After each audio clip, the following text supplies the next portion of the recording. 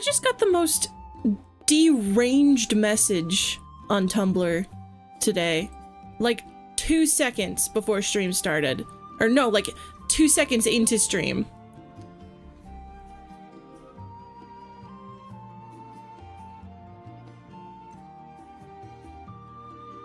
I don't even know what to say to this.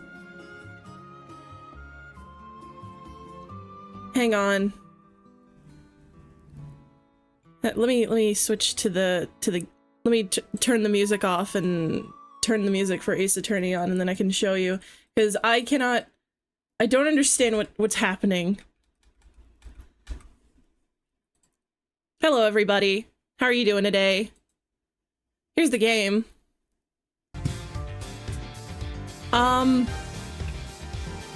We're gonna be playing Ace Attorney today.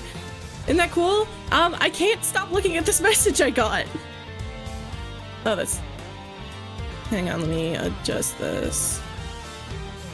Oh wait, hang on, this looks wacky. There we go. But yeah, let me pull this shit up because I can't, this is like making me lose my mind. Your Honor, please reconsider your Bilford stuff. What perhaps half, I dare I say even the whole Tumblr didn't realize, is that they believe accursed shipping is canon because of their toxic NSFW minds says so. Then that means infamous Bildip is canon and Relativity Falls AUs. Exhibit A, for what? T-Bob is written in a comedic and not implied way. Exhibit B, Gravity Falls Wikis has yet to confirm or not. As of now, I shall now submit myself into witness protection. What? What's happening? I don't understand. First of all, accursed shipping. Toxic NSFW minds. I've never made a single post about this AU. I don't think anyone who's posted about that had that idea. And why would Gravity Falls fan wikis have to confirm it? Is that your metric of judgment? Is that your metric of judgment? What's happening? I'm just gonna respond with Alan Wake Fortnite gif.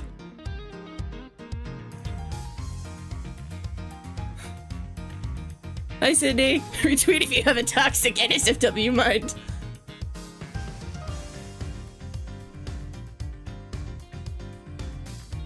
I'm just not gonna say anything.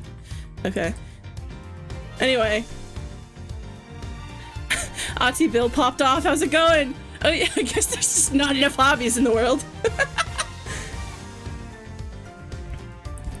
Yeah, shit gets, I don't know what's happening, man.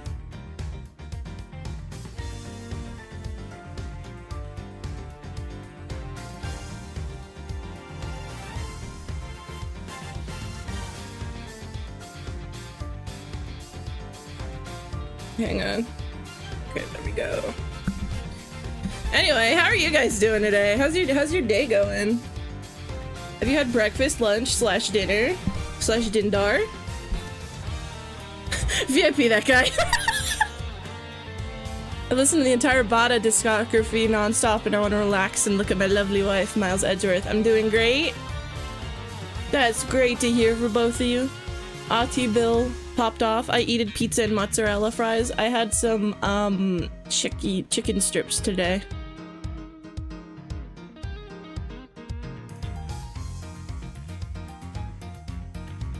I also have a bottle of water next to me. Or not a bottle, the shaker cup. Making merch concept art. Ooh, for what? How's the game audio, by the way? Is it loud? Is it quiet? Is it a little quiet? A podcast? Ooh. I'm doodling. Yay! I love Greek. I love Charlie Doodles. And I love Greek art. Game audio's good. Yippee! Okay, let's get into it. It's so exciting. I haven't played this game in years. Okay, so for context, I did finish the first game years ago. So I do have some memory of like some broad plot strokes, but I don't remember the exact specifics. And I did play like the first case of Ace of the fan translation of Ace Investigations 2. I think I got to the cooking one. I got to the one where there was like a chocolate guy, but I barely remember any of it. I am aware of some of the plot twists of Ace Attorney 2. But I do not have very clear memory of it. But I do remember a couple of things. But we're gonna start with Ace Attorney 1 because I do not remember it. But yeah. Then we're gonna play with HD. Yeah. Is this Edgeworth? Are we about to get edged? Okay.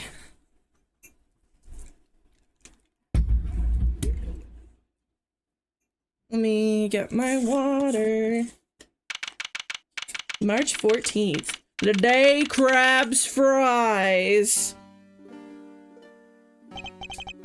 To make sure the defendant is found guilty, what other choice do I have? That's the job of a prosecutor, after all. That may be true, but why? Why go this far? Sorry, maybe I wasn't clear enough, but a guilty verdict is all that matters to me. No matter what the cost. Bang! Oh shit. Hey, I remember this guy. Oh, I should get my cursor off screen, sorry. I'm a prodigy among prosecutors. Yeah, you and 10 other people. Always have been, always will be. March 14th, the day crabs fries. Prosecutor's building, 12th floor hallway. Look at him go. It's hard to believe that I've been away from my office for a whole month. I hope Detective Gumshoe has been keeping an eye in my office and keeping it clean. How's my mic audio, by the way? Is it too far to the left, too far to the right? I have to make sure before every stream because for some reason it always goes weird. I don't know why.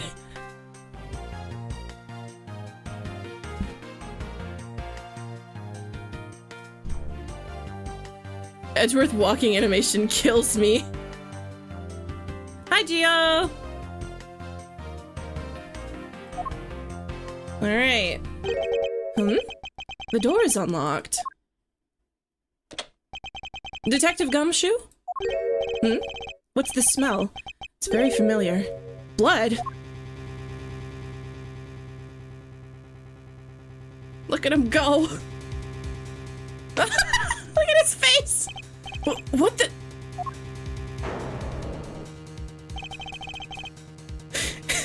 It's just that time of the month, man. What's the meaning of this? Freeze.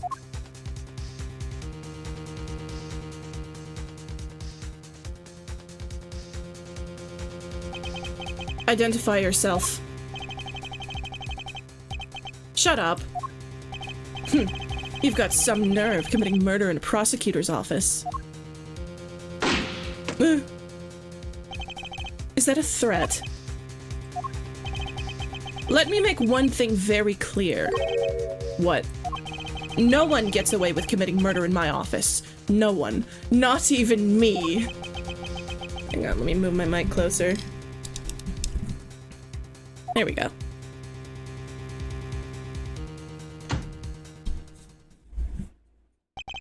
My name is Miles Edgeworth, and I work as a prosecutor in my local district.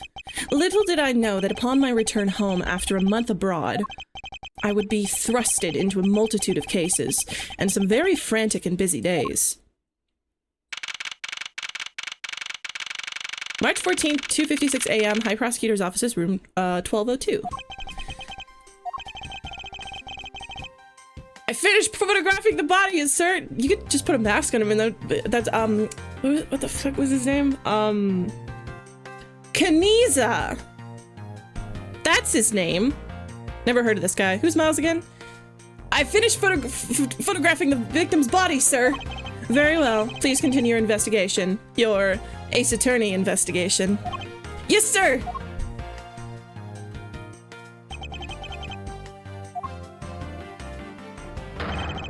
Ah! Oh, Mr. Edgeworth, sir! Are you okay, sir? Keep it down, detective. This is a crime scene. When I heard that a murder had taken place in your office, I ran up here straight away! This is Dick Gumshoe. He is a detective with the local precinct, and the one they assigned to handle this murder case for the time being. I love you, Gumshoe. I missed you, Gumshoe. You're looking a little pale, sir. Are you hurt? No, I'm perfectly fine. However... Look what they did to your office! It's totally trashed! I'll say, the culprit sullied my floor with dirt rather well. No one gets away with tracking mud into my office. No one. Whoa! Sounds like you're getting really burned up over this whole thing. This crime was committed in my office, so it is my responsibility to solve it. Oh, that's just like you, Mr. Edgeworth. Okay, time to do some investigating. Agreed. Our first course of action is to gather relevant facts and leads. We must not overlook anything, no matter how small, if we are to find the truth.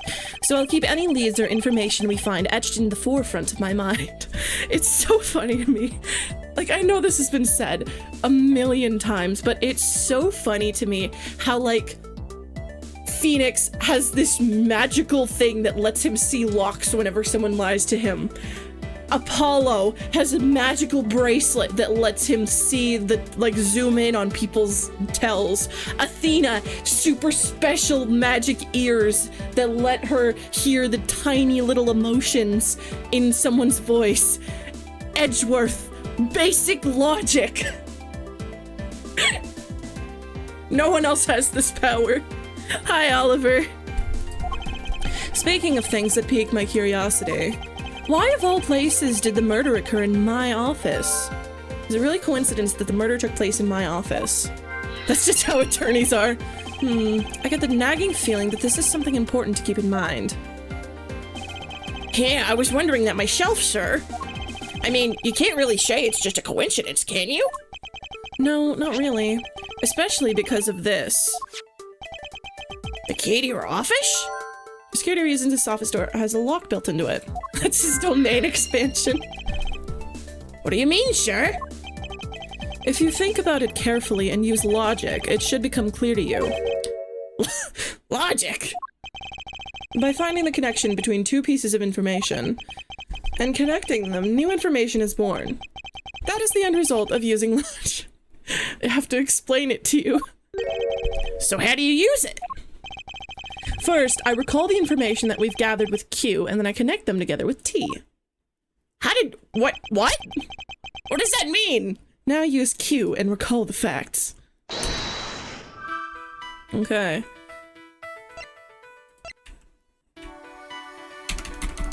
What is it? Okay. Okay, I see.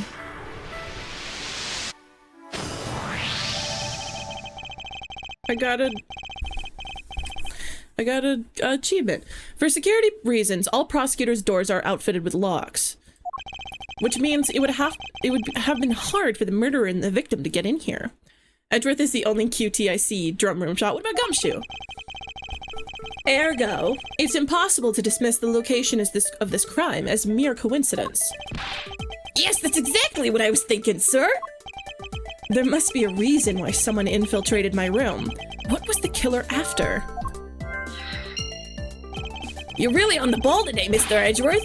That's some beautiful logic, sir. Wait, hang on. I have to, like, force H. Yes, well, when you follow leads to their conclusions, only the truth remains. However, if the information doesn't line up properly, I may stray far from the truth as well. But if I think carefully before piecing leads together, then logic should flow. Well, let's get started with our Ace Attorney investigation, shall we? Yes, sir! I'm starting to actually get tempted to buy and play this game myself. It's fun. The basis of any good investigation is to examine everything, sir. I know that, and when I want to examine something, I simply use space when I'm next to it. Oh, if you ever feel lost and want to talk, just use T, okay? I'll give you great, precise advice as an ace investigator, sir. Something to try later if I have free time, I suppose. I'm like struggling with the voice for him. Okay, let's look around. Well, it's a good thing my Steel Samurai doll was spared any harm. Speaking of which, I haven't actually sat down and watched any of that show, sure. What's it about again? Well, I don't know much about it myself. The hero of the Steel Samurai, warrior of Neo-Old Tokyo, is the Steel Samurai, and his goal is to defeat the evil magistrate. It's a show geared towards kids. However, its high production values and riveting plot draws in a number of adults as well. Spin-offs like Pink Princess, Warrior of Little Old Tokyo, and The Nickel Samurai, along with the deluge of merchandise and even a new stage show gives it presence. You sure know a lot. Are you sure you're not some sort of rabid fanboy? Of course not. Anyone that keeps up with society knows at least this much. And that conversation lasted longer than expected. Let us return to the investigation. Watch out for the teacup fragments there, sir. The killer's going to pay. The tea set. Yikes! You're really mad over this. This tea set is very dear to my heart and can only be bought in England. Cost more than your whole month's paycheck. What?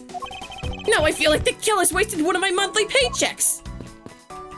Okay, let's see this. Oh, it's your trophy. The, Knight of Prosecutors, right? King of Prosecutors. It's not a trophy, it's a shield. They only send this to the winning prosecutor, right? Yes, but I have no real... Winning what? What? As for my own worth, that is something only I can determine for myself. That's so slick, sir! I'm gonna have to try saying that sometime! Unfortunately for him, his monetary worth is tied directly to his worth to me. Is this yet another batch of fresh flowers? The ones that come with a card attached every month like clockwork for you? Yep. Speaking of that, let's see what's on the card this month, sir. All will be resolved. Wendy. Oh, Miss Irony. How painful are thy thorns. Wendy, isn't that the name of that old lady with the whiny voice that stopped? That's enough, detective. You need not remind me further. He was the last one standing in the prosecutor battle royale. Hello. How is it coming along? Please, I need absolute silence. Fingerprint lifting is a delicate art. Well, I never. Okay. Maybe the phone? It's been a while since I've sat at this desk. Oh, how I've missed you. So tidy that it looks newer than when I first bought it. Oh, yeah! That thing's so polished it makes mirrors jealous. Don't tell me you had no other work the entire time I was away, detective. My job is to protect your office, sir. And you did such a good job protecting it that a murder occurred in it. It's harsh, sir. I have to admit the desk has never looked better, so I guess I can't dock his pay. Oh, I like that there's like a check mark. That's nice. Hello. Let's see the couch. I hope we can solve this case quickly. I'd like to return to relaxing on this sofa. That thing sure looks a billion times softer than my mattress at home. Can I sit on it too? Just for a little while, sir? Detective Gumshoe, you know I can't allow that. Until this case is solved, neither of us has time to spare, let alone rest. You're right, sir. I'm gonna work hard and be a real trooper to the end. Even once this case is over, I don't think you can afford to take any time off. I miss him. Do you have anything to report? Sure, yes, sir. Nothing out of the ordinary right now, sure. And yet there's something out of the ordinary right in front of my eyes. Wait, I should be using that voice for Gumshoe. Sorry, I'm like the struggler right now. And yeah, there's something out of the ordinary right in front of my eyes. Talk about a contradiction. Something out of the ordinary, huh? I should look around a bit more. No dogs on the couch. Gun. What have we here? Could this perhaps be the murder weapon? If so, it would mean that the killer made their escape after disposing of the gun here. I think I've seen one of these before. Care to enlighten me as to where? Oh, I know. I was issued the same exact model.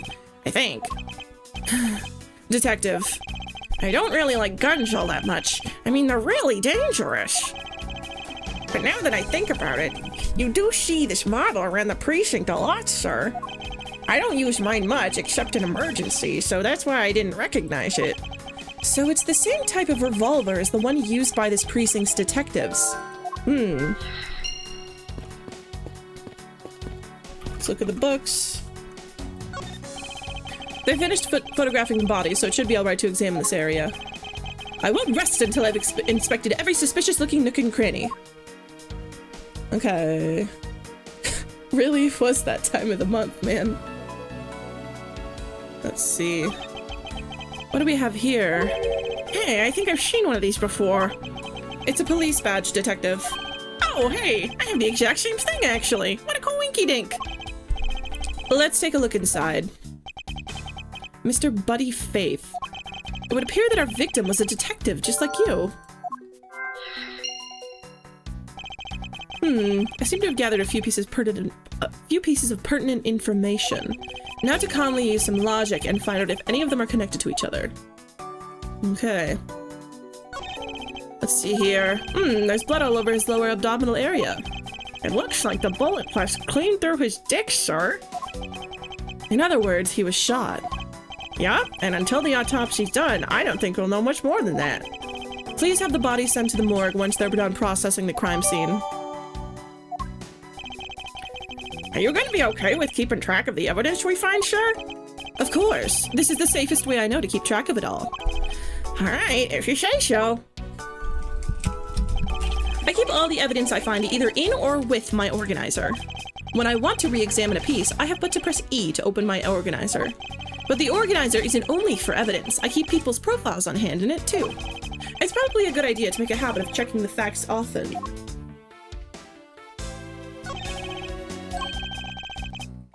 Oh.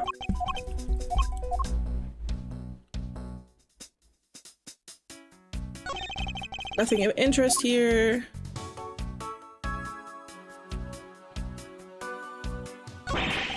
I don't believe it! I packed those files on those shelves so tight that they're not even an earthquake could make them fall off, but just look at them!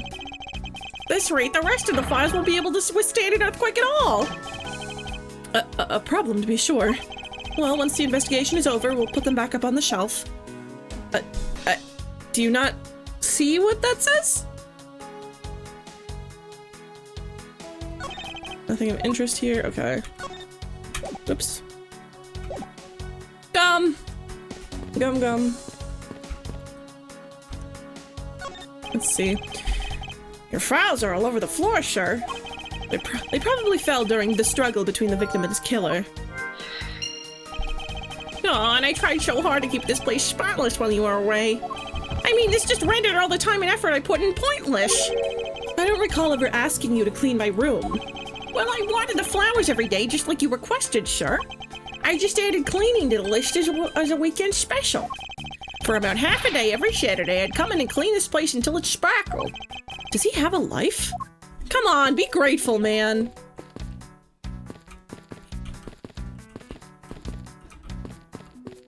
Oh, chess set. Ouch! I even knocked over your chess set! I had it all set up ready for when you got back.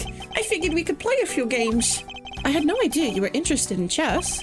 I'm actually pretty good at checkers, so I thought I'd give chess a try. In that case, I suppose I can set some time aside after we solve this case. Though I don't expect the games to tax my mental acuity much. That's fun, they're gonna play, yay! I hope they did end up playing. Hello? I saw something light up. Okay, let's talk to Gumshoe. Gumshoe. You called, sir? Notice anything? Is there anything you noticed that you'd like to share, Detective Gumshoe? Just that I rushed in here as soon as I heard there was a murder in your office, sir. The investigation's just gotten started, so I guess there's not much else to say.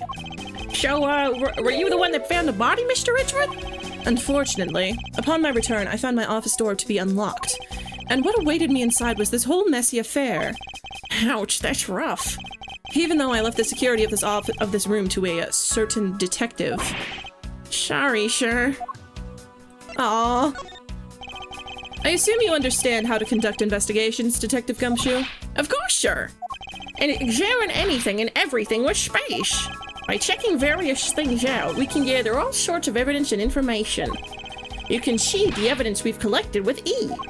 For information and leads, it's Q. That's it. Great job, sir. Deductive reasonable is the way to go. It's called deductive reasoning, Detective. Clearly something you lack. You're so mean to him. I seem to have picked up a few good leads. Oh, so now you're gonna do that thing you do with all that information, right? What are you babbling about? The brainy thing you were talking about just a few minutes ago, sir. Logic. You said that you can look at all your leads and info by pressing Q. Then you pick. There's like a stray pixel right there. You see those like stray pixels? They're like on his hands. What is it? Like, it's not artifacting. It's like when you use the fill bucket, it like goes outside of the lines. Anyway, then you pick the ones that seem related with space and connect them with T. That's your way of investigating, right, sir?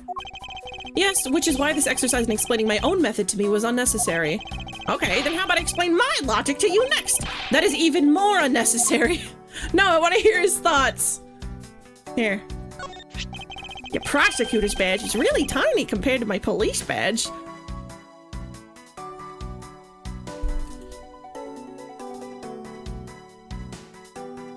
Hey man, it's about what you do with it. Oh, but it's really cool, sir. Much cooler than my badge could ever be. There's no need to suck up to me, Detective.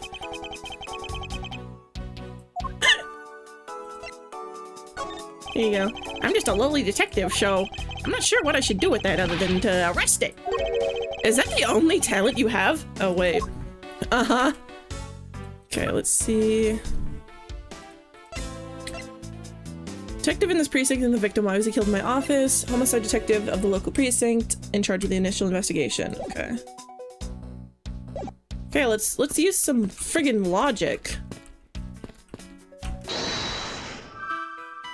Okay. Why did this happen in my office? What was the killer after? Victim was a detective. Oh, we can connect these. Yeah. There we go. The revolver, the standard model used by detectives. Could it have belonged to our recently departed? Detective Gumshoe, could you please thoroughly check the victim's body one more time? Yes, sure. On it now, sure. Excuse me, pal. Let's see. What have you got here?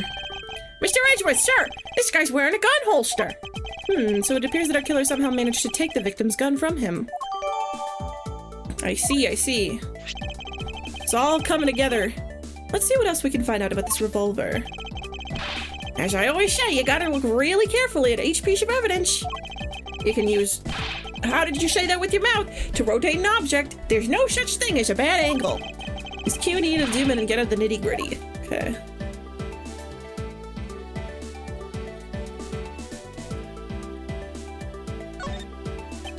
To think that it's so easy to take a life with just the pull of a trigger. Hi, Nate!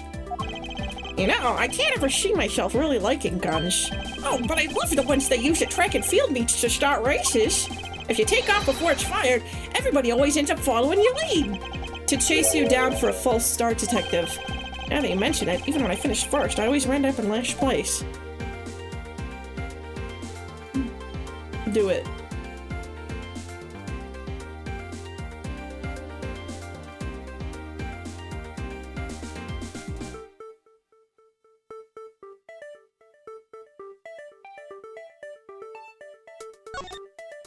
Oops.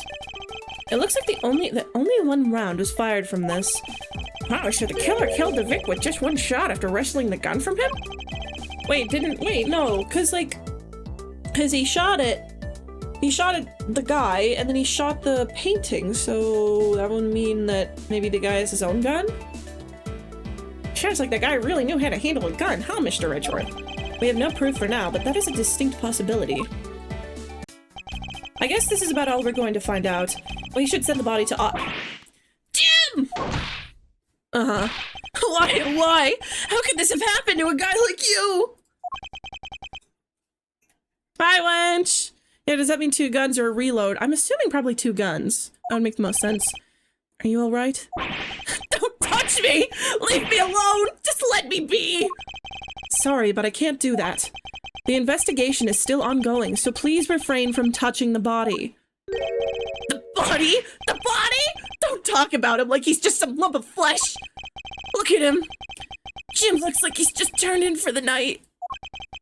I'm sure, just in a bloodstained chute, pal. Where are my manners? Aren't you that prosecutor? Why, yes, I am! I'm Jacques Portsman, prosecutor. Jim here was my partner in crime busting. I'm Miles Edgeworth, and like you, I am also a prosecutor. Detective Dick Gumshoe, sir? So you're Miles Edgeworth. I guess this is your office. Yes, that is correct. Then it was you! You're the one who killed Jim! Hey, don't go around jumping to conclusions, pal! Just calm down, okay?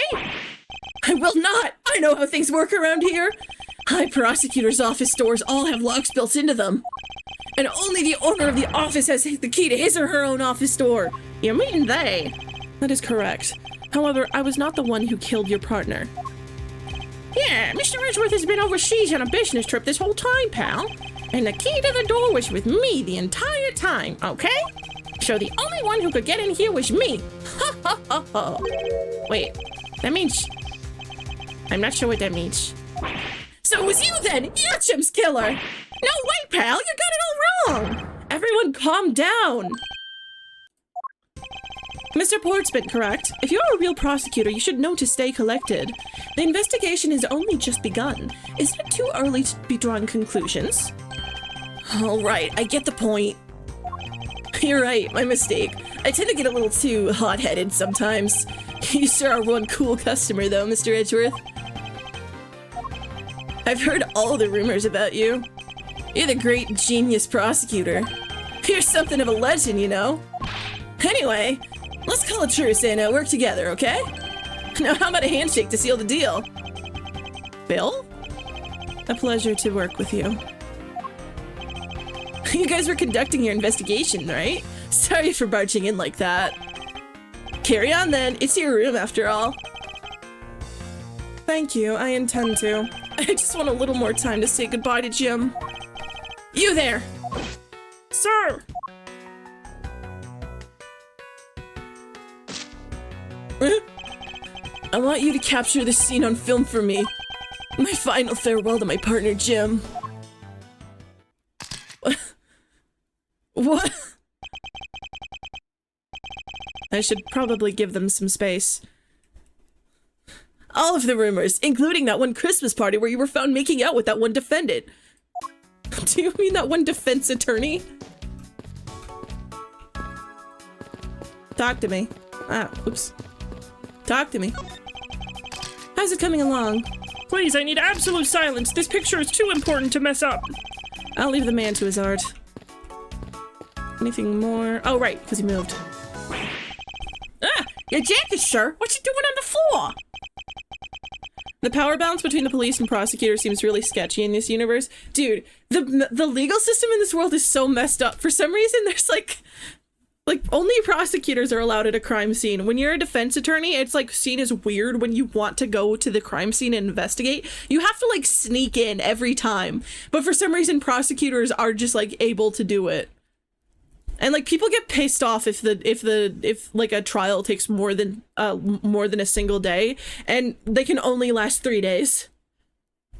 Oh yeah, Edgeworth should not be allowed in this case at all since he's obviously biased. Same with Jacques. It must have fallen off the wall when the killer tries to threaten me by firing a round. So the killer not only shot the victim, but they shot your jacket as well? They dared to shoot the ultra special jacket that you made your prosecutorial debut in? What if they had shot through it? It would have been a disaster. It's not worth getting worked up for, detective. Not when there's something more here. Huh? Like what? I take it you haven't noticed it yet, detective. There is a giant contradiction right here in front of us. Hang on, I gotta blow my nose.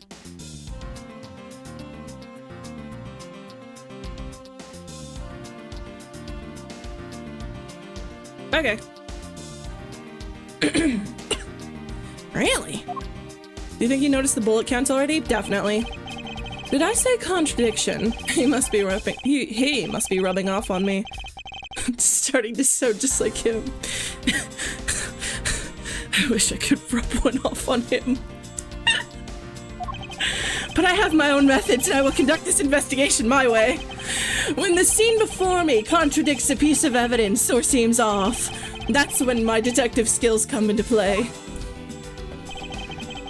First, he was talking about Phoenix also, if you couldn't tell. First, I have to find the spot that holds the contradiction. Yeah, it's that. This is it. This bullet hole is where the contradiction lies.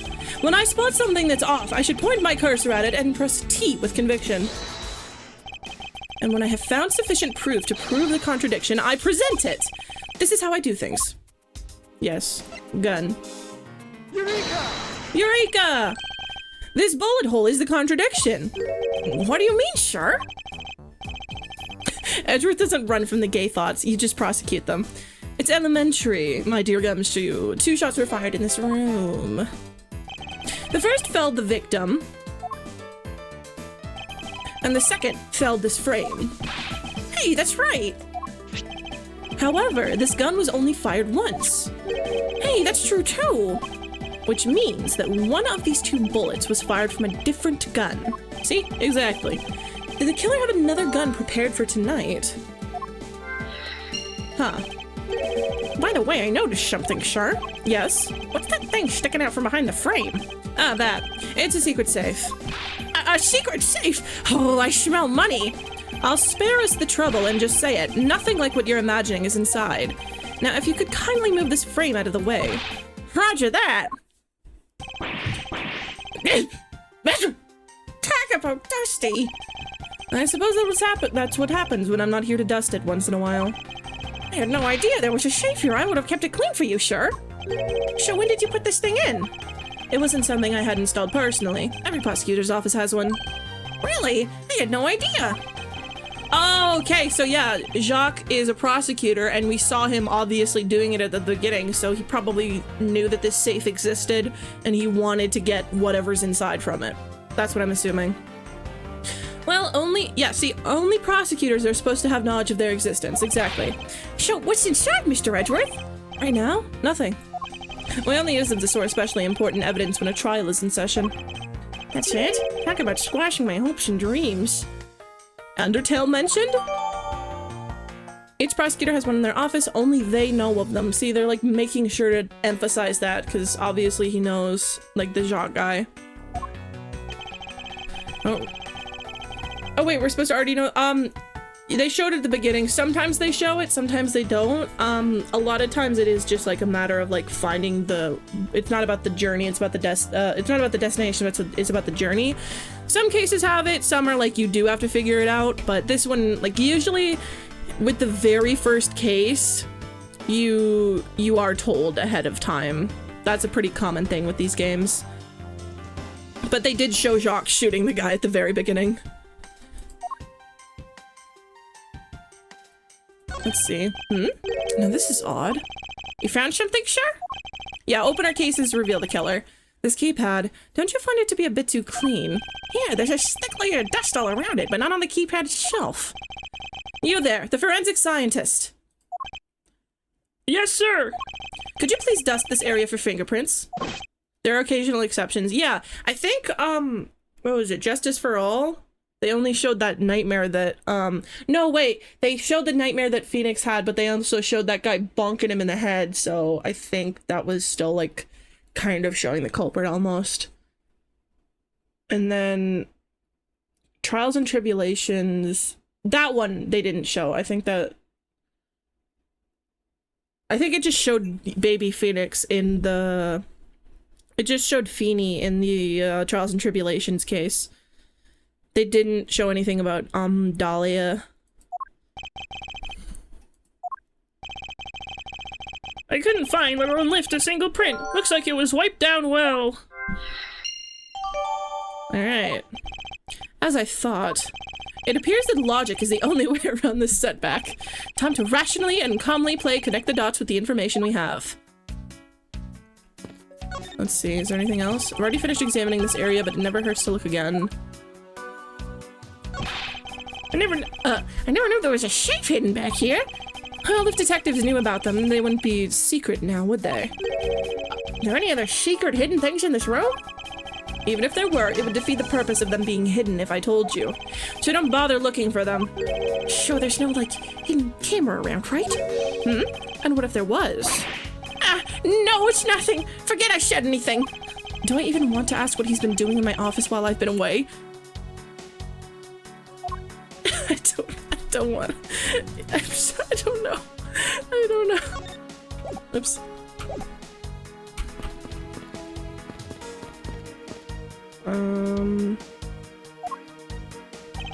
A culture? Gun? The victim's gun, huh? It's the same model as mine. A tool used to protect lives, yet one that can also take lives away. Maybe Edgeworth should go over this place with a black light. Oh my god. Those who take a gun in hand wield a great responsibility. I hope you understand that. I don't really use my gun at all, sir. The only time I would use this baby is when I'm fighting a hot duel with a convict to look ultra cool. You were doing so well until that last bit. Safe. I had no idea you had one of these things. I mean, I thought I knew everything there is to know about you, Mr. Edgeworth. I feel like I've caught a glimpse of the hidden side of Miles Edgeworth. There's a great deal you don't know about me. At least, I hope so. Okay. You have anything to say? Oops. Mr. Portsman, a word if I may. Jim, I swear I'll find your killer and bring him to justice. You wait and see. It'll be for the both of us. Now then, you wanted to talk to me about something? No, that's all right. I feel like I'm interrupting their conversation. Okay. Let's see what we can do. Okay. Why did this happen in my office? What was the killer after? Oh, wait. Let's see.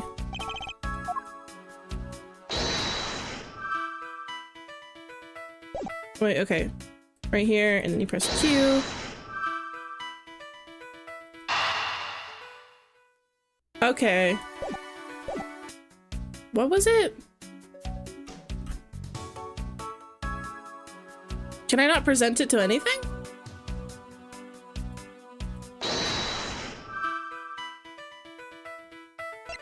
Okay, we can just like, I'm assuming just connect this and this. Why did this happen about, what is it? I can only assume it's this. Let's see. Am I cooking? Yay! I believe I have figured out what the murderer was after. What is it, sir? The fact that the safe was wiped clean of fingerprints suggests that the criminal had at least attempted to open my safe, making the culprit's motive for breaking and entering theft, I believe. I wonder if knowing that the motive behind this break-in was theft changes what other pieces of information can tell me about this crime.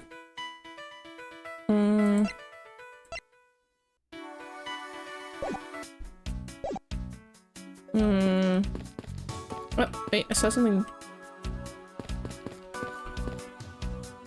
Oh, okay, I've probably already looked at that.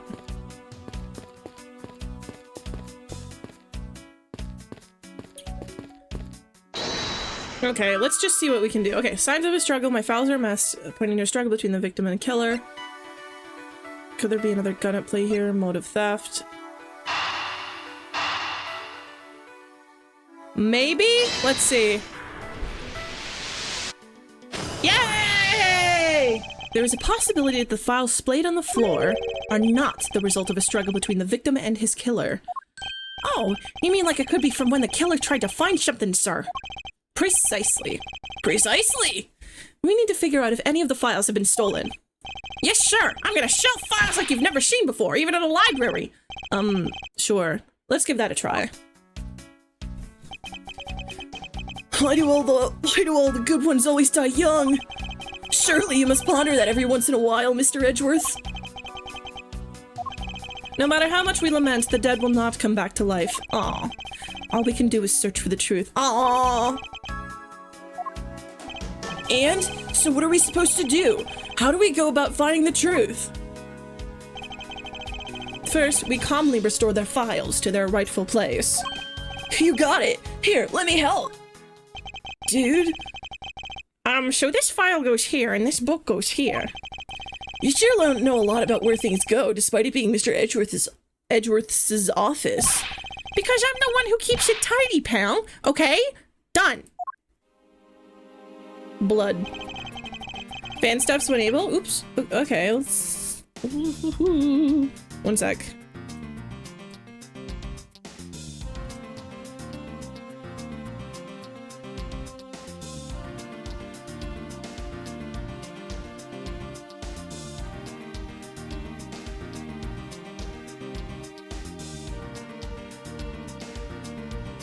Okay.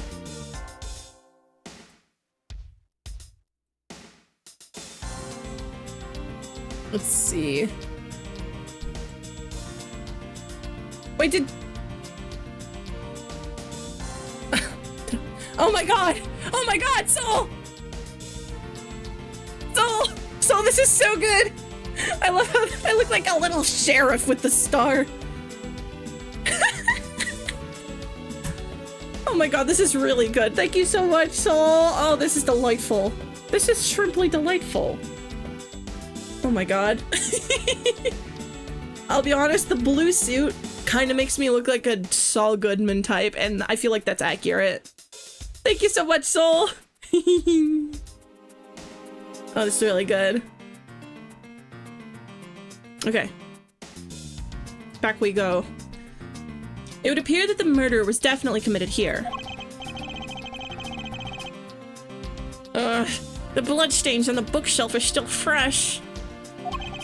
I suspect that the victim was killed in a standing position, hence the prints on the shelf. And then the guy fell onto the floor, right? The blood on the floor is kind of grossing me out. Okay.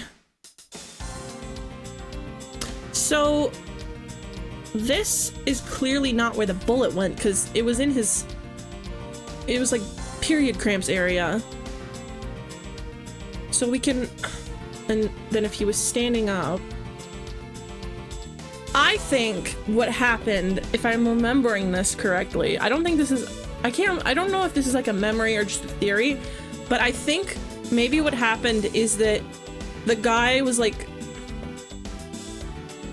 trying to look for stuff, and then he tried to put them back, but he put them back in the wrong place. Unless the victim was sitting. No, because in the beginning, cinematic, they showed them both standing. Good news, I think my fever went away. Bad news, oof, ouch, I feel hot as hell now. Oh no, I hope you feel better. I'm glad your fever went away though. And then the guy fell onto the floor, right? The blood on the floor is kind of grossing me out. Detective, I don't have the time to deal with your weak stomach right now. But you know I'm no good with blood, sure. Why are you a homicide detective? I'm certain there's something wrong with this picture. Yeah, it's this. Is this spot somehow connected to any of the evidence I hold? Clean through the victim's abdomen, yeah. There is clearly a contradiction here with this bullet hole. In other news, someone in a server I said Von Karma is a trans mask icon. Which one? Do you mean Manfred or do you mean Franziska? Because if it's Franziska based, Manfred, okay. Okay. Diversity win, question mark, question mark, question mark? Diversity win, taser. What do you mean, sure? You don't see? Quite simply, the bullet hole itself is too low. If the victim was shot in the stomach, the hole should be much higher up. What if the guy was shot while he was sitting or lying down, sure? That would be illogical. The victim leaned against this shelf here after being shot, which suggests he was standing when he was shot. And that means... Wait, what does that mean, sure? It means that you need to use your brain every once in a while instead of mine, detective. In any case, it means someone made a faulty assumption. and it was from this mistake that our current contradiction was born. Also, he was roasting me for thinking On Guard After was... I'm not gonna say he's not. He's a piece of shit, but, he is kinda hot. A little bit. He is a little bit gender. He's a little bit gender. He's a terrible person, but he's a little bit gender. Just a little bit. Teeny tiny bit. What is the faulty assumption that caused this problem with Bullet Hole's position? The order of the files. I believe the order of the files is a bit off. You mean I put them back in the wrong order just now? Hey, actually, I think the labels on the files are wrong, sure? Oh? Yeah, you see here how the files that were shot begin with the number 0? What are those doing all the way down there after 1, 2, and 3? That's really weird. Actually, the way they are organized now is the correct order. They are exactly as I see them in my mind's eye. But the numbers are all out of order. Those white binders are special, so they are arranged a little differently. But from this, we know that the files were not in this order when the crime occurred. Aha, so that's it. I believe the killer made the same incorrect assumption as you just did, Detective. Let's rearrange the files in numerical order and see what we find out. Do you think it'd be okay to prop the body back up to how it was before it was moved? They finished processing the crime scene, so I don't see why it wouldn't be. You can't do that! What about the autopsy, man? If you please, Detective Gumshoe, don't do that! As I suspected, the bullet hole is now where it should logically be. The killer went through my files first before shooting Mr. Faith, and then put the files back in numerical order, I guess. I put the files back in numerical order, I guess. Exactly, and then proceeded to shoot the victim. Why would someone kill a man and then look through your files one more time? Puzzling indeed. The files were thrown into disarray twice, once before and once after the crime. But why? But why? Now the crime scene is as it was at the time of the murder. Time to give it another look. You couldn't see this before? Let's just examine. Those handprints belong to the victim, right? They make sense with the body position. Yes, he must have left them when he was trying to support himself after he was shot. However, the final position of the body shows that it was moved. I need to go over this crime scene with fine-tooth comb one more time. Me when I wake up with my period? There must be some reason as to why the victim's body was moved. But there's no time to ponder that now. Let us continue with our investigation, Detective. Me transferring all of my cramps to Buddy Faith. I think I'm cursed to have bad taste in men because I also think Name is the hottest member of the Espada, and my close friends roasted me when he... I don't know who that is. I don't know what that is. I don't know who that is.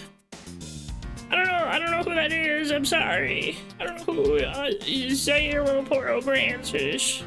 Holy shit, DS mechanics handled well in a port. I love your rise from the ashes, but good lord. Roger that, sure. I'm ready to go. Okay. This... Uh-huh. What is that? Why does it say gumshoe on there in blood? I'd say that's some incredibly incriminating evidence. Yes, indicative of criminal activity indeed. No, wait! There's gotta be some mistake! Mr. Edgeworth, sir! Help me! Say something, sir! It appears that one of my files was stolen. Is that all, sir? What about me and my situation? Is this what the killer was really after? Huh. Ooh. Looks like Jim was able to leave us the name of his killer in the end. And this most important message managed to reach us. I'm telling you, it wasn't me! You can't be terribly pleased to hear that your beloved partner is the guilty party.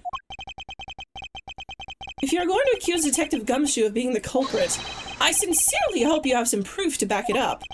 Jim's words, they're more than enough, wouldn't you say? If that's how you want to play it, then at least allow me to understand your reasoning. You got it. I don't like this one bit. There's something strange about this man's attitude, and there must be some sort of flaw to his logic waiting for me to dig out. Mr. Edgeworth, what are you gonna do? What I always do in court, I'm going to cross-examine him. One way or another, I'll expose the flaw in his logic with this technique. Ooh, How do you do that? Can you explain it to me, sir? Might as well. Alright, first I listen to the witness's testimony. If I find a flaw in the testimony, something that contradicts the evidence, I open my organizer with E and present the piece of contradictory evidence. To present something, I simply use T, but that's old news. But it's not like there's gonna be a flaw in their testimony every time, right? Correct, and at times I need to press the witness with Q. Sometimes by pressing I can draw out new information and new or modified testimony. I think I get it, sir. I'll be sure to try this technique out during investigations, too. Very well, I'll even show you how it's done. Now watch carefully. Alright, let's go! Mr. Portsman's logic. Detective Gumshoe, you stole Jim's gun from him and shot him dead. Furthermore, you messed up the file to make it look like you had committed the theft instead. That's when you moved Jim's body that was sitting in front of the bookshelf. But thanks to that, you didn't notice the bloody letters his body was hiding. And it will be by his final words that you will be brought to justice. You intend to argue that the victim's dying message points to his killer. I can hear Jim's voice, and he's calling for his killer's arrest. Uh-huh.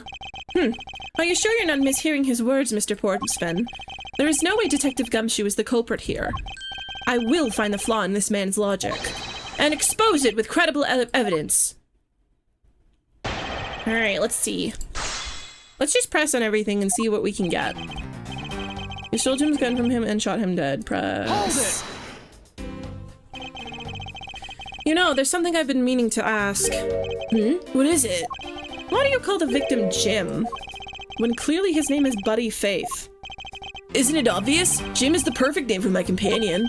Jacques and Jim. Don't those two names go together like peanut butter and jelly? But Jim isn't even close to the guy's real name. Well, Jacques and Buddy just sounds off somehow.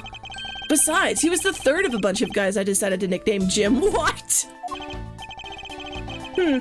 He talks about the victim like he was his pet. Dude, what's with this guy?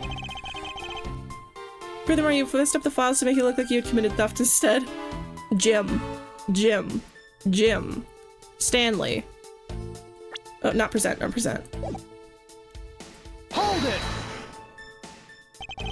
Do you really think it was necessary to dishevel my shelves twice to do that?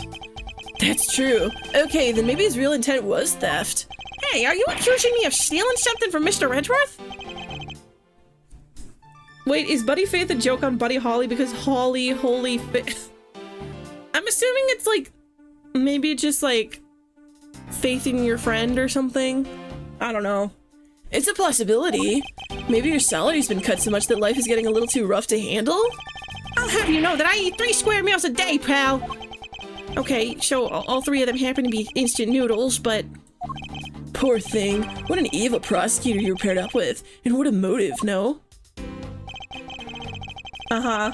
He immediately goes from like, wow, you're such a legend, to like, wow, what a horrible person. Okay, when you move Jim's body that was sitting in front of the bookshelf, press. Hold it! And why would Detective Gumshoe do such a thing? Because the body was getting in his way. He had to mess up your bookshelf somehow, right? Anyway. Well, thanks to that, you didn't notice the bloody letters and that his body was hiding. Hold it! Why do you think that the killer didn't notice the bloody letters? The body was covering it quite well, wouldn't you say? No, I saw it clear as day. That's how he missed it. But judging by what I've seen, it doesn't take much for your detective to miss something. Who do you think you are? You know nothing about me, pal. There's a lot a person can understand about another from first impressions alone. I can't say I disagree with him on that point. Why don't you say something, sir? Not you too, Mr. Edgeworth. Despite his lack of attention to detail, I don't believe the detective to be the culprit. In other news, I was not expecting a radio misgendering someone in an accident to be a major part of the trial. It's a twist and a turn. Nobody could have overlooked the bloody letters, and I can prove it with evidence. I couldn't ask for a better setup. For the game finishing spike. Are you a volleyball player? It will be by his final words that you will be brought to justice. Press. Hold it! Are you saying those letters were intended for you? Yup. Jim was an outstanding detective. I would expect no less from my former partner. It looks like Mr. Portsman still doesn't understand. He has yet to figure out the true meaning behind the bloody letters. What are you sputtering over there? Can't you just admit my logic is perfectly sound? I'm thinking. My brain. Okay, yeah, because Gumshoe was written on the files, but one of them is missing.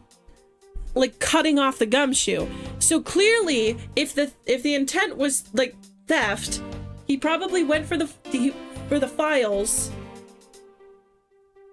If he had stolen that file, he would have obviously seen the words gumshoe. Like, he would have clearly seen that.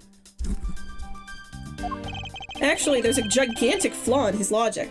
Perhaps it wasn't the victim who wrote the blood. Yeah, I'm assuming it was just the culprit trying to frame Gumshoe. The gap's so wide that even the good detective could spot it. Now to clue Mr. Portsman in by presenting him with some evidence. Okay. Yeah. Messed up the files to make it look like...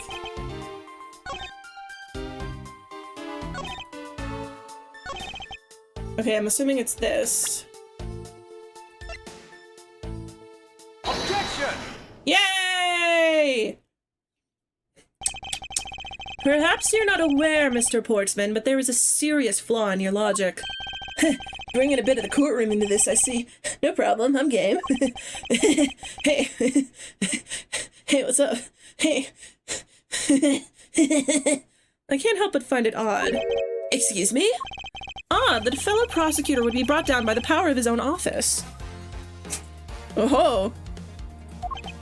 What are you talking about? Oh, you're joking. I get it. Hey. Hey, man. Hey, what's wrong? If you have the time to laugh, you have the time to take another closer look at this. Ooh, that bass line. Ooh. Ooh, bust it down.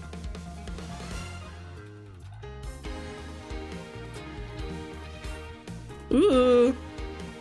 Do you still not see? If not, may I direct your attention to the missing file? What? That's impossible! What's impossible, Mr. Portsman? Hey. Nothing. The files on that shelf are all about a certain case. When the killer went to take the file after murdering your partner, I highly doubt they could have missed the bloody letters written on the spines. It's possible that they could have taken the file, before committing the murder. I think it's pretty obvious that the file was stolen after it was written on. The missing letters and the detective names where the file should be is proof. Yeah, I mean, the S is gone and there's only half an H! If Detective Gumshoe really was the culprit of this case, I highly doubt that even he could overlook his own name written in blood on the files, especially as a detective who can't stand the sight of blood. Which means, what exactly does that mean? What does it make this dying message? It makes it the work of a criminal intent on tampering with the crime scene. That's so low! I can't believe the criminal tried to pin this whole thing on me, sir! I'm gonna get him, sir! You'll see! I'll have him under arrest in no time! Well, Mr. Portsman? Hey!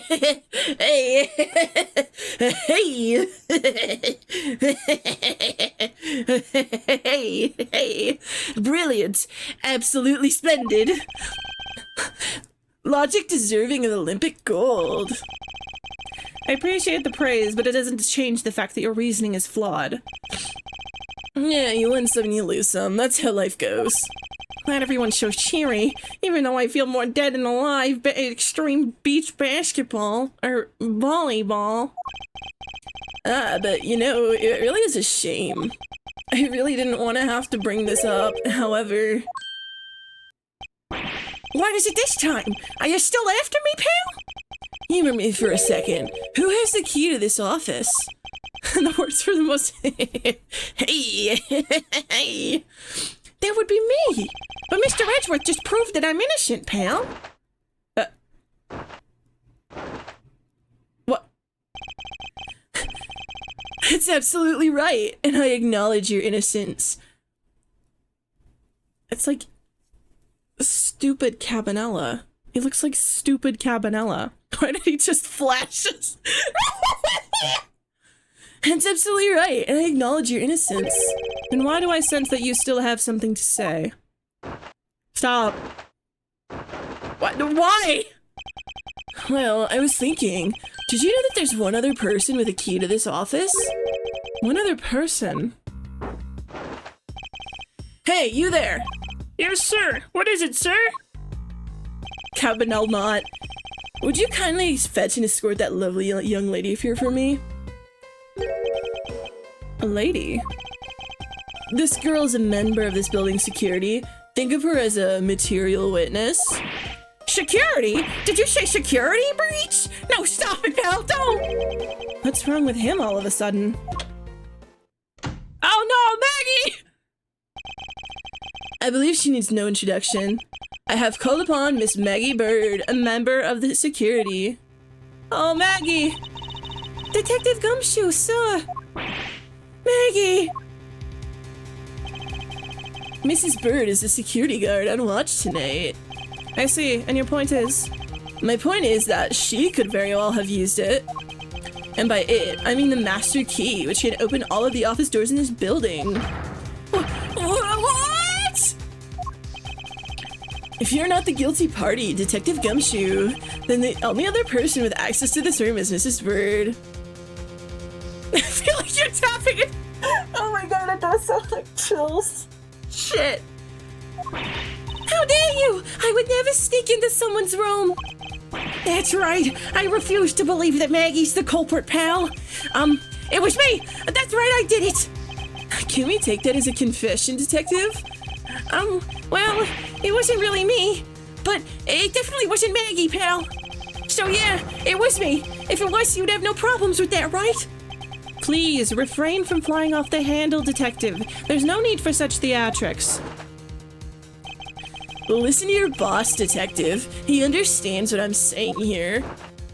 I was trying to do like a surfer, like, douchebag, but he ended up sounding like Chills. That girl is the only one who could have committed the crime, and for one simple reason. It's pretty obvious that Mrs. Bird snuck into your room using the master key. I mean, if Detective Gumshoe isn't the one who opened the door, then that leaves only Miss Bird as our prime suspect. Wow, Portsman is really bad at trying not to be suspicious. He's just accusing people. He had Maggie prepped to accuse her. Like, he was like, this is too prepared. Stop! On top of which, she knows our good detective doesn't stop! Making it all the more probable that she was the one who faked the dying message. So you're saying she used the master key? Incredibly incriminating evidence, wouldn't you say? Wah! That's what you claimed about the evidence earlier as well. That was then. This is now. The flow of a good match always changes during a rally. What is your sport? It's all about your reflexes and reaction time, especially for an athlete like me. What do you do? I wonder if there was anyone else other than Mrs. Bird who could have used the master key. It seems the only way to get Mr. Portsman to give us more details is to press him.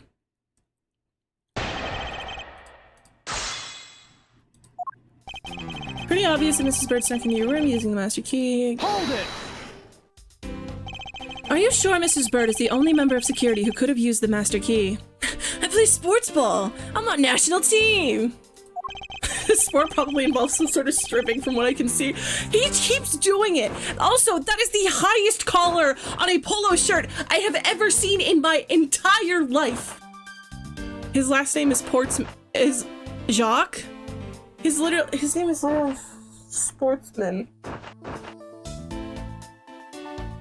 His name is Sportsman. I hate him.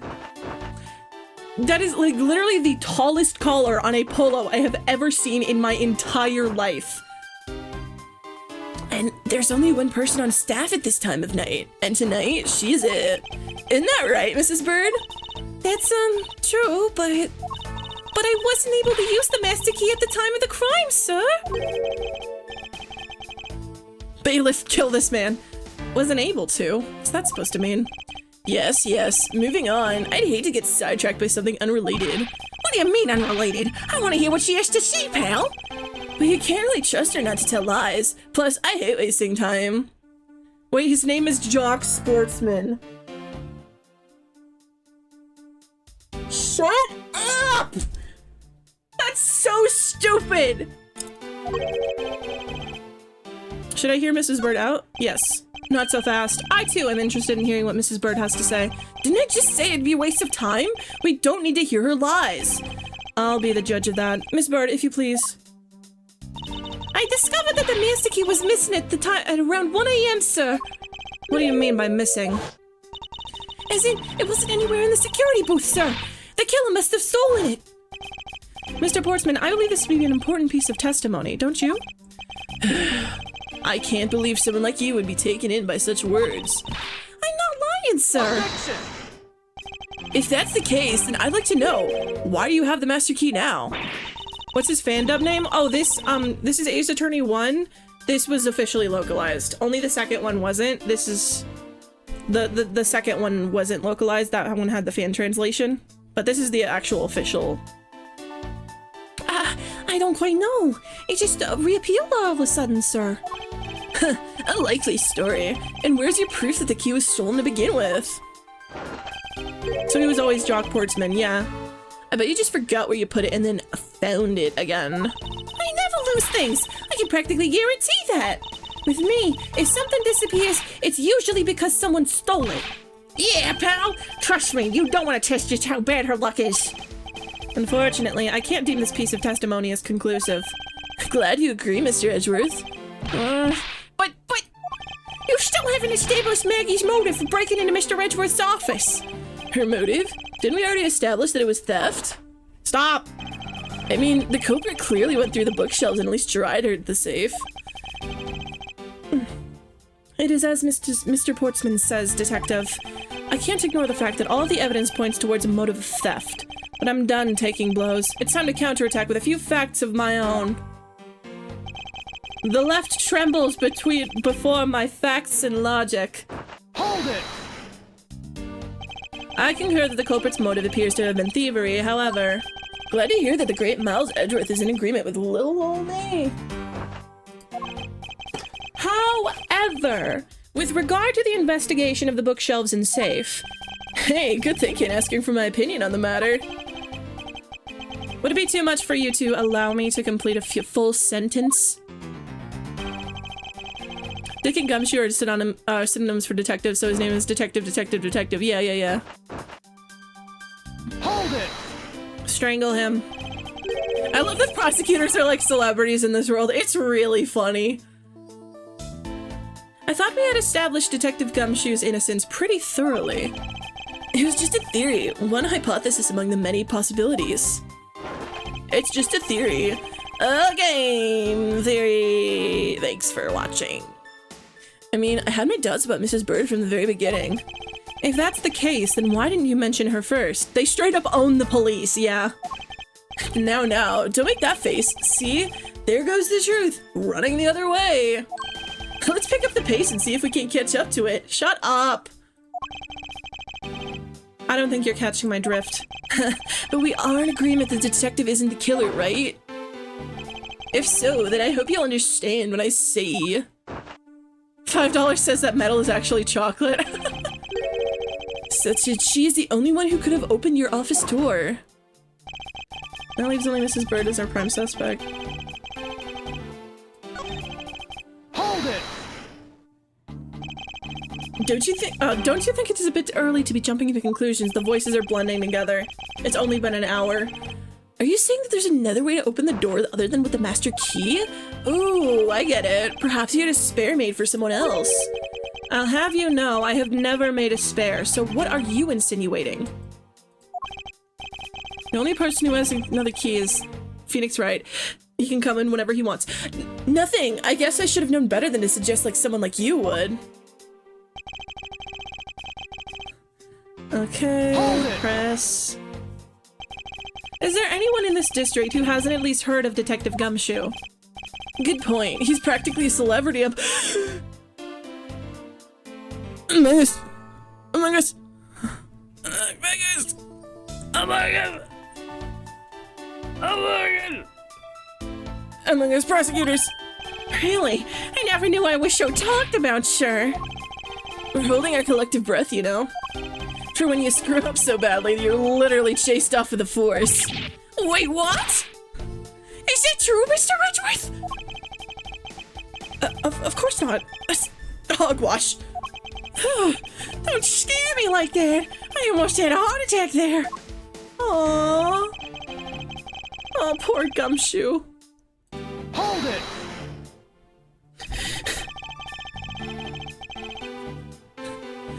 By dying message, you mean the bloody letters that spell out Gumshoe? I figure that whoever wrote his name must have wanted to frame him, and just the act of choosing his name is proof enough that the two knew each other well. Mr. Edgeworth, what are you waiting for? Hurry up and present some evidence. I would love to. But first, we should listen a bit more and digest what he is saying. And press him for more information, okay.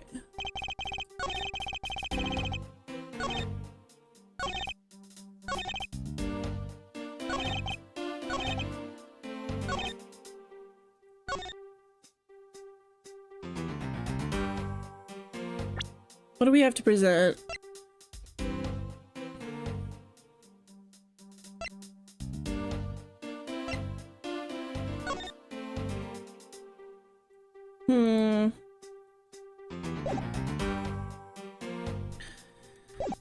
Okay, so it's pretty obvious her intent from the messed up shelves. I mean, if detective isn't the one who opened the door, then that only leaves... I guess we can present the key?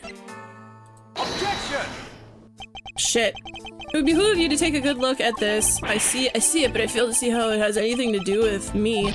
Shit.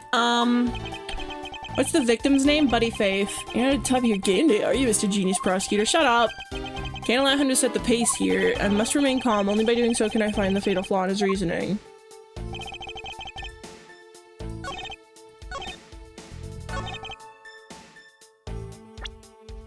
This?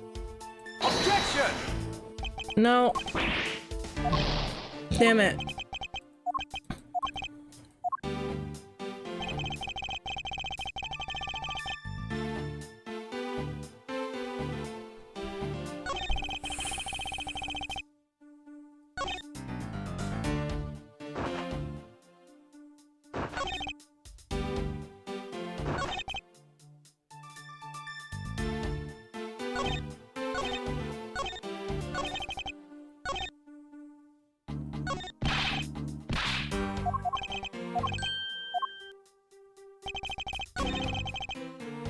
Hold it! I'm thinking. My brain is braining.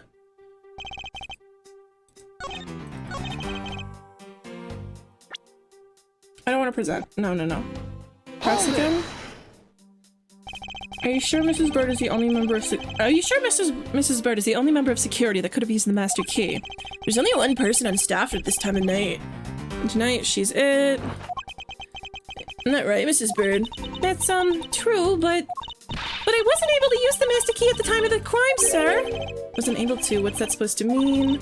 Discovered the master key was missing at the time of 1 AM, sir. What do you mean by missing?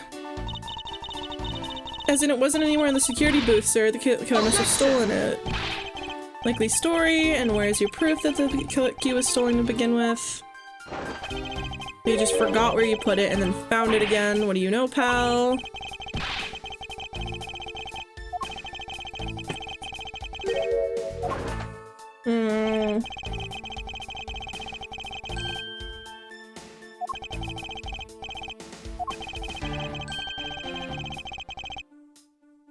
All the evidence points towards a motive of theft, but I'm done taking blows. It's time to counterattack with a few facts of my own.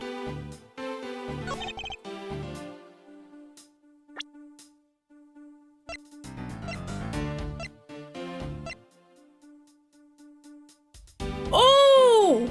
Wait!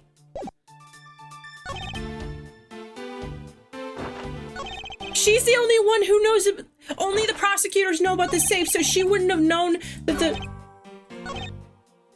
She wouldn't have known that the safe exists. So which one do we... Okay, wipe down safe. Present the safe! Objection! I'm so smart! Do you wish to continue insisting that Mrs. Bird was set on stealing something. Why not? It's the truth after all. It was also by your logic that we came to the whole thievery conclusion anyway. It may be, but you must also be aware of the fact that the safe is a secret safe. The existence of which is only privy to prosecutors. Ah! I find it a little hard to believe that a hidden safe was a part of her cunning plan. But she could have found it by accident while she was turning everything upside down. I highly doubt that. I'd say the culprit knew exactly what they were looking for. After all, only the bookshelf and the safe were targeted. Oh, he's chewing on it. Yeah, even I didn't know about that safe, pal. And that means there's no way Maggie could have known about it either. Then are you proposing that the killer is a prosecutor? That would be fucking crazy, dude. Interesting conclusion. That's definitely looking more and more probable. What's wrong, prosecutor? Do you have a different suspect in mind now? Curses, why? What made you? What's with the angry face all of a sudden? It's all my fault. What do you mean? It's Jim. He knew about the existence of the secret safes. Hi, John! What did you just say? We were partners, like inseparable conjoined twins. That's why I told him. I filled him in on the secret safes. And that means... Yeah, I know. I'd only just told him, too. Obviously, it was wrong of me to tell him. We were lovers. Something more. I still can't quite believe it, but the thief who broke into your room was probably Jim. Now he's claiming the victim was the thief. And you were simply trying to stop him, weren't you, Mrs. Maggie Bird? Excuse me? I mean, you are a security guard, right? That's your job. He was going to have my sons, Jim and also Jim. I was gonna name everyone in my family Jim, because I can't be bothered to remember anyone's name. But killing is going a bit too far, even in your risky profession. What the? You're still accusing Maggie of the murder? Yes and no. I mean, if she had stumbled upon Jim, who had probably drawn his gun, I get it. It was self-defense, wasn't it? No, I couldn't. I could never do something like that. Not even as a security guard, sir. She's like Maya in the sense that she keeps getting accused of murder. Plus, even if he was this thief, he wouldn't have a key to this office. Which is precisely why he had to steal it, wouldn't you say? It was Jim who stole the master key. Pretty impossible for a supposedly stolen key to be here with us, unless you retrieved it from Jim after you killed him. Mr. Portsman, are you honestly accusing your own partner of being a thief? I don't want to admit it, but it's the only way for everything else to make sense. Has he no honor? Now then, I think we're done here. The investigation waits for no man. Where is the judge? This is like, it's like 3 a.m. and the body was just found. Would you people be so kind as to see yourself out? You can't kick us out. This is Mr. Edgeworth's office. Her fit is so cute. But I'm the one who's been assigned to this case. It's been 10 minutes. You're all suspects to varying degrees and therefore ineligible to run the show. So are you! Listen, pal, how many times do I have to say this? Maggie can't be the culprit. Detective Gumshoe, calm yourself. But sure. We have no choice but to accommodate his request. For now. Thank you, Mr. Edgeworth. At least one of you understands. Now then, if you could remove yourselves from my crime scene, I'd be most grateful. That would be totally excellent of you. Mark my words, Mr. Portsman. We will meet again. If that's a formal request from the legendary prosecutor himself, then I suppose so. Now don't disappoint me, you hear? Ooh.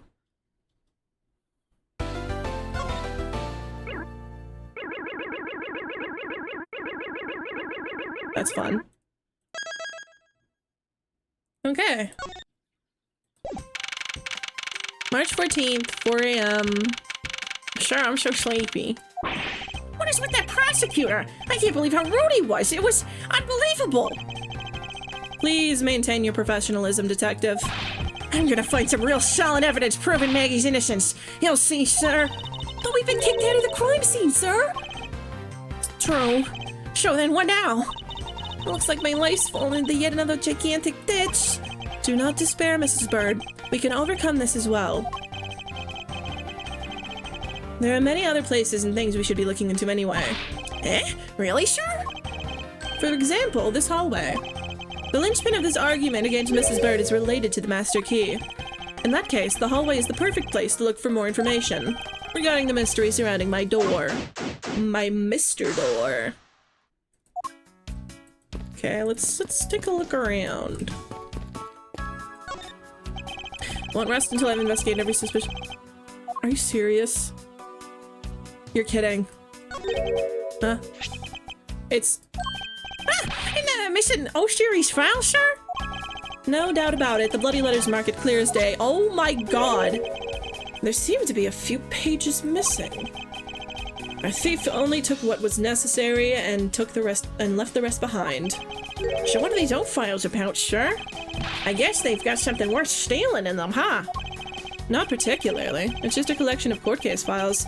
However, the cases within these files are not mine. Huh?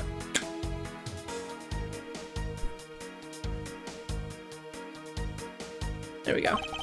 They belong to the High Prosecutor that used to occupy my current office. Gant? Gant. It was probably Gant. His name is Gant, right? Who that? Or was it Lana? Whose office was this? I have my reasons, but let's just say I was charged with keeping them as they are. It was either Gant or Lana.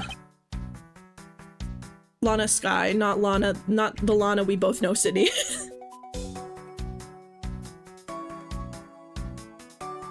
Yeah, Lana Skies. I miss her. And that means the thief must have also wanted the file for a specific reason, right? I can't believe I put our friend Lana into the video game. Gant's office had the organ, right? I wonder who took that after he was arrested. It would seem so. Only the pages related to that case from 10 years ago are missing. I can see it like either like Clavier or Simon. It was one of them. I wonder why anyone would care about such an old case. Fascinating. Well-crafted, high-quality sofa for visitors. The stitching is excellent. Talk about a luxury waiting area. These babies are also great for napping, you know. You would sleep even out here, detective, in a hallway. Whenever I do, I always wind up dreaming about giving testimony up on the stand. But it always ends the same way. Me getting trounced by a lawyer. Isn't that awful? Maybe I should give it a try sometime. To envision myself winning, naturally, I wouldn't dare dream about getting trounced by a lawyer. And maybe he would push me down and laugh at me, and then laugh at me some more, and then normal thoughts about Phoenix Wright. Hi for you! Hello, how are you doing? What is a basketball doing here? That's Mr. Portsman's prized possession, sir. What sport does he play? I heard he also plays soccer, dodgeball, and even tennis. Okay. Normal thought about that man. Mr. Edgeworth, are you okay? You're sweating quite a bit. This case got you thinking, huh? And not a single one of these sports is suitable to be played in a hallway. What kind of maniac? Holy shit, holy shit. It looks like you're in quite the pinch, Mr. Edgeworth. To be sure, a murder within the walls of the prosecutor's office is no trifling matter. We must find, apprehend, and punish the killer accordingly, post-haste. Sounds like a messy case you've got on your hands. If you ever feel lost or need some advice, my door is always open. How gracious. I will keep your offer in mind. Who is this guy again? Objection! What is a basketball hoop doing here? It's huge! Hey, didn't this used to be just outside next to the building a long time ago? Hey, tutorial prosecutor in other Ace Attorney games. So when and why was it moved indoors? Holy shit, it's Max Payne. I don't remember exactly, but I saw one of the officers drag it up here recently. Drag it? I heard that it wouldn't fit in the elevator, so the poor guy had to bring it himself. All the way up to the 12th floor? Hello. Is everything all right? Yes, sir. If you were so, I weighed myself this morning and I'm finally at 154 pounds. Congratulations, but I'm asking about this hallway in this room. Oh, everything's okay, sir. A word of advice, stay focused or you may start to lose even more weight. There's this office. 1203, 1203. Hey, Maggie, whose room is this again? It's Mr. Portsman's, sir. So he's my new neighbor, I see. I suppose he moved in while I was away overseas. Okay, I think all we have left is talk to her. I was wondering if I maybe speak with you for a bit concerning this case. Her fit is so cute. I've always been a big fan of the courtroom, but this is like a dream where I'm being cross-examined by the Miles Edgeworth. I can't let this chance pass me by. I must remember to ask her about the master key. I should jog her memory by showing my notes to her with tea. Let's talk. She's so cute. Have you ever met the victim before? Well, I've seen them a couple of times before when I had to go to Mr. Portsman's office. Mr. Faith was always playing basketball with Miss Portsman, sir. Notes, not his nuts. That sounds like fun. Just once, I'd love to play with them. It sounds fun, but the only person ever taking the shot was Mr. Portsman. All Mr. Faith ever did was passing the ball, sir. On second thought, I don't think I'd have fit in it all that well with them. Aw, man. You hit that oak and oh shit. Mrs. Maggie Bird, correct? I take it that you are an acquaintance of the detective. Sorry. She was under my supervision back when she was still in the force, sure. One day, she got caught up in a murder, and things started going downhill, so she quit. But I owe a lot to Detective Gumshoe for introducing me to my current employer. But so I thought until a few hours ago. Right before I was about to clock out for the night. You got caught up in this whirlwind of a case, correct? Don't worry. My whole life has been nothing but a whirlwind of bad luck and failures. Since I was 6 months old, when I fell from the 9th floor of my apartment building. I've been hit by all sorts of vehicles, gotten sick from all sorts of foods, failed at almost every test I've taken, experienced almost every kind of disaster, and now I even managed to be named a criminal just when I become a security guard. That's a lot to go through in one lifetime. Holy shit, girl, you good? I know! And just when I thought I finally found my happiness, I wind up getting you and Detective Gumshoe involved in my bad luck. You don't need to worry about me, Mrs. Bird, nor do you need to worry about yourself. Is this the Ace Attorney veg? I will solve this case and prove your innocence. All I ask for return is your cooperations. Yes, sir, Mr. Edgeworth! You can count on me! I'll do all that I can to help!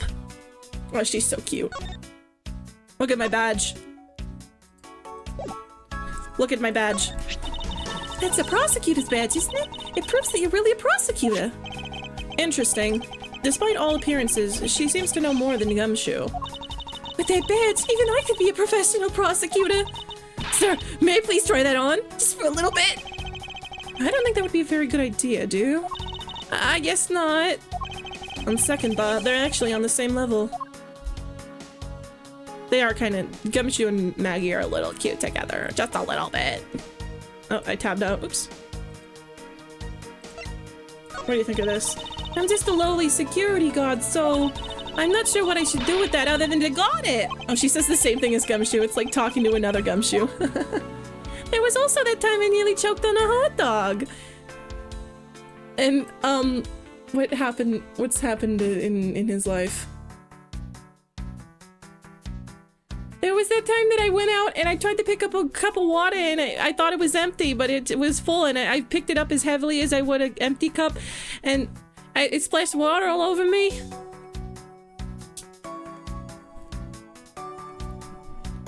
And I accidentally ordered a box of bullshit to my parents' house. And I kept watch for 3 weeks trying to intercept it before my dad got it, but then he found it.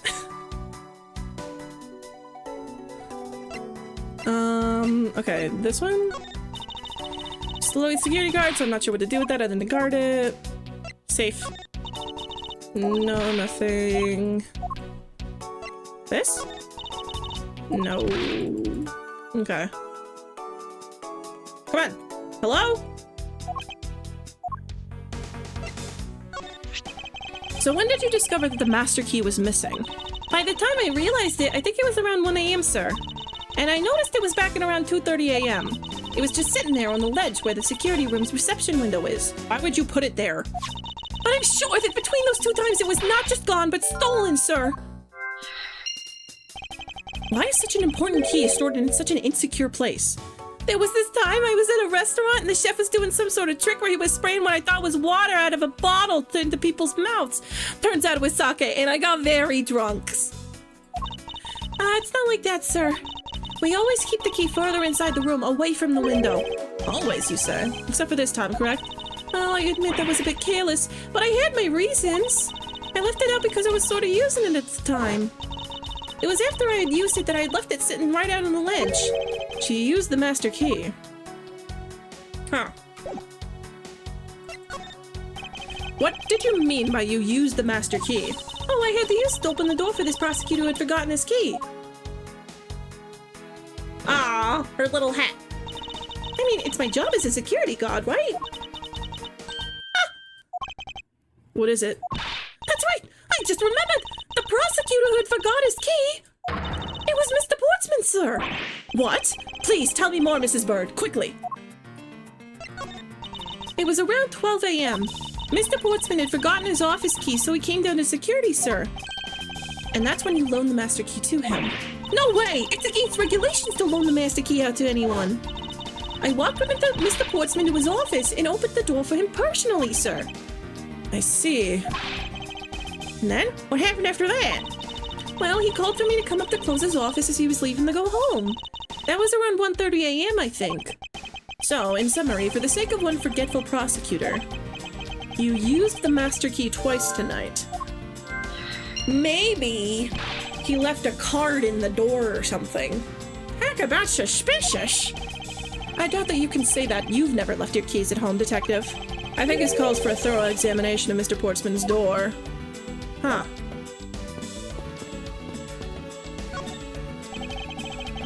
I bet you let him into the wrong office. Let's see. The door is locked tight. I bet the old credit card trick wouldn't work here, huh, Mr. Edgeworth? This is the office of a high prosecutor, Detective. These doors would be pretty ineffective if the average cat burglar could get through them. Aha! So I guess only a great cat burglar could get in. That must be who our culprit is. Might I advise you to return that conclusion to whatever pawn shop you brought it from? That's a really good thing to say. That's a really good comeback. Let's see. Room 123. I take this as Mrs. Portsman's office. Yeah, you can't mistake it because of that basketball hoop, sir. Oh, that reminds me, Mr. Portsman actually wanted room 1202 really badly. But since you were already occupying it, Mr. Edgeworth, we put him next door, sir. So why was Mr. Portsman so particular about getting room 1202? I'm not sure, but I bet it's something like his birthday is December 2nd? Yep, that's gotta be it. I can't think of another reason why. I can think of at least 3. Ugh. Why am I even wasting time thinking about this? So, looking at this looks like you could probably slide it out very easily. So, oh right, and then we look here. Basketball hoop. So she mentioned, like, oh, you can't mistake where his room is because it has a basketball hoop right next to it. So maybe what happened is that they first of all swapped the numbers and then dragged the basketball hoop over here so that she would think that it's Edgeworth, Jacques' room. That's what I think. Oh, you can expect your own door. Right. Let's see. 1202. These 4 numbers on a number plate alone proclaim this to be my office. Whoops! Hey, these number plates slide right out, sir. See? See? They can slide out. They have to be able to take the plate off when a room becomes vacant, you know. Although, the idea that can be so easily removed is kind of... Huh. I don't see any signs of forced entry. And according to the guard, no signs that the lock was picked either, sir. Meaning that the door really was opened with a key. Did you happen to ask if any prints were lifted from the doorknob? Apparently, the doorknob's clean as a whistle. Wiped, they think. Whoever this thief is, they did a good job of not leaving any clues behind. Also because I think... Don't brass doorknobs, like... Isn't it hard to lift prints off of a doorknob because they, like, brass self-sterilizes after a little while? I don't know. Okay. Oh, wait, there's something we missed. I tried to check this area earlier, but it never hurts to take another look. Minimalist capacity door made of top quality wood. It's sturdily made, making it near impossible to break in by force. It's almost majestic, sir. I wish I could be as stately as this door. Only Gumshoe would praise a door as something greater than himself. Many doors, Gumboy. Being a detective has its own rewards and a certain virtuous value. I think. If you live up to your full potential, that's a poignant trait anyone can admire. I see. So, you're saying, sir, that me being me is the best thing I can do for everyone? Right. That long pause wasn't exactly reassuring, sir. Huh. Okay, I don't think there's anything more we can investigate. Ace Attorney investigations here. Oh, is there anything more here? Ready to check this area earlier, but never hurts to take another look.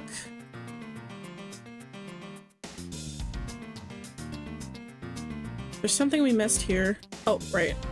No. Is there something we missed here? Oh. I bet the thief's not under here. I guess there isn't enough space for anyone to hide under here anyway. I mean, if someone could contort themselves to fit, I'd be really impressed. Sounds to me like somebody has already tried at least once before. Okay. Well, maybe all we can do is... Yes, sure. Anything of interest? Detective Gumshoe, you look rather intrigued by something. Care to share? Oh, it's nothing, but I noticed that Mr. Portsman calls his partner Jim. And the detective in that Sunday night drama, All My Cops, is named Jim too. I bet that one of them is a big fan of that show. You seem to know a little something about it yourself. I take it you watch it too? Of course! The tight bond of friendship between prosecutor and detective is great, sure. But it's nothing compared to the super strong friendship we have. Friendship, detective. I think you're mistaking it with pity. So mean to him. How can you say that, sir? And all after all we've been through too. I got an achievement for that? I got an achievement called Friendship or Pity. About Mrs. Bird. No way she's the killer. Please don't tell me you buy into that accusation, sir. Rest assured, I think she's innocent. However, I need to ask her a few things regarding her security guard position. Well, you're only asking, that's okay. Just stand next to her and then press space. How did you say that with your mouth? Then you can talk about whatever topic you pick. Whenever you want to ask her about evidence, all you have to do is present it to her with T. After you choose what to show her, press T again and off you two go. I recommend showing different people different things. You'd be surprised by what they say. Thank you for the explanation, though I don't recall asking for one. Oh, just so you know, sure, you can show me evidence in the same way, too. I do believe it's time to get down to business and ask some questions of Mrs. Bird. Ignored again. Ace investigator. I was wondering about the investigation. Oh, I've been waiting for this! Let a real seasoned pro teach you how it's done. A real seasoned pro? Of instant noodle cuisine, perhaps. You know that you can always check out the really important spots in more detail, right? Yes. And if the air is too big, you can always use to take a look around. Oh, but don't worry, sir. The command will only show up when you need it. I knew that as well. And when you think there's a contradiction or something unusual, try deduction. First, you line up your cursor with the suspicious-looking area. Then press T and choose your position. Choose your poison. Evidence. When you settled on a piece, you gotta present it with tea again. I'm pretty sure I already knew that as well, Detective. Well, if you can remember all that, then welcome to the world of pros. IW Ace Investigator. Class dismissed. Oh, get out of here, man.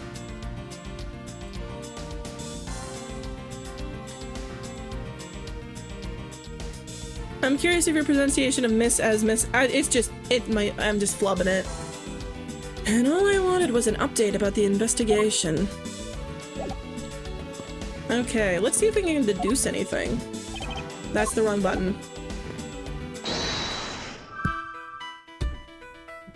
I like to imagine that when the button prompts show up, they just show pictures of the buttons. That'd be funny.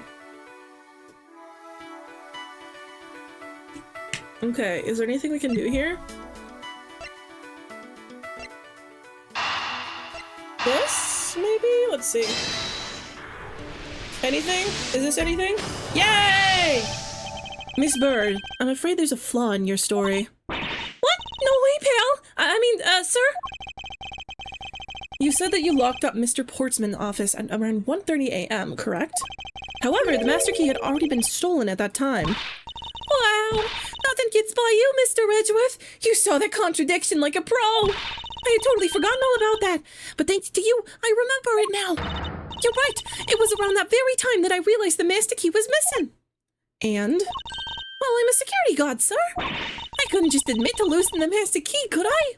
So I pretended to lock up his room, sir. You pretended? Yeah, I used my house key and made it look like I was locking up, sir.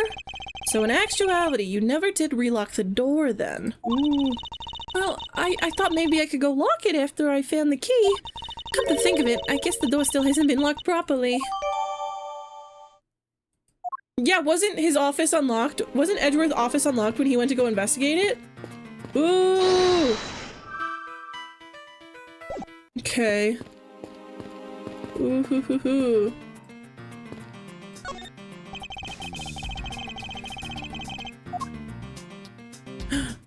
Ooh, wait, because they said it's locked.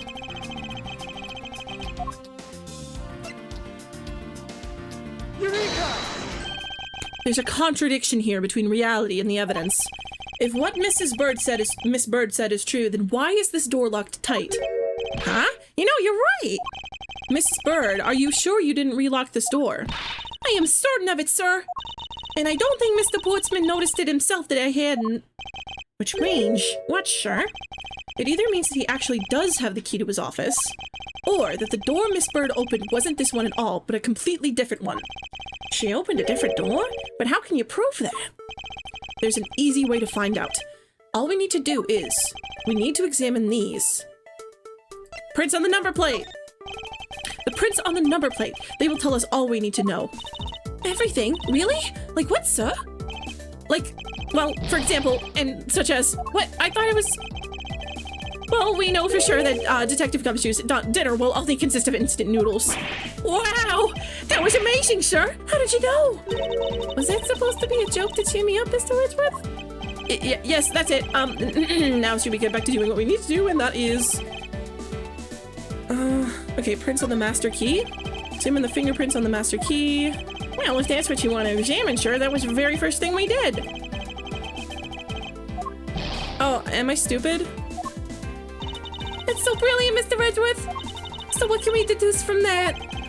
Well, I'll tell you what I deduced. I think this means that the culprit wiped their prints off. Yes, that's exactly it. I'm glad you were able to come to the same conclusion. However, the more important matter is, we need to examine these prints on the doorknob. I might be stupid. The prints on the doorknob will tell us everything. Hey, you! Yeah, you pal! Do us a favor and see what you can live from this, okay? So, what did you find out? There's no need for such belligerent nostril flaring, Detective. Sir, I found only Mr. Portsman's and Mr. Faith's prints on this doorknob. So only two people's prints were found on this, huh? That's pretty decisive. Huh? I'm lost, sir. Thinking logically, a certain other person's prints should be on this knob as well. Now then, whose prints should also be on this doorknob? Maggie's. Take that! Don't you find it odd that the prints of the person who unlocked this door are absent? Gumshoe, down boy, bad. You mean... Yes, the door that Miss Bird opened could not have been this one, but a different one. What have we here? Ooh. Basketball. B-ball pasta. Is this basketball property of Mr. Portsman? Yes, sir. He's always ready for a match. Basketball, soccer, dodgeball, tennis. It doesn't matter what sport it is, he's game. Although, I think it'd be a little hard to play tennis with this ball. That isn't the point you should be focusing on, Detective. You're right, sir. Now I know what I should be focusing on. Bad Mr. Portsman. Someone should someone should teach him to clean up his toys after he's done playing. Oh, hang on.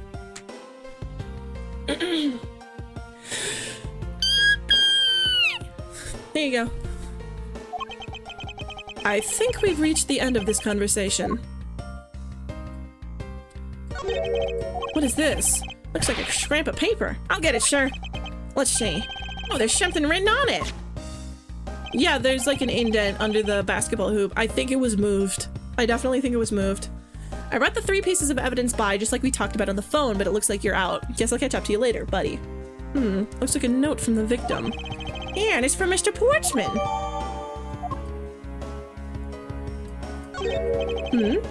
What's this? What are you looking at, sir? Oh, hey! How about a game? That's okay, Detective. I just found the position of this hoop to be a little off. Hey, you're right, sir. I guess it shifted when someone made a seriously sweet slam dunk. The positioning of the hoop is definitely unnatural. I better take note of this. Dude, think about it. Think about it. Heal me! Poking around in this hallway has actually paid off quite handsomely. Huh? How so, sir? In a variety of different ways. I think it's time that we had a little chat with the real culprit of this case. You know who the killer is? Well, Mr. Edgeworth? As long as my logic is sound, then yes. The mastermind behind this murder is none other than Mr. Portsman. What? Mr. Portsman? I knew it. That's exactly what my logic senses were telling me, too. I suspected it was him from the instant he accused Maggie of being the killer, sir. Is the health bar just Miles's ego? Probably. That is anything but logical. Lady and gentlemen, prepare yourselves. Come what may, it is time to knock on truth's door. Let's go! The day crabs fries. Mr. Portsman, I finished processing the buddy letters, sir. Alright, let's take a gander at it. Pass it here. Okay, looking good. You there, take good care of this. Ah! Edgeworth has some really killer lines in this. He's like always got bangers. Well, if it isn't Detective Gumshoe. End of the line for you, Portsman. We've got you now. Call off your dog, Mr. Edgeworth. This is some kind of joke. Holy shit, they are actually just straight up calling him. Yeah. It is no joke. We know, Mr. Jacques Portman, that you are the guilty party in this case. You must be pretty upset getting chased out of your own room. I'd be mad too. So, I guess you can stay, if you promise to stay out of our way. You intend to hide your crime under the guise of a prosecutor doing his job. I can see right through the unsightly, paper-thin mess that you wear upon your cowl. Who never thought it would become this? Actually, come to think of it, your mentor was Manfred von Karma, right? Oh, shit! The legendary prosecutor who never lost a single case for 40 long years. But there was always this incessant chatter about forged evidence with that guy. It really teaches me that I gotta stay on the lookout for false accusations, you know? Are you done trying to play mind games with me? Because they won't work. The only thing you should be using that mouth of yours for now is explaining yourself. The only thing you should be using that mouth of yours now is although that, too, will only dig your hole deeper. Either way, your game is up.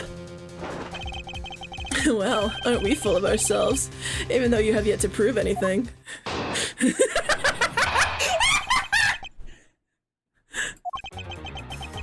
I have no idea what kind of harebrained idea you have in mind, but there's a mountain of evidence that points away from me being the culprit. Besides, how, may I ask, do you propose I unlocked your door and got in here? Look, I feel bad doing this to you, but I got work to do, so, we're done here. Okay.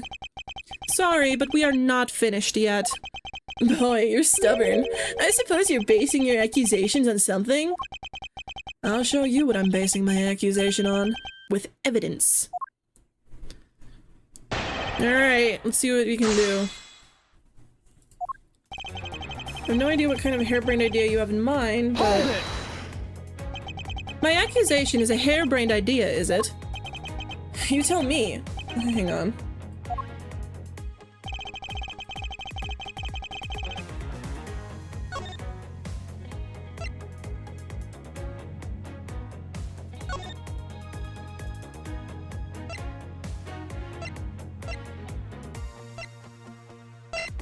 Jesus. I'm just trying to see if I can increase the text speed.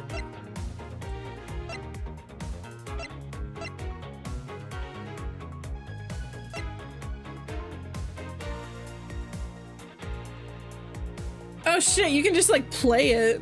You can just like have it play for you. Okay, it looks like you can't increase the text speed. Oh well. There's a mountain of evidence that points away from me being the culprit. Oh, and what, pray tell, kind of evidence are we talking about here? Jim was my partner, so you can't say I had a motive for killing him. I did nothing? Why is fan stuff sliding up? Hang on. I have to investigate this. Holy shit. Holy shit, Charlie. Charlie, holy shit. Charlie. Holy shit. Charlie! Holy shit! These are so good! Oh my god! These are amazing! Charlie! This is insane! You're crazy for this! Oh my god, this is really good. I'm gonna eat this! I'm putting this in my face! I'm putting both of these in my face. These are so cute. Thank you so much! Yay! Oh my god. Oh my god, these are such bangers. You're insane. You're nuts. You're out of your gourd. And that's it? That's not even an anthill, let alone a mountain. But it's more than enough, wouldn't you agree? Might I recommend that you review what the word evidence means? Stop. It doesn't change the fact that the evidence doesn't point to me as the killer. Yes, it does. Besides, how, may I ask, do you propose I unlocked your door and got in here? Hold it! Unfortunately, I believe I have already shown how earlier. Your speculations mean nothing, as I still insist that I could not gain access to your room. What should I do now? Should I raise an objection? Yes. You claim to have no way to open my door. However, is that really the honest truth? Alright, I'll humor you. Go ahead, shoot. Very well then. I propose that you use this to open my door. Maggie. Can I not? Okay. Take that! This? Shit. And how do you propose I use this object to open your door? It's okay. I know when someone's just grasping at straws.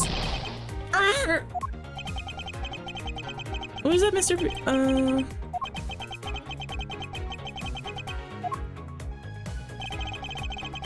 Feel bad doing this to you, but I got work to do, so we're done here. Hold it! Huh, I don't think so. Oh, and why's that? Because there was a flaw in your reasoning. Are you calling me a liar? So, where's your proof? The saying evidence is everything isn't limited to just the courtroom, you know? Kristoff. You need not remind me. I'll show you all the evidence you want in time. Listen, I know Dual Destiny is very contentious, but I will never not think about that one sprite of Apollo doing the exact same pose as Kristoff while saying evidence is everything. Like that Hold it! was vile that they did that. Like, I think about it all the time. Here's an objection. Alright, I'll hear you. Go ahead, shoot.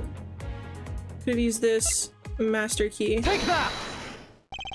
I believe you were able to open my office door with the master key, no less. Objection! Wait. Hold on for a sec. I never laid a finger on that key, as you already know. Precisely. You were able to open my door without lifting a single finger. Well, maybe you did, but only to direct. That's right. You used your finger to direct this person to open my door with the key. Maggie, Take that! you had asked Miss Bird to open your own office door for you, yes? Yeah, I kind of forgot my key at home. Happens a bit too often for my taste, you know? Hey. Hey. But the room you had Miss Bird open at the time was not your own, was it? What? You have quite the imagination. But why don't we ask the girl herself whose door she opened, shall we? I'm certain that it was Mr. Portsman's door, sir. I checked the number plate to make sure I was opening the right door, sir. See, Miss Bird backs up my story. Yet, what if you had misled her to fool her into thinking what you wanted? And how do you suppose I did that? By switching the number plates on our doors, for example. That's right. They do slide out pretty easily. Furthermore, that you then used one other thing to give a very strong impression. That the door she was opening was yours and not, in fact, mine. What was it that Mr. Portsman used to make Miss Bird think that it was his room? It was the basketball hoop! It was the basketball hoop! Take that! It's all coming together! What? The basketball hoop, sir? It's quite the peculiar fixture in any hallway, let alone a hallway in this building. Which is why it left an unusually strong impression on you. So this is like mega premeditated, right? Like at least the thievery super mega premeditated because it said that he brought it up days if not weeks ago. It's an object perfectly suited to sit just outside the office of a peculiar prosecutor. That's very true, sir, because there was a basketball hoop sitting there. I thought that the door I was opening had to be Mr. Portsman's. There are signs that the hoop has been moved. To sit in it, in front of my office, to be sure. I see. So that's how you throw suspicions on people. Thanks for the tip. But I think your conjecture is a little off the racetrack. Do you do racing too? I'm going to kill you. Now you're just spouting nonsense. I had the girl open my office door. After that, I was in my room the entire time. You don't have a single reason to suspect me.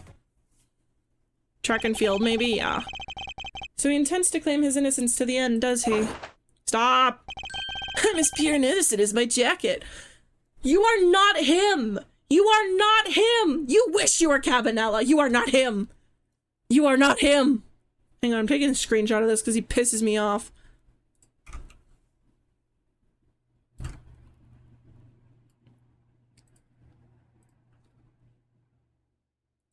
This pissed me off.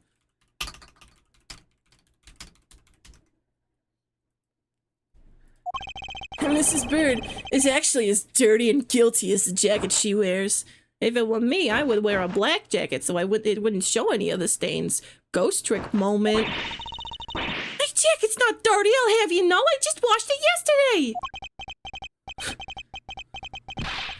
Please calm down, for I intend to show who is the one truly covered in slime here. Conjecture's rebuttal. Now you're just spouting nonsense. Hold it! Nonsense, you say? Yes, because I'm telling the truth here. Okay. I had the girl open my office door. Hold it! Oops. Sorry. Using the master key, of course. Sure, you have a problem with that? That is what the master key is for, right? Perhaps I should place it in an elaborate labyrinth of some sort for people like you. I was in my room the entire time. And what were you doing in your office? I was doing my usual training regimen. Why can't you do that at home? Training regimen? Were you going through your law books from start to finish? Mainly batting practice and lifting some weights. Oh, and I jog when I get the chance. Yeah, you must be the buffish prosecutor we have. Not even remotely. With the weakest legal muscles, it would seem. I was doing my usual workout, so... Like, look at this guy. Hang on, I have to Google something.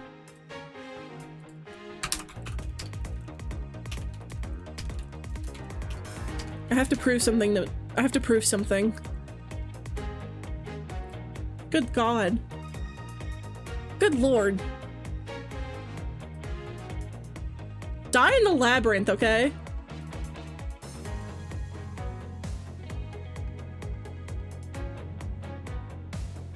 I have to find like official art where you can see it. Because holy shit.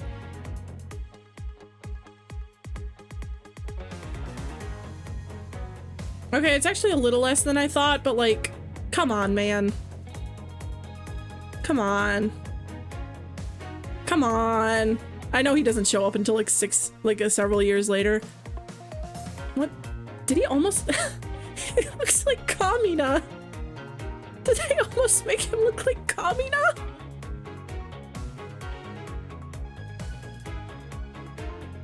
Me when I'm King Minos. Like, come on, man. Come on. I guess it's because he was in prison. You don't have a single reason to suspect me. I think I've given you quite a few reasons, actually. Objection! But none of those would stand up on their own. Objection! Then what about all of the evidence? Objection! Oh my god. It's all circumstantial. No judge would convict based on such flimsy evidence. Okay, what about Maggie, you dumbass? He seems to be trembling a little. One more little push. All I have to do is find the flaw in his testimony.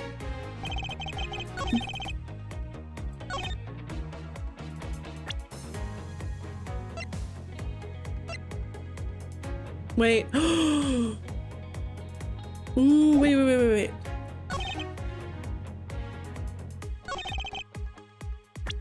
Oh, yeah. About 3 pieces of evidence to talk about. I guess I'll catch up to you later. Yes. Objection! Yes! That was a lie. What are you talking about? How is it a lie?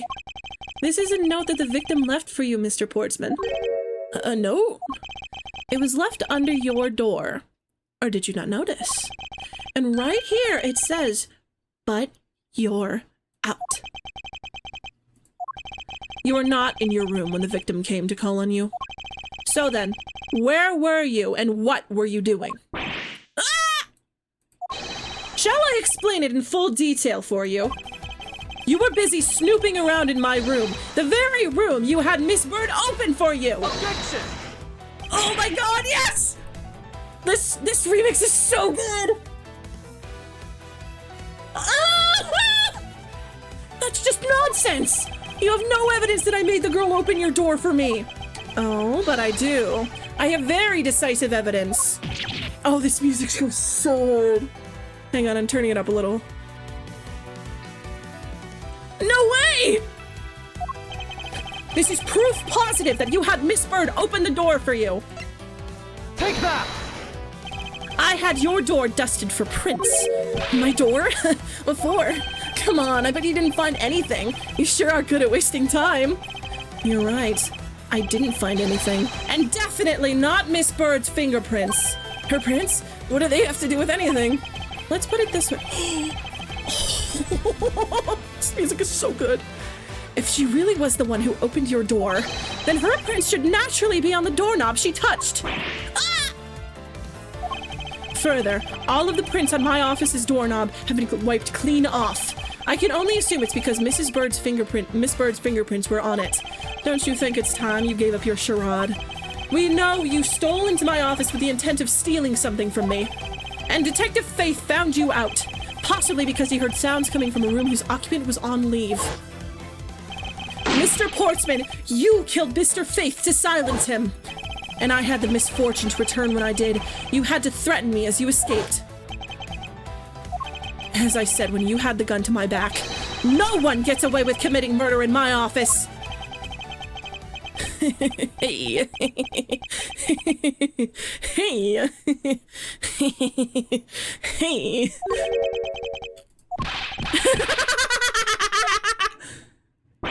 It just was so funny, pal. Well, that look of seriousness on the face of this office's finest prosecutor, as he makes a huge mistake in accusing me is simply too much to bear.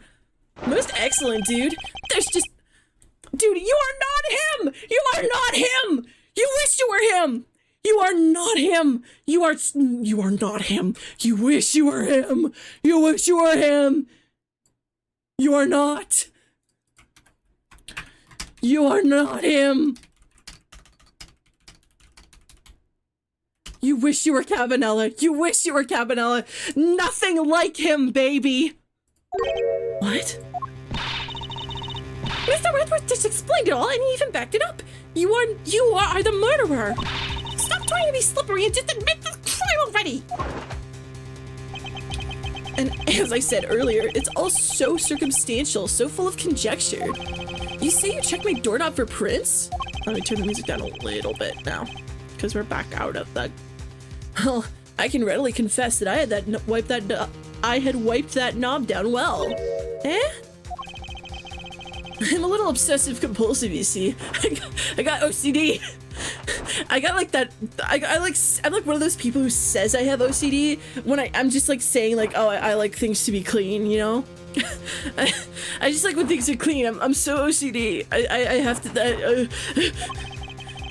I didn't want to touch a door. I'm literally neurodivergent and a prosecutor.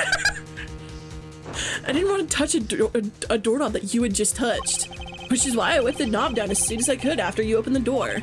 After that, it makes perfect sense that only Jim's and my own handprints would be on there. You made that up just now, didn't you? Furthermore, as for the note Jim left for me, do you know exactly when that was? For all we know, he could have left it there before I arrived at the office. Like early evening, for example? Are you saying you failed to notice a note in your doorway? Hey, even geniuses fail at times.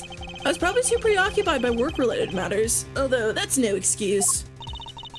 No, that's just a flat-out lie. There's no way you didn't notice a note that size. But you can't prove that, can you? Say something, Mr. Redworth. Pick me up here, sir. Portsman makes a good point. I can't prove that he simply didn't. He didn't simply overlook it. Besides, I have an airtight alibi. Airtight, you say? I only just realized I had one as we were talking. I made it up. I guess it would have been better for all of us if I had told you sooner, because I made it up.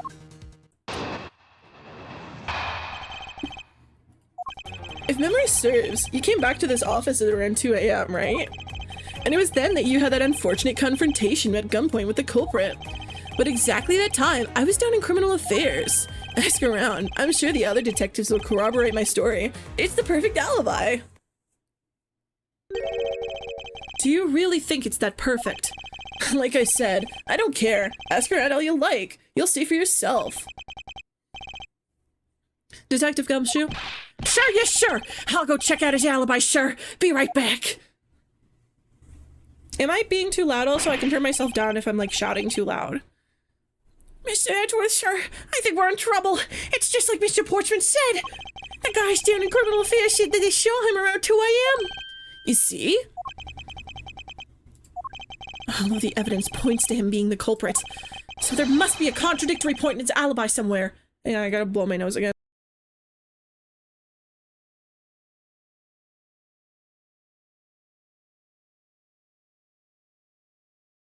Okay.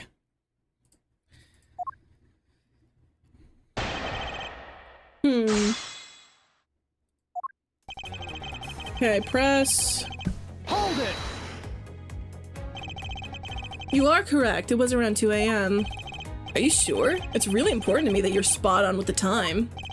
I remember checking my watch then, and make no mistake, it was 2. Oh, giving testimony like a pro. Okay, so you came back to your office at 2. It was then that you had that unfortunate confrontation at gunpoint with the culprit. Hold it! It is as you say, however... Yeah, however, you are the only one who claims to have bumped into the culprit. So tell me, did you see the person's face? Was it me who you saw? It was pitch black, so I couldn't actually see. Objection! Oh, come on now. I'm sure you saw something. Try a little harder, why don't you? I'm beginning to feel like I'm the one being interrogated here. Oh well, it doesn't matter if you remember or not. It only matters that you ran into the culprit. But at exactly that time, I was down in criminal affairs. What if it wasn't him? What if it was someone else? So you paid the criminal affairs department a visit. Yup, right after I left the prosecutor's building, I headed straight for the precinct. Ask around, I'm sure they're okay. Hold it! Well, we did go and ask around to confirm your testimony. And it was just as I said, right? Yeah, sure. A number of detectives said that they saw you at around that time. See? I have the perfect alibi. That's the ace I had up my sleeve. Impossible! He actually does have the perfect alibi! What's wrong? Why the sudden look on your face? Can't you say anything back, Mr. Ridgeworth? I think we've reached the end of the line, and it's time to get off this crazy train.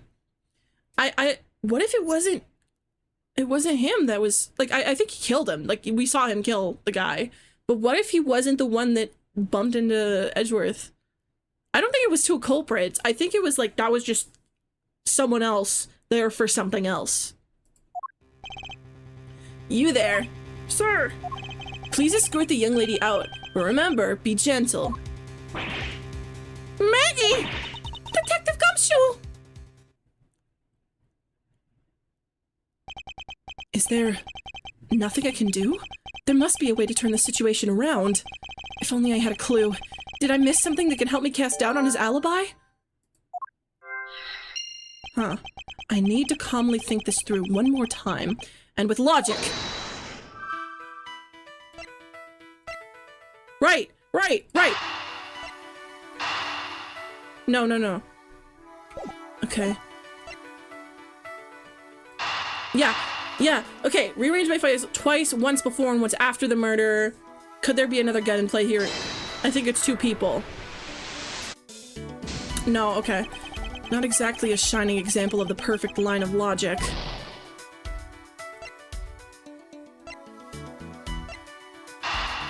This?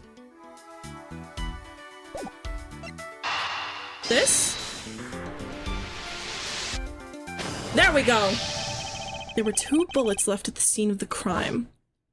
One that robbed Mr. Faith of his life, and one that nearly robbed me of my jacket, which is just as bad. However, the murder weapon only showed signs of being fired once, meaning that it is entirely possible that a second gun was used in my office tonight. But seeing as how the killer had to steal Mr. Faith's gun, I doubt that the killer had another gun up their sleeve. Therefore, the second gun could have been the property of an entirely different person, which could mean that there was another person who paid a visit to my office tonight. And then, yeah, we're cooking. I don't think it was, I think that the second guy was not Portsman. I think it was someone else. Supposing there was yet another visitor tonight, that would also resolve the issue of why my shelves were upended twice. We know that the shelves were disturbed once before and once after the murder, so it shouldn't be much of a stretch to think that it was the work of 2 different people. Once by the person who stole the victim's gun and then killed him with it, and once again after the murder by our second culprit, who was the owner of the second gun. If we suppose that the second culprit's gun was the one that was pointed at my back. Objection! Oh! Mr. Portsman, it seems I need to amend my assumptions regarding this case. Great, so you've finally come to your senses. Mr. Ridgeworth? Sir, what are you saying? This has been a big misunderstanding on my part from the start. I had assumed that the person I ran into was the killer, but that may not be the case. What do you mean? The person I ran into was just your average thief. A thief? But sure, doesn't that cause some sort of contradiction in the facts? Not at all. It simply means that the killer was someone else. And it means that in actuality, 2 culprits stole into my office tonight. What do you mean 2? It explains both why my shelves were disturbed twice and how there were 2 guns. Mr. Portsman tricked Miss Bird and gained entry into my office. Objection! Now you're just leading the argument. You still don't have any actual proof, you know. If you could please go along with my hypothetical scenario for now, Mr. Portsman. In the end, if you really are innocent, you should have nothing to worry about. Okay. that always goes in like fiction, but like you shouldn't say that's not a good thing for someone to say in real life. Now then, returning to my scenario, Mr. Portsman was out to steal something from me, which is why he had checked my secret safe and ransacked my shelves. This is the first time. So then, this would mean that the files were put back in the wrong order, right? Correct. And then, just when he was about to look somewhere else, who should walk in but his own partner, Mr. Faith? Well, why did Mr. Faith come into your room, sir? He probably had business with Mr. Portsman, which is why he was in the area. But that's when he noticed sounds coming from my office, would be my guess. Oh, because he was supposed to be away, right? And he must have thought it was odd, so he came in the office to check it out. Correct. And as a detective, that was the right thing to do. But when he came in, he found his own partner standing there. Because it was Mr. Portsman, Mr. Faith probably let his guard down. But Mr. Portsman was not so merciful as to let him leave alive. He waited for a chance and stole Mr. Faith's gun from him, and then he killed him. He silenced Mr. Faith for catching him in the act of stealing.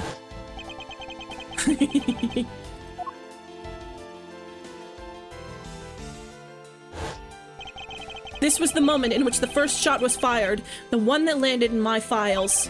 Following that, Mr. Portsman wiped the gun down and left it behind as he made his exit. He could afford to do that because he had also left the fake dying message behind. Yes, you're such a complicated troublemaker, you know that? Well, if things were as simple as that, then all would be solved. However, there was yet another visitor to my room, and this is where it gets complicated. There was another? Visitor, sir? Yes, and his other person's objective was also to steal something from me. Now then, even after Mr. Portsman left, the door to my office remained unlocked. However, this new visitor had no way of knowing that, and so they stole the master key from the security guard's room, and then entered my room and searched through my shelves. This was the second time they were disturbed, and it seems the thief found their prize. The stolen old file, right, sir? Correct. Only, just as the thief was about to leave with the file, I appeared. The thief then threatened me with their own gun and made their escape. Hang on, I gotta drink water.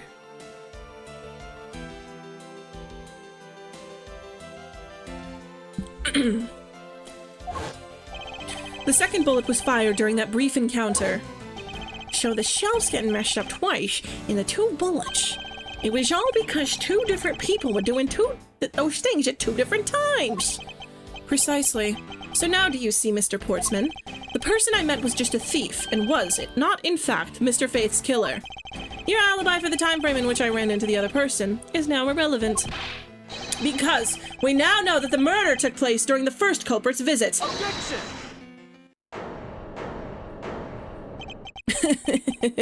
Hey. Hey. What's so funny, pal? Absolutely splendid. Your scenario explains everything. Of course it does. It's Mr. Edgeworth, after all.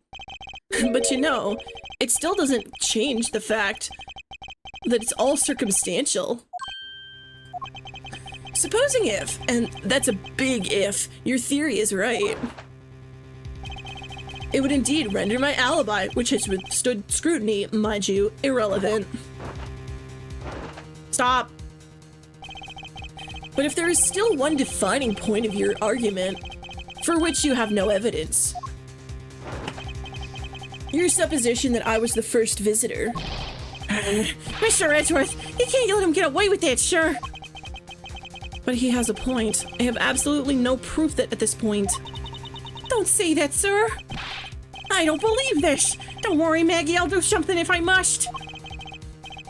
Pardon me. You know something? I find your attitude to be somewhat peculiar, Mr. Edgeworth. If the person you met really was just a plain old thief, Hi, Rover, how are you doing? then why is that person not your main suspect? That is, if your theory is correct.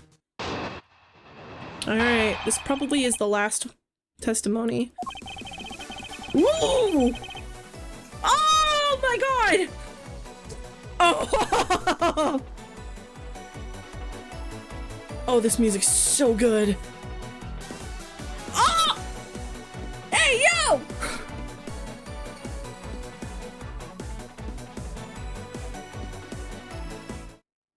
Oops. Oops. Oops. Sorry, I was trying to...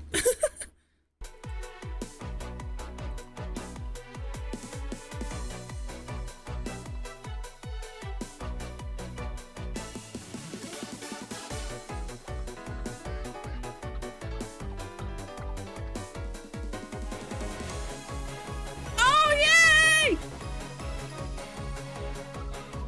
This music is so good.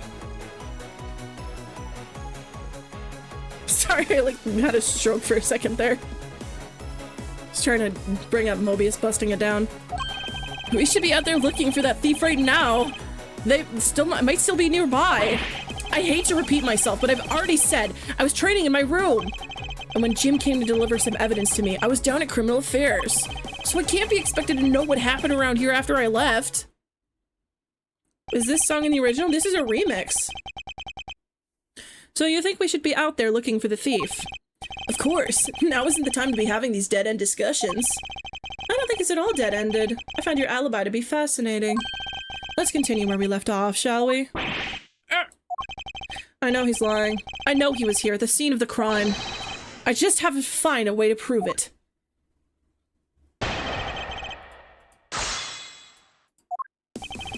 That thief you ran into should be a real suspect, wouldn't you say? Okay.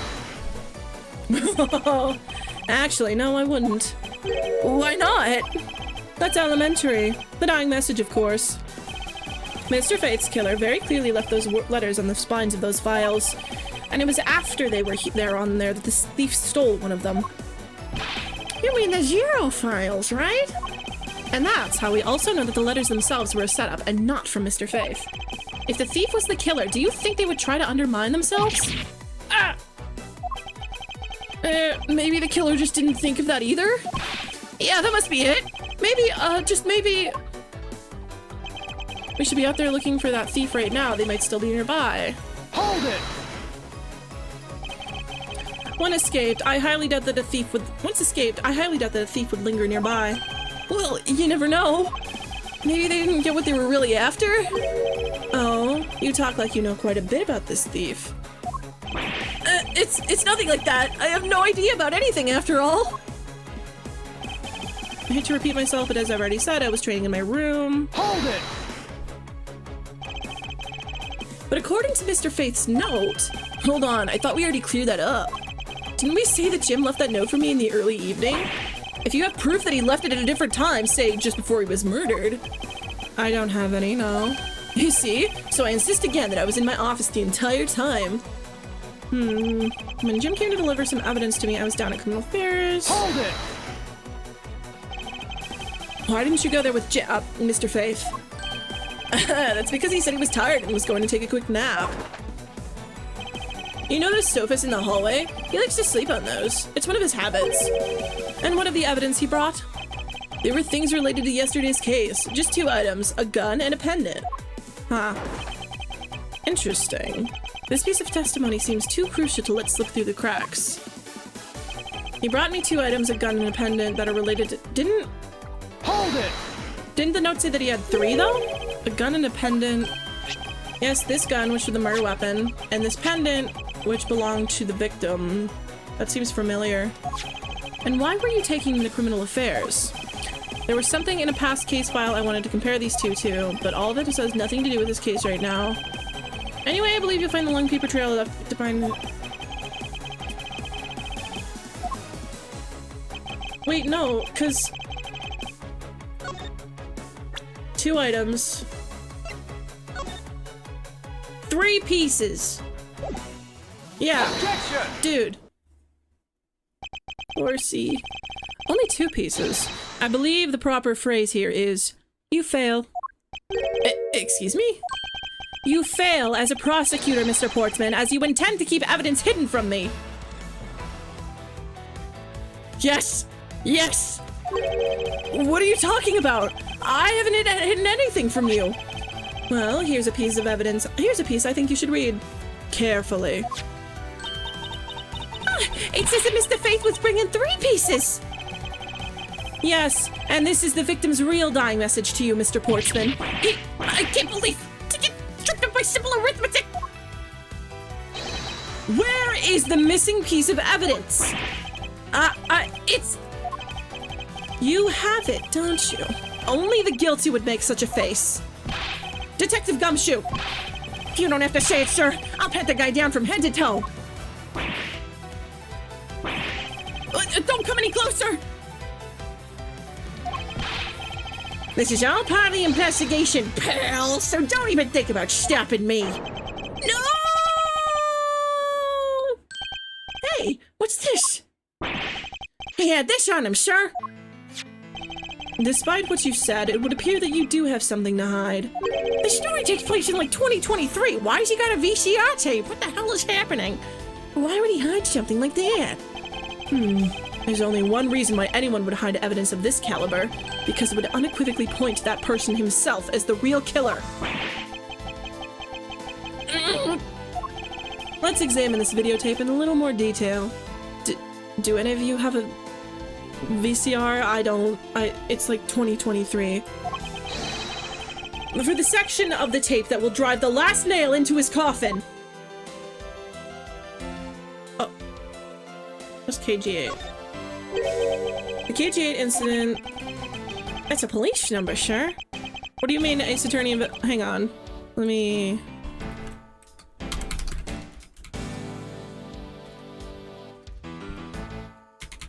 Oh, my keyboard is dying. Come on! I thought it was closer to 2019. I was just, like, guessing.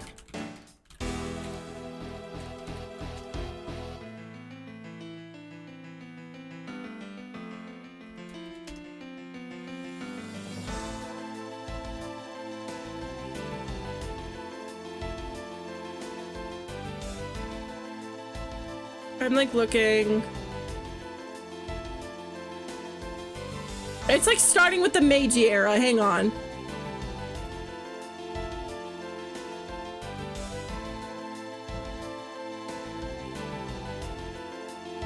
Okay, yeah, this is 2019. Yeah, it's like 2019. Why would you have... Yeah. Interesting. However, what's recorded on this isn't what's important right now. Let's give the casing a thorough once over. Yeah, look at this shit. Ah, that's blood, isn't it? Yes, and I believe this is what the good prosecutor was trying to hide from us. This blood is still fresh. You mean this might be Detective Faith's blood? No! You got it all wrong! No amount of denial can save you. We have but to run a blood test to find the truth. You told us that you had received evidence from the victim earlier. Now you will tell us when and how did the victim's blood find its way onto this video? Yeah, it's totally suspicious. Was it at the moment of his death? Did Detective Faith have this videotape on his personage when you killed him? You know very well there's no way to prove that. Not even if we were to examine this tape for fingerprints? If I had to take a guess, I'd say that the only ones on here would belong to the murderous you and Mr. Faith. No, impossible! I'm...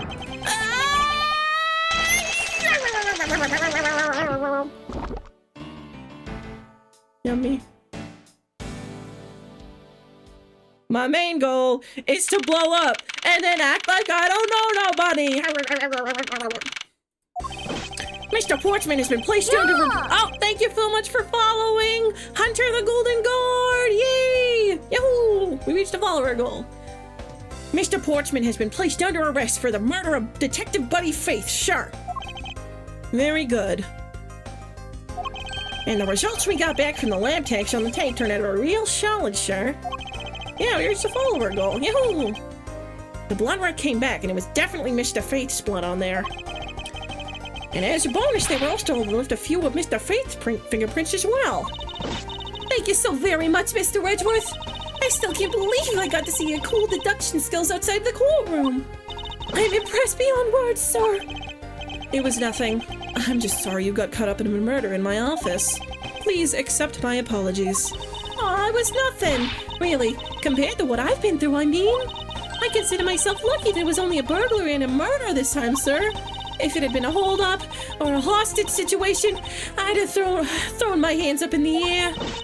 I think I'm finally rising up from a goddess of misfortune to just an unlucky person. Something tells me we should have hired a different person for security detail. You know something, sure? Oh, wait, what? Who's subscribed? I didn't get a notification. Why'd I get a... Hello? Sydney!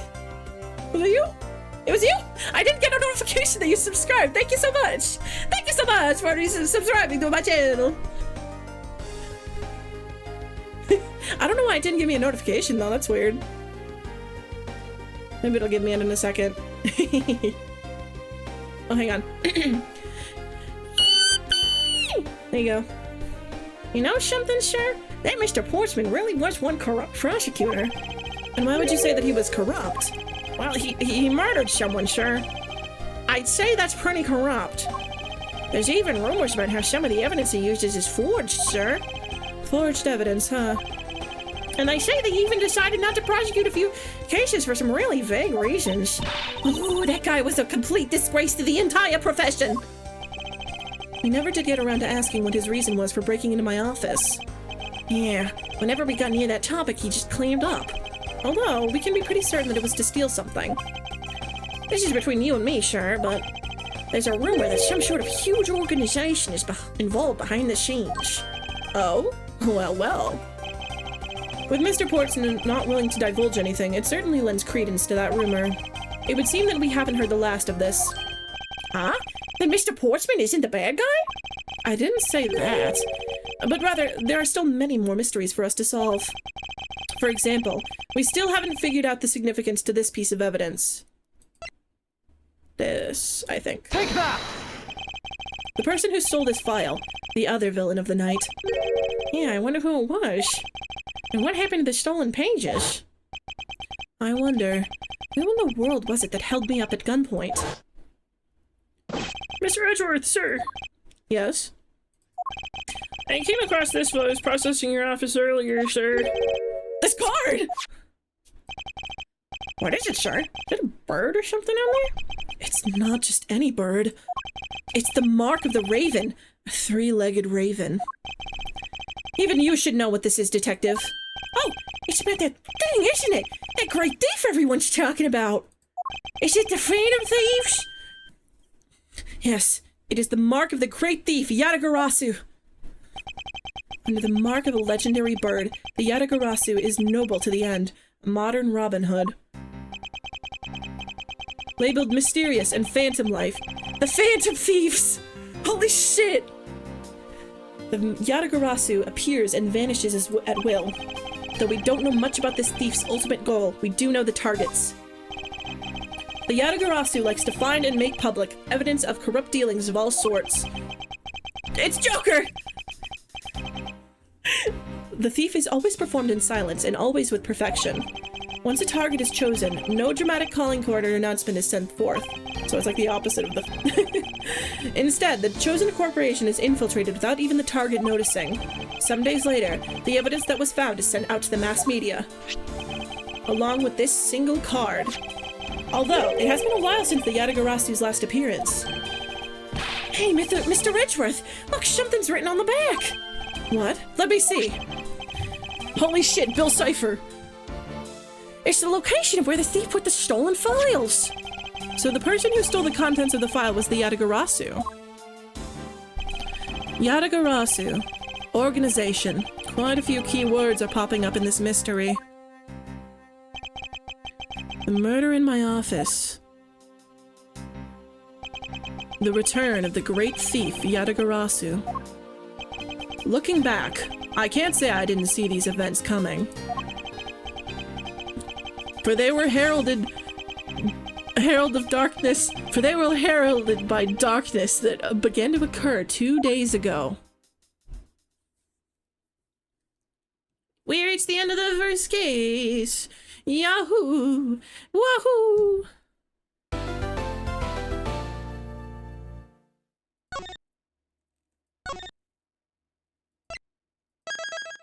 We're gonna go to the first case. I mean, next case. We're gonna go to the case after this. But I need to run upstairs to refill my water and shit.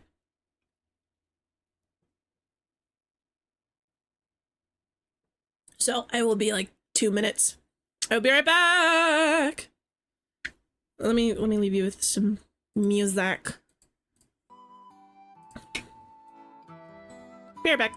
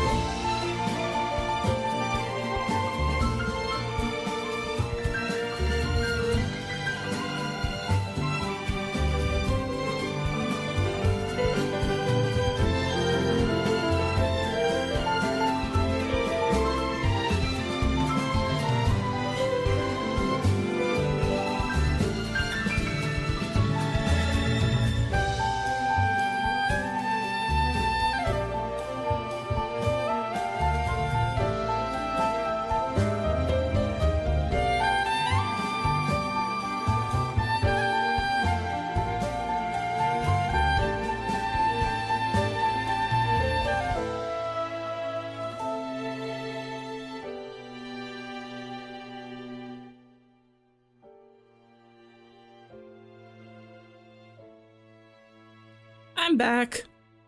Hi. Hang on.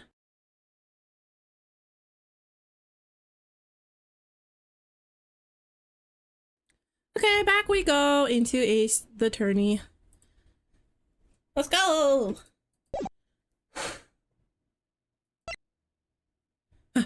Francisca? Is that you? Is that you, my beautiful lady? Is that you, my beautiful lady? Please, please, please, please, please. The murder that occurred in my office. Hang on. The return of the great thief Yatagarasu. Thinking back, everything began on that fateful day 2 days ago.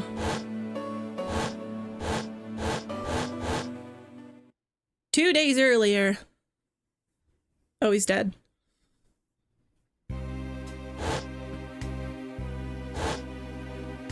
Oh.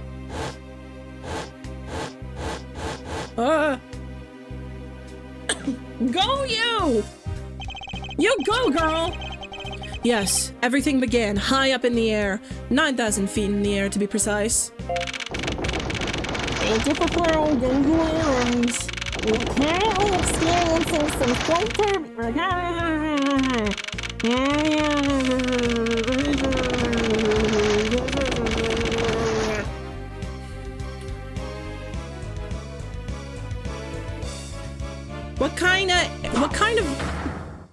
Genuinely, what kind of what kind of plane has an elevator? He's died.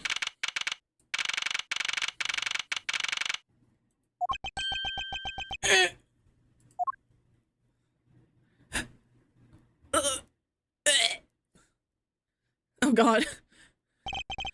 I feel like I just woke up from a horrible nightmare. 6:13, huh? I guess I was out cold for about 10 minutes. Huh. Slight turbulence indeed. Ladies and gentlemen, we are currently experiencing some slight turbulence. We ask that you return to your sheets and seatbelts. I suppose turbulence is to be expected on a flight. Why does this plane have a bar also? Though, admittedly, I'm less than comfortable with anything resembling earthquakes. Oh. Oh, shit. Huh? What's this? Oh, hang on.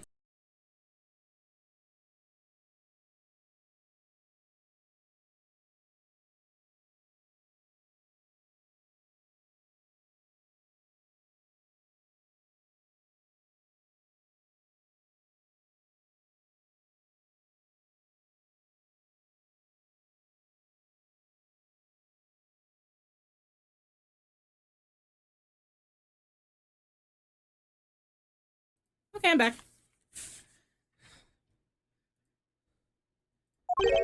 How did someone else's travel wallet wind up in my pocket? My head. Why won't this headache go away? I'll take care of this travel wallet later. I'll hand it off to an attendant. Ugh. Earthquake like turbulence to an elevator. Oh no.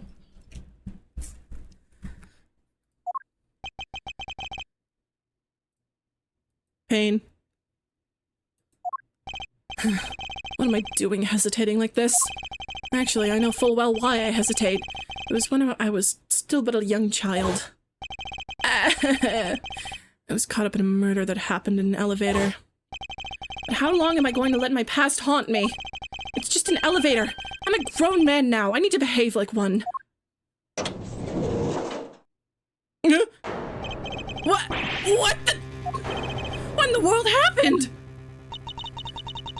Is there something wrong, sir? Hang on, let me... Is there something wrong, sir? I must ask that you please return to your sit. Ah! He's dead! Please, calm down. We mustn't jump to conclusions without all the facts. This feels like an incredibly specific scenario. Yeah! What's wrong? Did something happen? You murderer! What? No! You have it all wrong! It wasn't me!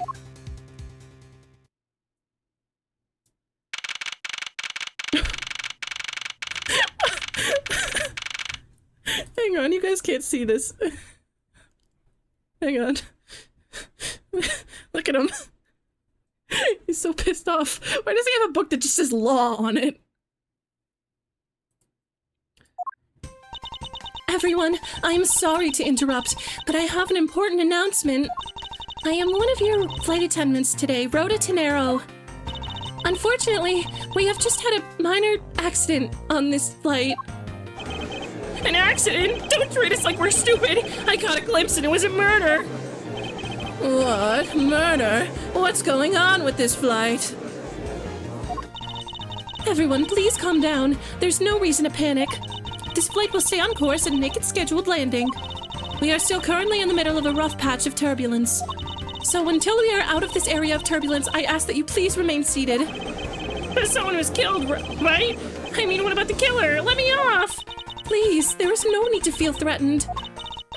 We have already apprehended the culprit. I ask that everyone please remain calm. What the heck is he talking about? Why should we remain calm?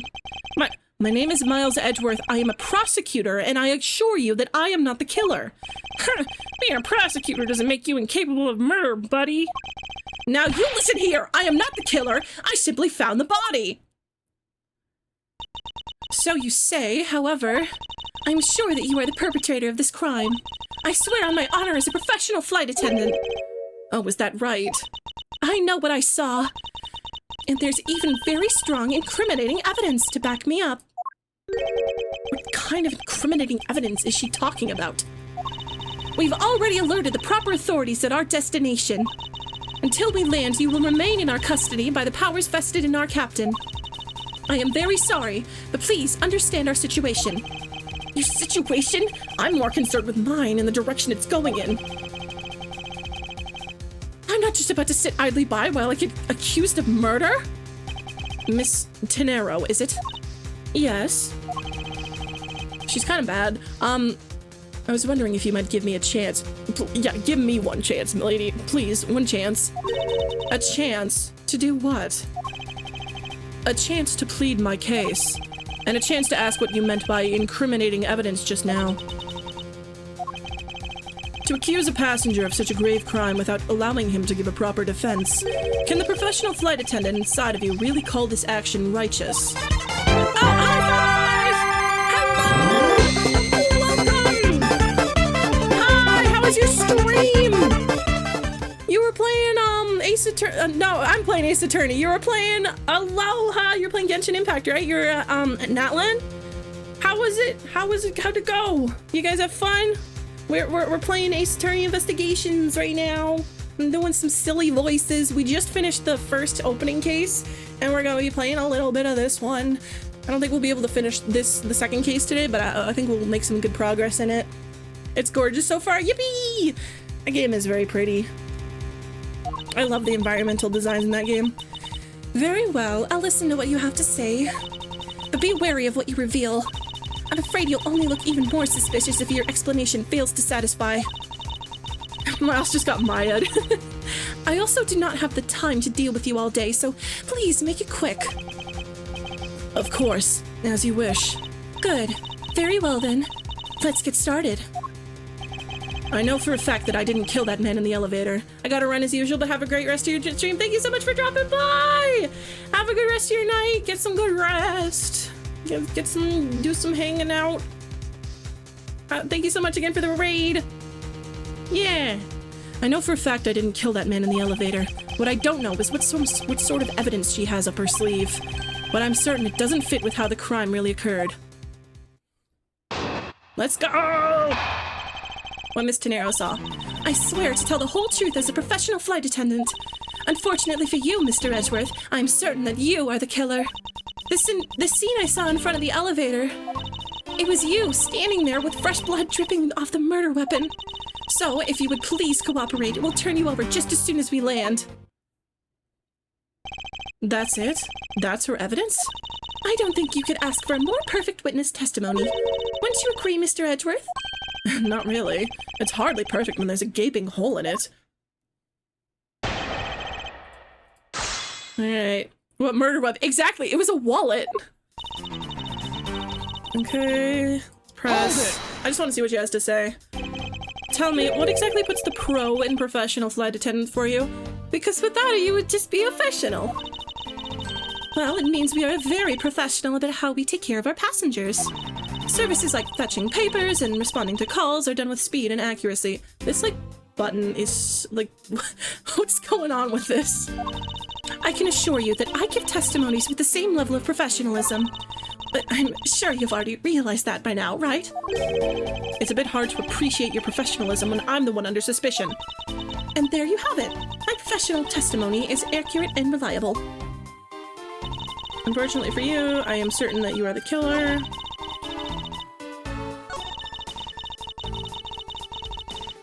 Yeah, that was a wallet. Objection! Miss Tenero! What is with the yelling all of a sudden? Force of habit. Well, it doesn't matter. Miss Tenero, you say that you saw the murder weapon dripping with blood. Is that correct? Yes. Oh, that blood. Drip, drip, drip. Just recalling that scene sends a chill down my spine. Sorry, but your so-called professional flight attendant training has failed you. What? I'd like to direct your attention to this. Do you know what this is? It's a travel wallet, right? But it looks a little big and bulky. This thing you saw me holding when I discovered the dead body in the elevator. Was this very travel wallet, Miss Tenero? What? Impossible! Now then, do you still think that I am the killer? That I killed him with a travel wallet? How are you showing it? I don't know. He's very flexible. But I saw blood dripping from the wallet. I know I did. As you can see, this wallet is clearly stained. Just stained. But if you would be so kind as to take a whiff. Hang on. Itchy on my arm. There we go. I think you would agree that it is only grape juice. Smell it. Take a sniffy. Just go outside and sniff. You'll be fine. Then... That's right. You mistook grape juice for blood. Yeah, grape juice. That's what that is. It's just juice. The murder weapon dripping with blood does not, in fact, exist. No! There. That should clear up that pesky accusation. Wait just a sec. That is... I mean, even a wallet could be deadly if it was wrapped around something heavy. I demand that you show me what's inside, please. She's trembling and tacked on please at the end. Sounds like I've got her. There's no need to look inside. Even you can tell from its appearance that it's light. No! I can't be sure of anything until I see the contents of that wallet for myself. She's a persistent one. I suppose we have no choice but to see what's inside. Lick it. Miss Tenero, if you would be so kind as to open the wallet and check its contents for me. All right. I usually don't pry into passengers' belongings, but we have no choice here.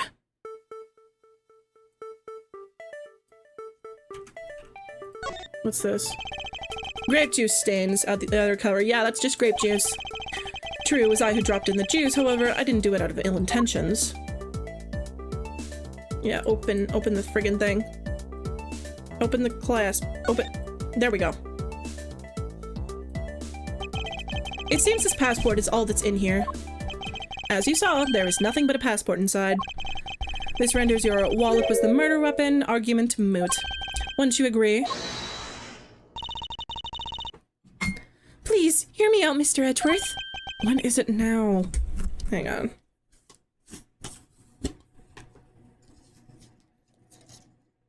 I'm just putting some powder in my water.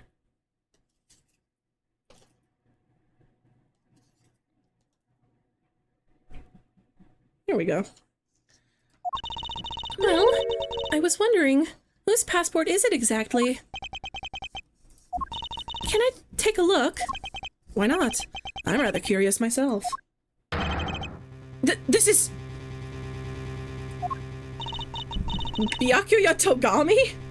Just as I thought. This travel wallet belonged to Mr. Ackby Hicks, which makes it the victim's property. You stole the victim's wallet, didn't you? How dare you! You said it yourself. You claimed to be holding this wallet in your hands when I found you. Perhaps I did misconstrue the wallet for the murder weapon, but it seems that I wasn't wrong about who the culprit is. There we go. As you claimed, the murder weapon is not the travel wallet. However, it is something you stole from Mr. Hicks after you were done with the vile deed. I find it hard to believe myself, but your motive was very simple. You were out to steal Mr. Hicks's money, weren't you? It's a bitch off. So even though I don't have the murder weapon on me, you still suspect me, I see. You stood up at the crime scene with the victim's wallet in your hands. How can I turn a blind eye and not suspect you of foul play? Alright. As you claim, the murder weapon is not the travel wallet. However, it is something you stole from Mr. Hicks after you were done with the vile deed. Oh wait, I already read all this. Hold it! Shouldn't that be proof enough for you that I did not murder the victim? Not at all! Oh, and why not? Because that wallet may not have been what I thought it was. Never... Hold it! You think I stole it? Yes! I'm very sorry to say it, and I wouldn't usually be so rude, but it must be said. I never thought I'd see the day, but here I am calling a passenger a thief! Maybe I should put on a serious face and say it more directly. I believe you removed the wallet from the victim's body, or personage. It really doesn't matter how you phrase it. What I'd like to know is why you think I stole Mr. Hicks's wallet. I find it, Hold it! You think I was after his money? Where did that cockamamie idea come from? Where did that cock come from? True, you are also a passenger in first class, but I thought something was off about you and those deeply etched lines on your face, on your forehead. They're not lines, they're perfectly normal and a part of my natural face. I don't think I've ever met someone with such a terrible countenance on a flight before. Dude. He's so pissed. And that's when it hit me. You have the face of someone with money trouble. She really is making a fool of herself pursuing this line of logic. I should spare her and present the piece of evidence that contradicts her testimony.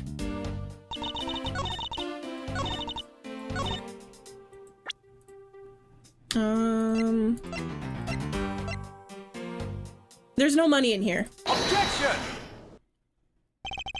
I wonder if I might get a word in, Miss Tenero. What is it now? Miss Tenero, I wonder if you've noticed the contradiction within your own testimony. What are you talking about? Simply put, as you saw with your own eyes, the only thing inside Mr. Hicks's wallet was his passport. If I really was after his money, then why would I steal a penniless travel wallet? But that's right, Mr. Edgeworth, you didn't know it was empty when you stole it? You would like to think that, but that's not possible. What do you mean it's not possible? There is no way the killer didn't know that the wallet was empty to begin with. Oh, and what makes you so sure? How can I show her that the killer knew the wallet to be empty from the get-go? If there's money all over the floor. Take that! If you would recall the crime scene, I admit the wallet was probably not empty at the time of the murder. That's pretty evident by the bills and cards strewn around the inside of the elevator. Oh no! I think you've come to realize the problem with your logic. I would surmise that the victim's wallet fell out during their struggle, and that's when its contents emptied onto the floor of the elevator. I doubt the killer could have missed such an occurrence. Okay, this case, I do remember who did it.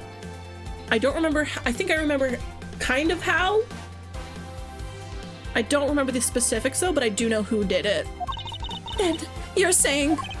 Yes. According to your supposition, if I were the killer, I would have been going after a wallet I knew to be empty. And since I clearly was not attempting to gather the scattered money, it renders your argument of theft completely invalid. Forgive me! Please! Hey, what the heck? Are you saying that the attendant's wrong? So that guy isn't the killer? Huh, don't believe it, everyone. It's a trick. Will you all please be quiet? Miss Tenero. Yes? You lost your cool when you saw the dead body. Plus, the lounge was dark, and looking into the light from the elevator, it's easy to see how you mistook the wallet in my hand for the murder weapon. I take no offense that you thought I was the killer. Mr. Edgeworth. Thank you for releasing me. Whatever that is. What is it now? I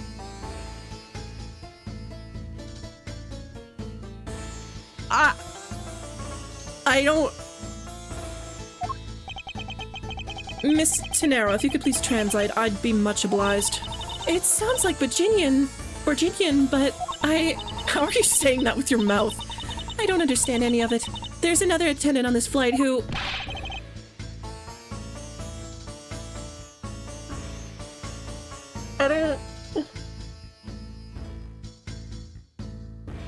There's a Russian accent, I guess?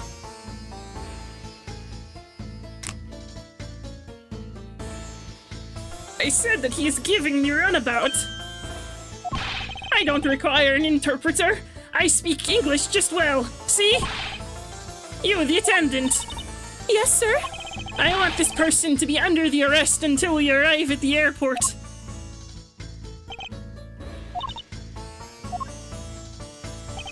I'm sorry, sir, but what exactly are you hoping for? License to love, laugh, maim, and murder? What is it you want? I am finished talking to the likes of you. Please, I would like to hear why you would like me to be held under arrest until we land. You! How dare you try to waste my time?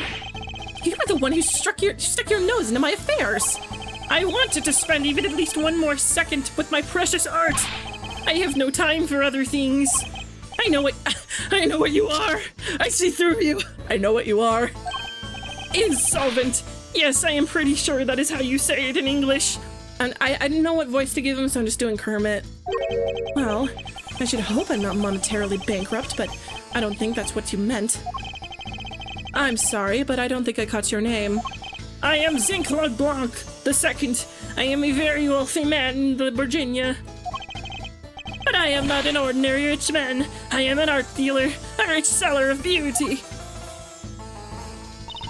Mr. LeBlanc, I'm doing like Swedish Kermit. What did you mean just now? Pardon? When you said Mr. Edgeworth was giving me the runabout? I have to explain. Unbelievable. I will say it once and only once. I do not have even a second to waste. Time is money, as they say. Yes, and as you continue to blather on... I saw it. Yes, I did. I saw the victim go on to the elevator. Going down to the lounge. It was exactly at 6 o'clock. And what's the significance of that time? At 6, he says. Wait, you saw him at 6? What's the matter, Mr. Edgeworth? He understands, I see. Miss Attendant, what time did you discover the body? Well, it was a little after that patch of turbulence, so I'd say around 6:50. Yeah, license to love, laugh, maim, and murder. Hicks was his name, was it? Then I say that Ben Hicks was killed in the 15-minute time span. And the only person in the lounge at that time was this prosecutor, yes? He's like turning more Swedish as I do this. Yeah, I was in my seat the whole time. Me too. I was watching the movie and enjoying a fine glass of grape juice. There's so much alcohol around him. I was still eating. Still haven't finished, see?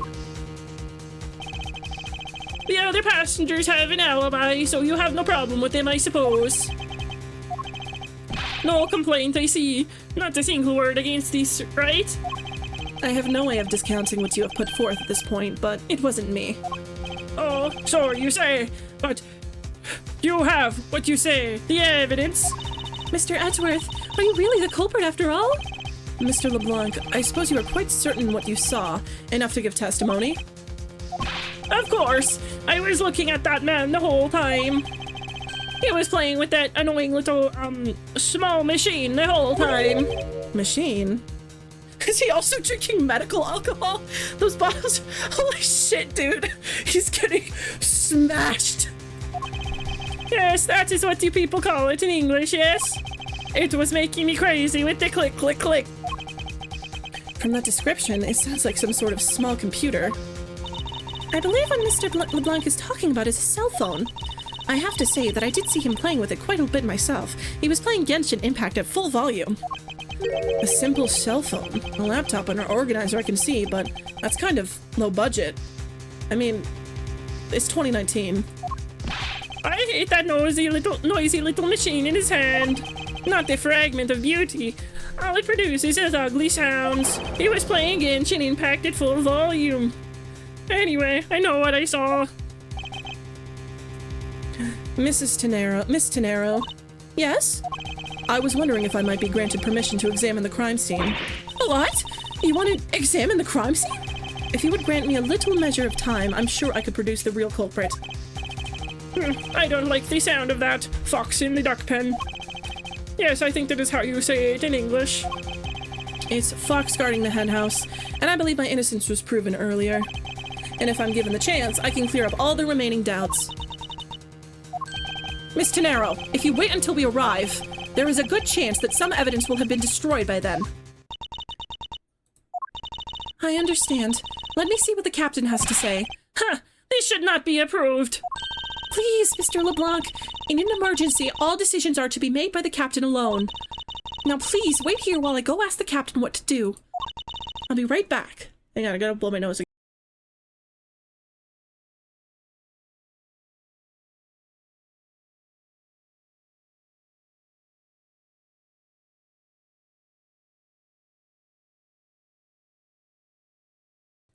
There we go. I'll be right back. You are not planning to erase evidence when you are doing your investigation, yes? Of course not. Watch the captain be Gumshoe. Huh, we'll see. Oh god, I gave myself hiccups.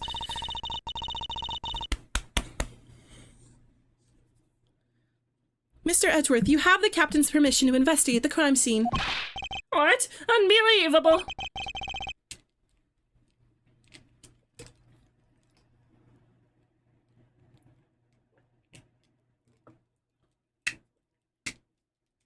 Sorry, I had to drink water. I'm in your debt, Miss Tenero. However, there is one condition. I am to supervise you. Can you agree to that? Of course. I see no problem with that stipulation. It's only natural, as I am still a suspect in this case. I take full responsibility and will watch Mr. Edgeworth's every move. I hope this is reassurance enough that there will be no foul play. Now then, Mr. Edgeworth, shall we proceed? If you should need my help with anything, please feel free to use T to talk. Everyone forgets about Miss Rhoda Tenero. She was like, she's just hanging out. She just wanted to do her job. She's pretty. Hi. If I may have a word with you. This steak, so awesome. That's great to hear. However, I would like to ask you a few questions. I was here the whole time, so when no. Eat or speak, please pick one. Dude, that parfait. I think he chose to eat. Yes, I can hear that. Hey, Mish, how about another glass? Excuse me, but I was wondering if you know anything about the murder? How about it? How about a glass together? Sorry, but I must decline. I'm bisexual. I wasn't talking to you. I was asking the cute attendant. I'm sorry, but I'm on the clock right now. But if you need a refill, I'd be happy to bring you another glass at any time. You got it, Toots. That's no way to talk to a lady. This guy's so real. Don't get near me, you criminal! I could kill for a steak right now. He said, don't get near me, you criminal. I am not the killer, and I intend to prove that starting now. But that's contrary to the facts! He says, but that's contrary to the facts. I can understand his English just fine, thank you very much. Law book. It's my seat. Unfortunately, I didn't bring anything particularly useful for an investigation.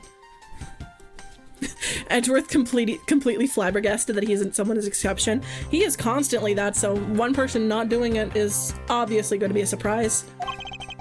It's not as if I'm constantly prepared for such a thing to occur.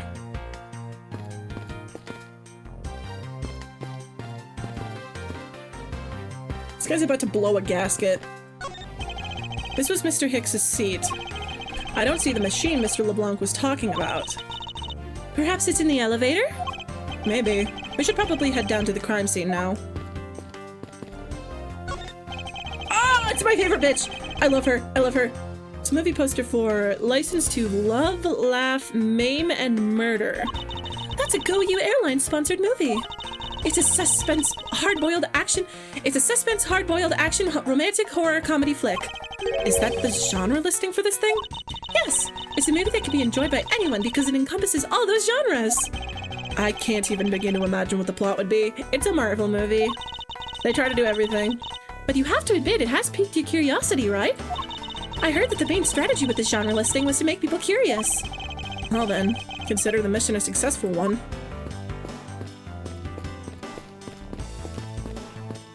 Anything this way? Oh, that's the murder scene. No, no, no, no, I wanna go back, I wanna go back, I wanna go back!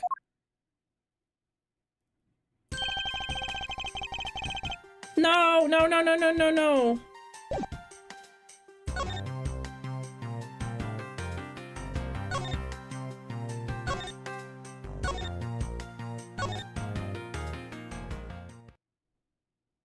Wait, did I go back too far? Okay, there we go. Thank God. I just wanted to talk to her because I like her. Excuse me, but may I have a word with you? You there! If you need something, please ask Mr. Oda over there, okay? What the? Hey, wake up, you! I'm terribly sorry that she's being so rude, Mr. Edgeworth. No need for you to apologize. I just find it hard to believe that she's asleep on the job. If I were her boss, I'd see to it that her salary was cut so low that it was in the red. She's got narcolepsy, dude. How did you find your meal to be, Mr. Edgeworth? Come to think of it, I forgot all about it. I must have been asleep or something. Oh, I'm terribly sorry. Let me prepare you something right away. What are you apologizing for, Miss Tenero? I failed in my professional duties by letting a passenger go hungry. Please help yourself. If you see anything to your fancy, please feel free. I want that crab. I think I'll take my time later after I've solved this case. Thanks. What do you have to say? Mr. LeBlanc seems to be protecting the gargantuan vase on the chair rather closely. It's a marvelous vase, though, isn't it? He buckled it in. Yes, I dare say so as a professional attendant.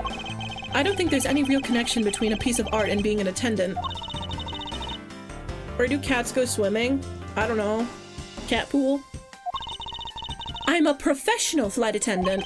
Also, hi RJ boss. 1, 2, 3, 4, 5, 6. As though there were such a thing as an amateur flight attendant.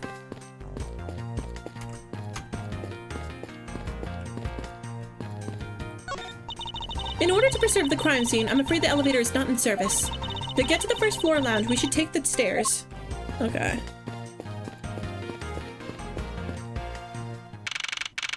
Like kiddie pool? Ha ha ha ha ha ha.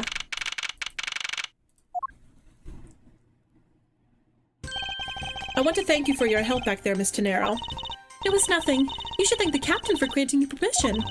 And just so everything is perfectly clear, I still don't trust you. Your standing with me hasn't changed one iota.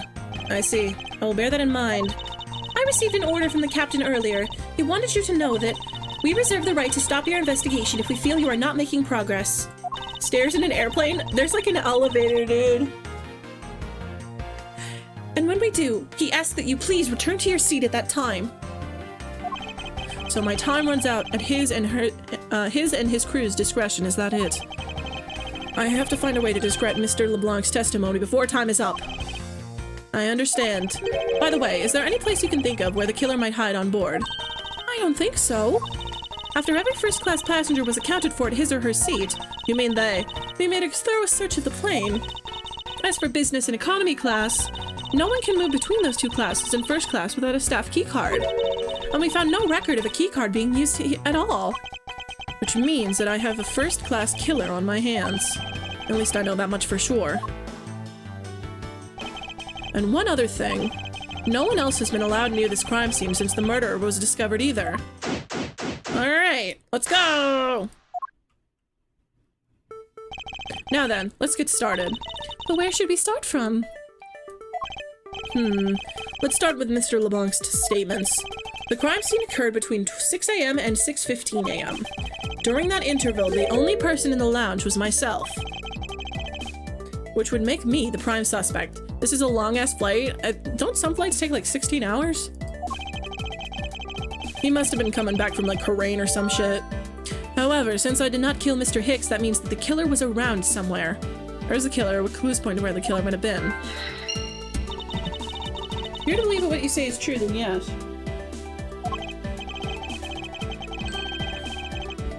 First order of business will be to gather information and win your trust. Okay.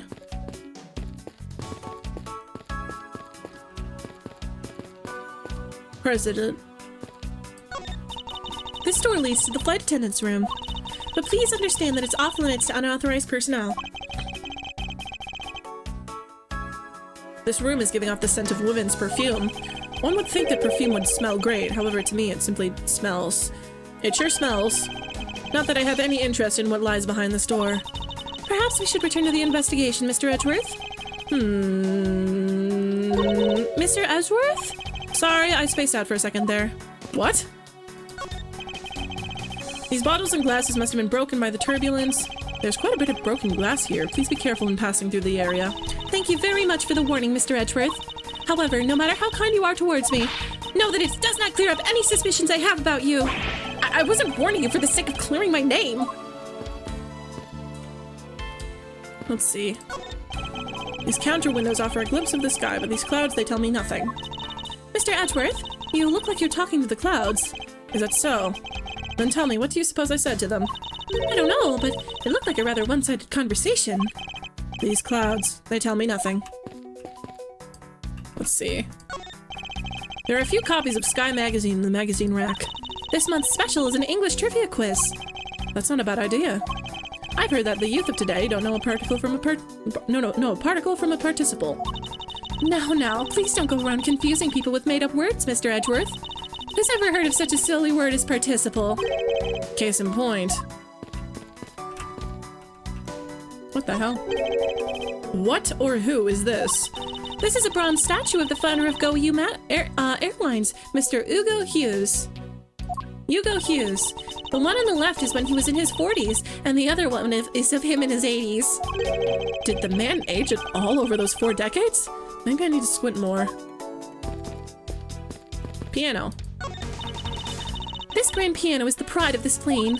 It can play the music of whatever CD we insert into its CD drive. That's not a piano, that's more like an overgrown music box. Ah, but its keys to press along with the music, as though there really is someone playing it. Some people have entirely too much money to waste on overly complex toys. Wine. Wine.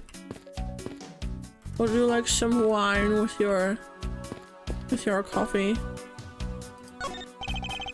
This toppled over chair, yet another victim of the turbulence. Ah, no!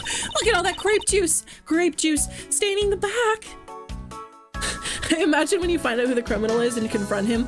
Gumshoes just slams on the airplane window and yelling, "You're under arrest!" It may not look like it, but this chair was extremely valuable. It was? Yes, it was used when the Rocker Pals came to tour this plane. The Rocker Pals' leader sat in this very chair. I'm sorry, but what are these Rockers Pals? I can't believe you've never heard of them. They're all the rage.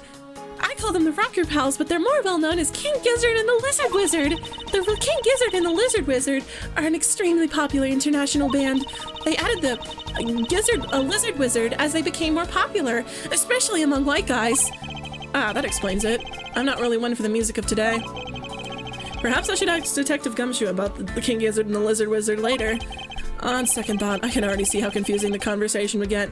So you see, with Flight B741 coming out recently, we've started connecting it with the greater Gizverse.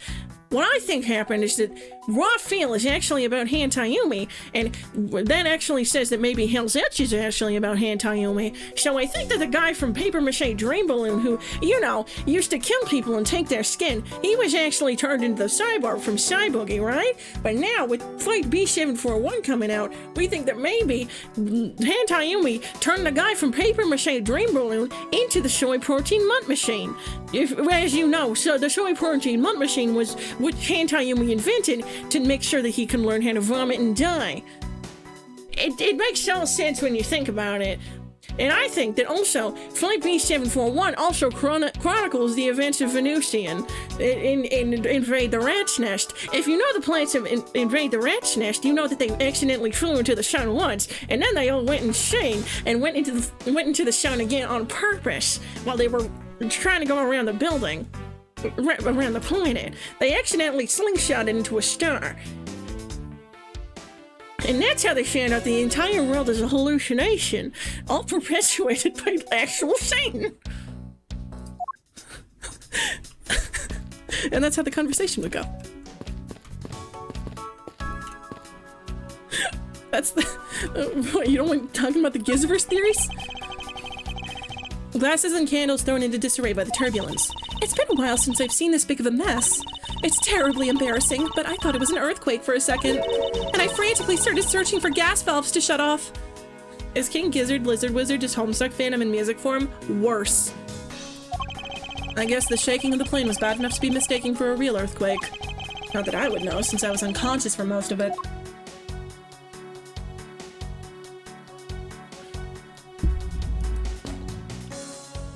Grape juice. There's some spilled grape juice in front of the elevator. I assume it was spilled during the turbulence. Oh, we must clean that up or someone might get hurt. Aha! What is it, Mr. Edgeworth? I found some very important evidence. What is the important piece about? It's the footprints. It's the footprints. Take that! Oh, he sounded British. Take that. They're a little smudged, but I think we can both agree that they're a set of footprints. So you think? Yes, these belong to our killer. Oh, then maybe we should check the shoe sizes of everyone in first class. I don't think that will be of any help to us. How do you get worse than the Phantom that did the breeding bucket? I just explained to you what I think the connection between Paper Mache Dream Balloon and Hell's Itch is. Unfortunately, the prints are a little too smudged, which will make it hard to get a definitive match. Oh, I see. Oh, she's so sad. What is this? Can I not investigate this? Okay. Pardon me. What floors does this elevator service? Only the first and second, although it can also go down to the cargo hold. How many floors does this have? However, that requires a flight crew keycard. So the only floors accessible to passengers are the first and second, huh? I won't rest until I've investigated every suspicious-looking Money! Money! Money! Money is strewn all over the floor of the elevator. I would guess it was all in Mr. Hicks's wallet at some point. What is this? What is this sinister-looking figure on the floor here? Oh, that's a piggyback of our company mascot, Captain Hugo. It was just one of the many pieces of merchandise we sell in our in-flight shop. This bank is a limited edition and is so popular we're down to our last one. You have an in-flight shop? Yes, it's just beyond the lounge to the right. The shutter to the store is closed at the moment, but it was open the whole flight up until Mr. Hicks's body was discovered. Isn't this an airplane, not a Marvel aircraft carrier? It's like one of those giant cruise ships that has like a million things on it. It's like the equivalent of a cruise ship that's the size of a small city. There's blood on here. Could this have been the murder weapon?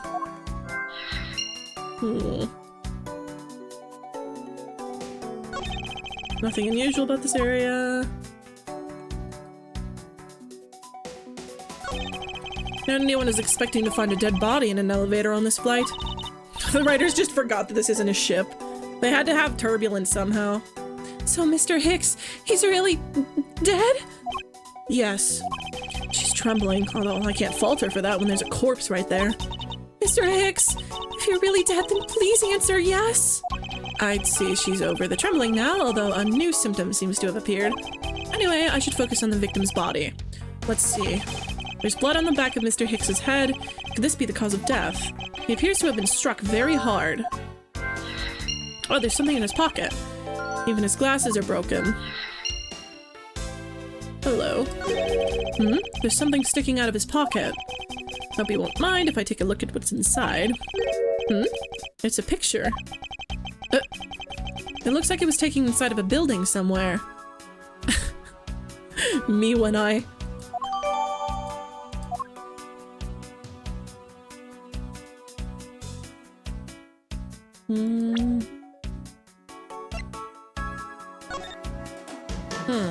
Ooh.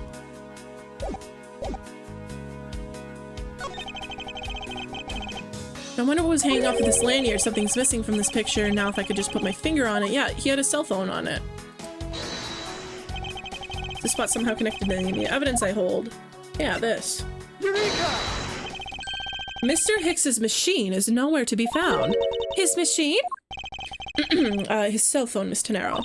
Ah, so I guess because it's not here. Yes, I think we can safely deduce that the killer took it. Huh. Anything else?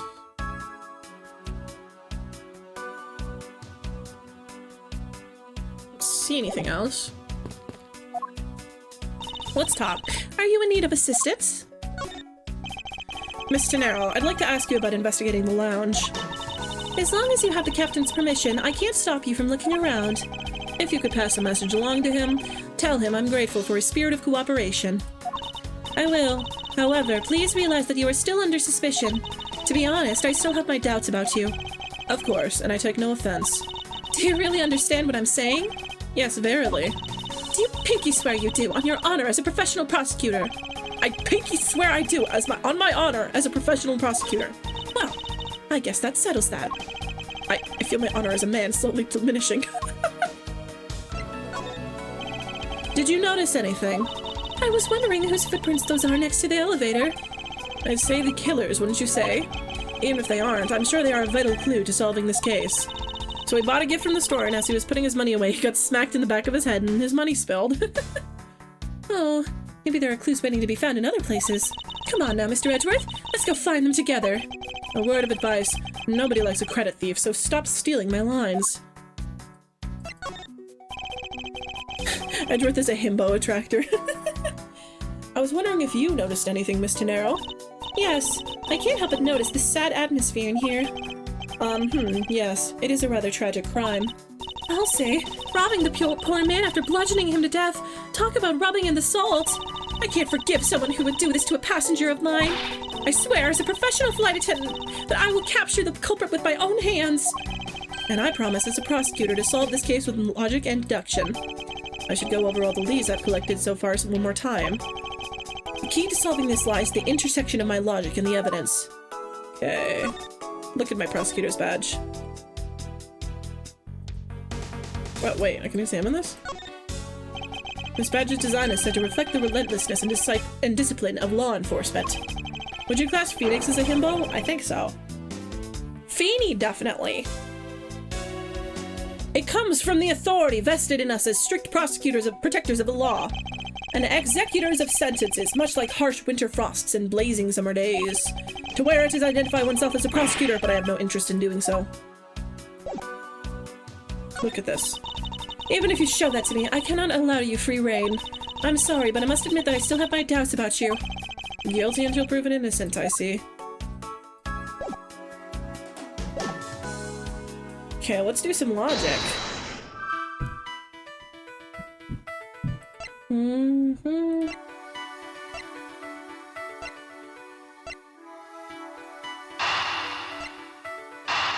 This?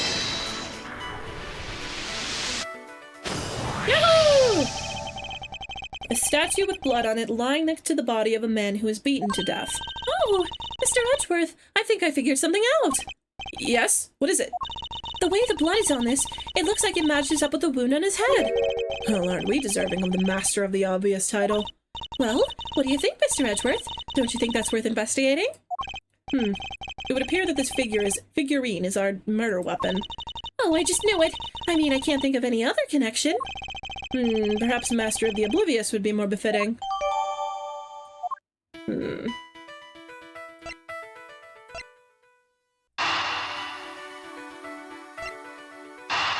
This?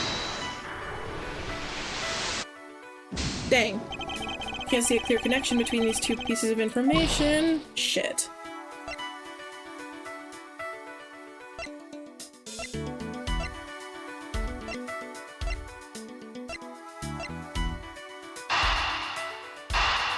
This?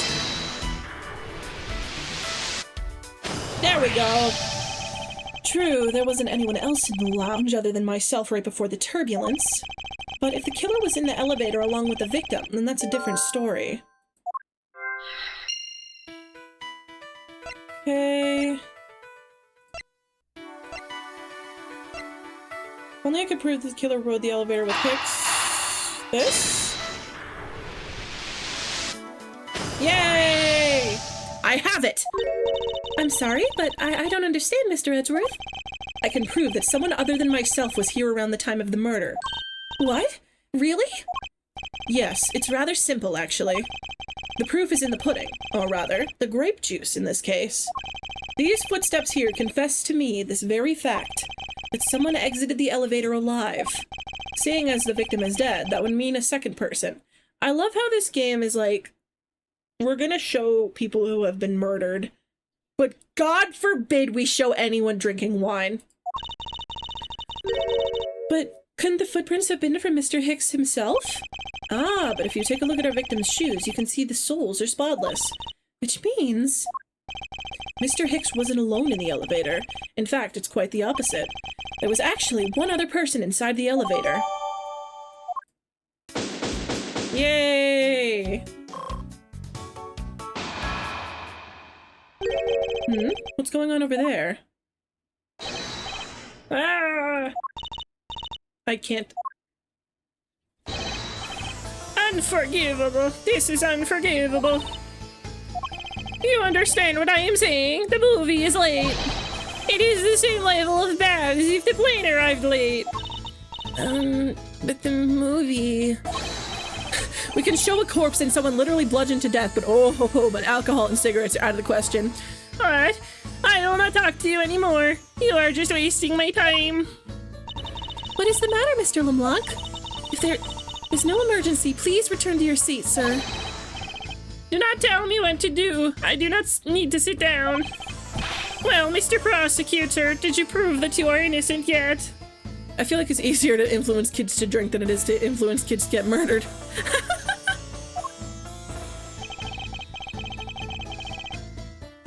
If you would like, I will prove my innocence to you right now. What nonsense.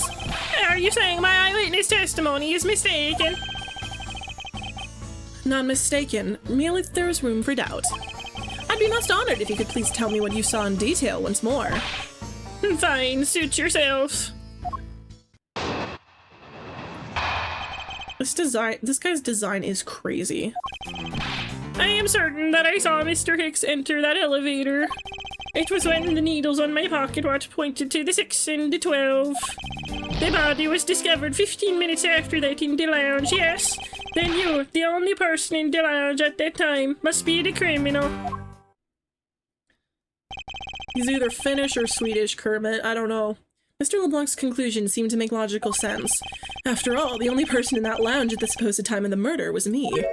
So, my eyewitness testimony, if you think you can destroy it, then come, let me see. Hurry, do I look like a man who is having the time to wait for you? Why is he so irritated? I'm the one who's accused of murder here. LeBlanc does look like a Yu-Gi-Oh character. Anyway, I must find a way to discredit Mr. LeBlanc's account somehow, and fast. This guy's design is so crazy. Okay, press... Hold it!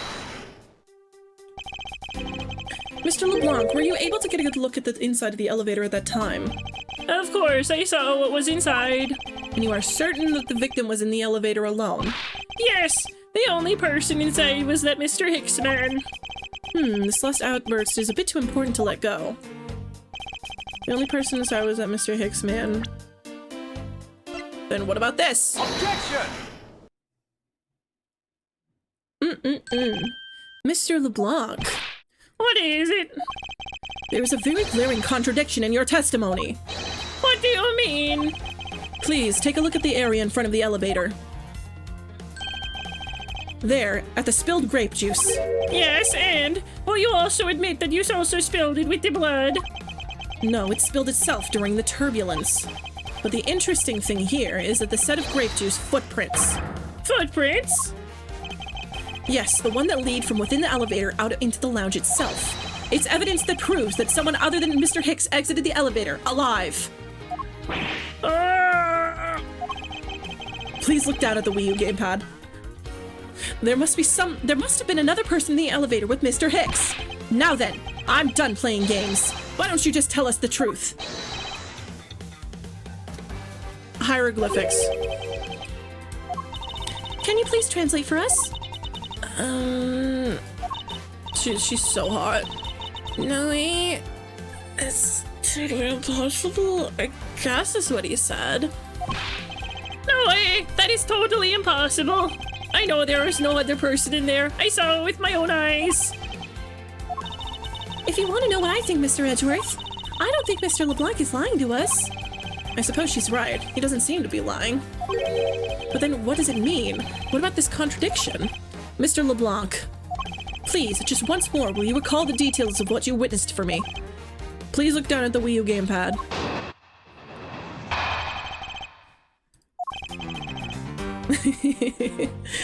I was very upset when Mr. Hicks passed by my seat. I was always checking the time over and over again. I happened to follow that man with my eyes when he passed me, and I saw clearly into the elevator he was entering. But I swear there was no one else inside. No one. Mr. LeBlanc, if you would please calm down. What? Dare you two have an issue with my eyewitness testimony? No, not at all. Please forget I said anything. Yet again, he doesn't appear to be lying. But I can't let this testimony stand as the truth. Please look down at the Wii U gamepad. Okay. Hold it! Why? So, are you still upset now? I am always upset. The only time I am not is when I have a piece of art in my hands. It is surprisingly easy to believe that about him. But I was even more upset when Mr. Hicks walked by me. I was always checking the time over and over again. No. Hold it! Why were you so attentive to the time?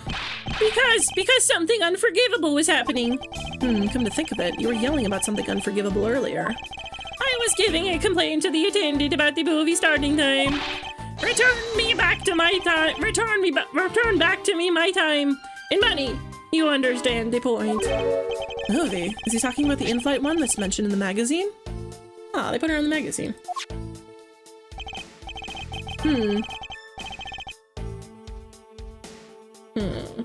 For your dietary needs.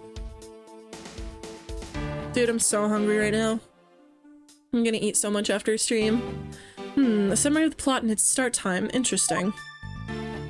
They were supposed to show a license to love, laugh, maim, and murder. I cannot see that movie in my country. You can only see it on the international flights. I looked forward greatly to that movie. I checked my pocket watch whenever possible so I would not miss it. I even set my pocket watch to the destination time when I came aboard. So my watch is not wrong. He matched the schedule. But the movie was still late. Very, very late. Hold it! Your pocket watch. I'd like to ask you a little more about it if that's alright. The movie, I wanted to see you in that star, so I checked my pocket watch many times. I don't...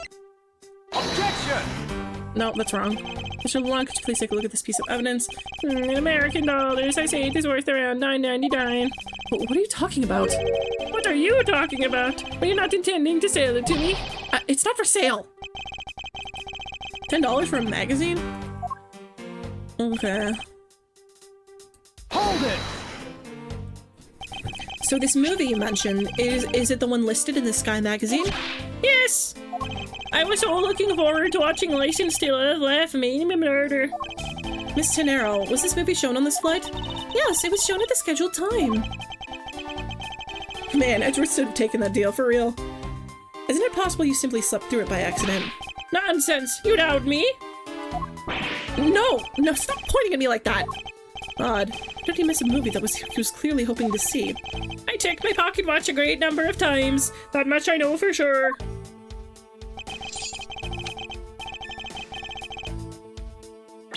Wait.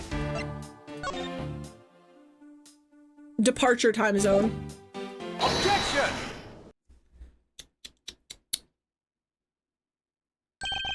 Mr. LeBlanc, you said just now in your testimony. I even set my pocket watch to the destination time. Now, if your watch has been set to our destination's time zone, It would mean that your watch is displaying the time of our destination. Yes, and the correct time is worth the 6 cents. I would like you to take a look at this. If you believe this Sky magazine, clocks on this flight run in accordance with the time of our departure time zone. Of course, the movie schedule was also created with that in mind. Miss Tenero, for confirmation's sake, what time zone is this flight aligned to right now? Well, we made a short stop at a transfer point. That's right. It was in that small Asian country, the Republic of Zhengfa. But we didn't readjust our onboard clocks at that time. So right now, we're still running on Virginian time. Please look down at the Wii U gamepad. The time difference between Virginia and our destination is 9 hours. I mean, Andrew, drink water. Oh god, I'm choking. In that case, it's only natural that your watch would be out of sync with the schedule. Oh my god. Further, with your analog watch to set to our destination's time, it would appear to be running 3 hours fast when compared to the flight's onboard clocks. It also changes everything about your testimony. And you can bet 1,000,000 cents on that. In light of this information, it means you saw Mr. Hicks 3 hours prior at 3 a.m. Oh my god. I want 1,000,000 cents! Holy shit. He's being assaulted by Edgeworth's aura. That should clear up all the remaining accusations. So this basically widens the time frame for the time of death, right? Yes. Because Mr. LeBlanc saw the victim enter the elevator at 3 a.m., it means that the time of death could be anywhere between 3 to 6:15 a.m. The question now is where Mr. Hicks was. Where was Mr. Hicks during that span of time, and what was he doing?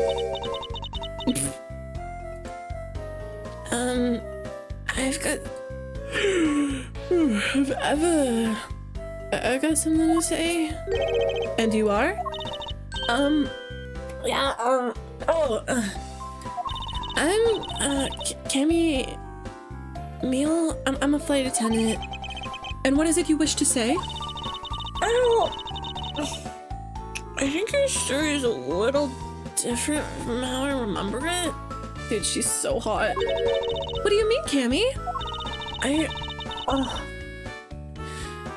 saw Mr. Hicks sitting in a seat at 5 a.m., you know. What? How can you be so sure of the time? Oh, that's right. He pushed his call button when we were parked at the transfer point. So we will be making a brief stop to refuel and transfer cargo in the Republic of Zhengfa between 4 and 5 a.m. We ask that all passengers remain on board during that time. Thank you for your cooperations. Ah, the stop we made for refueling and cargo transfer in Zhengfa, correct? Superb class juice.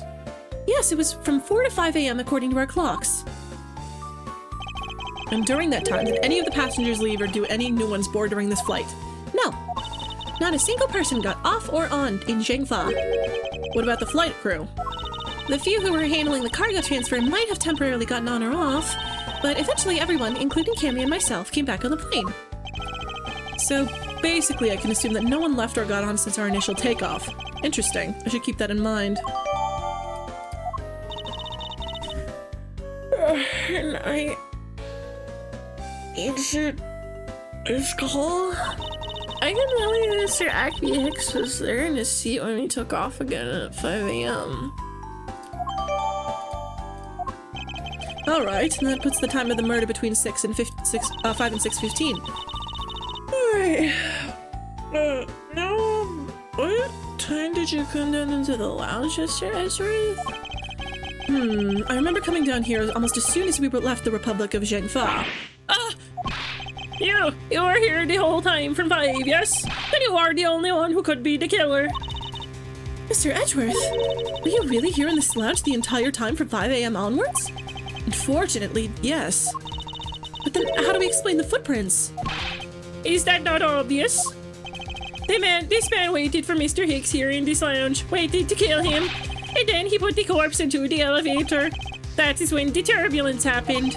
My eyewitness testimony may have been mistaken, but what time I saw Mr. Hicks enter the elevator on the 2nd floor does not matter. Because the entire incident concluded here in this lounge. Everything happened in this lounge? Is that what you really believe, Mr. LeBlanc? Please look down at the Wii U gamepad.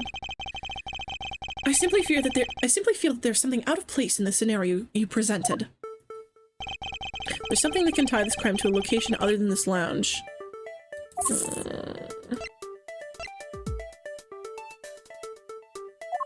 Everyone keeps trying to frame Edgeworth.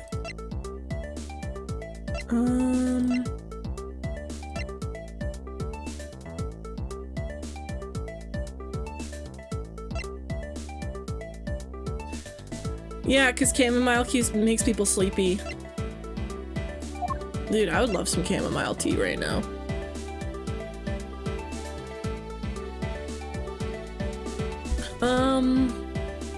They love him for his, swag? Maybe,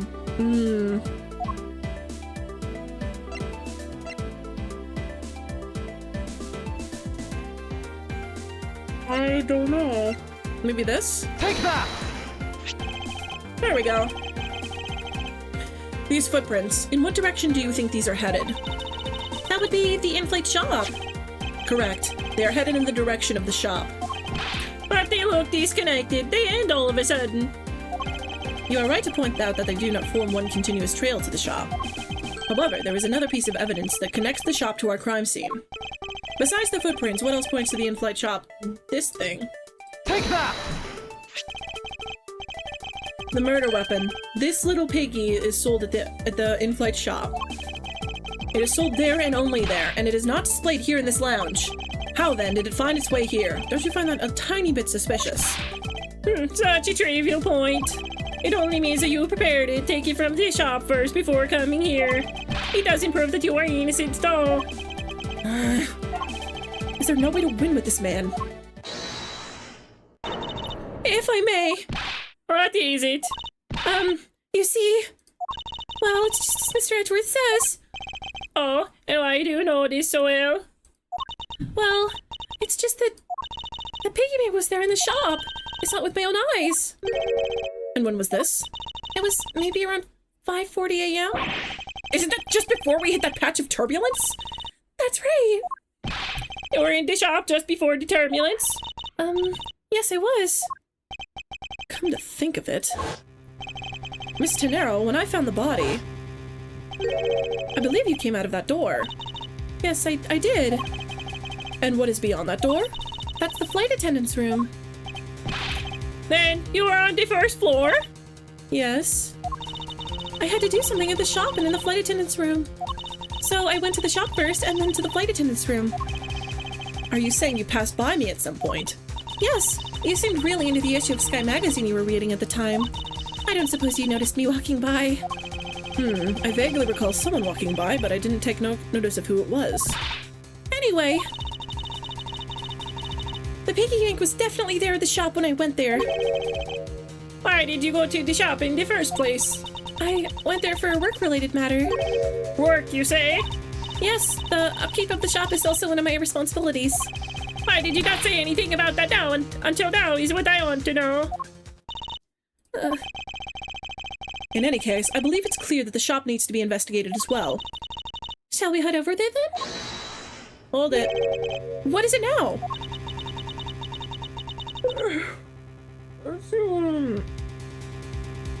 Aren't you forgetting something, Mr. Arda? Aren't you the captain's permission to check the shop? No, I haven't forgotten.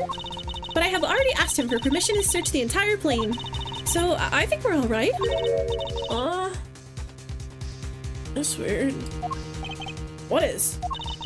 I just talked to the captain, see? But he said that he didn't give you permission to do anything like that at all. What is the meaning of this, Miss Tenero? It means she's lying. Go on. Admit that you are. You said that you had permission to search all over, and you didn't. And yet, here you are. Isn't that crazy? Flight attendant, what are you trying to do? Pull the sheep over us? The captain's calling for you, Miss Rhoda. Oh, but don't worry. I already got permission to search the shop from the captain. See, unlike you, I do things the right way. Oh, God. Oh, thank you so much for following. Nisi Murazki. Nisi Murazruki. Yes. Please excuse me. Looks like I get to be in charge now. Please go back to your seat, Mr. LeBlanc. Now then, Mr. Etrarth. If you want to follow me, I'll be your guide from now on. I'm so sorry, my name is difficult to say. Thank you so much for following. Welcome to Roach Zone. And thank you so much for chatting and joining the stream. Man, I want to slap that camo girl. She's so pretty, though. There's something about Miss Tenero that has piqued my curiosity. But right now, investigating the in-flight shop is my top priority. Oh, I am really mad. You're about to hurry and bring to me some evidence. If it's easy, just call me Ricky. You don't like her bongos or bong? No number the birds before they are born. Don't number the what? I have no idea what he's trying to say. Don't count your chickens. All that I ask of you is your patience and cooperation. Talk to me, Cammy. Miss Meal, about investigating the in-flight shop. You're of no use to me asleep. Wake up! Don't look directly at me. What's up? I need you to come with me so I can search the shop. Go ahead without me. I'll catch up with you later. How has this woman not been fired yet?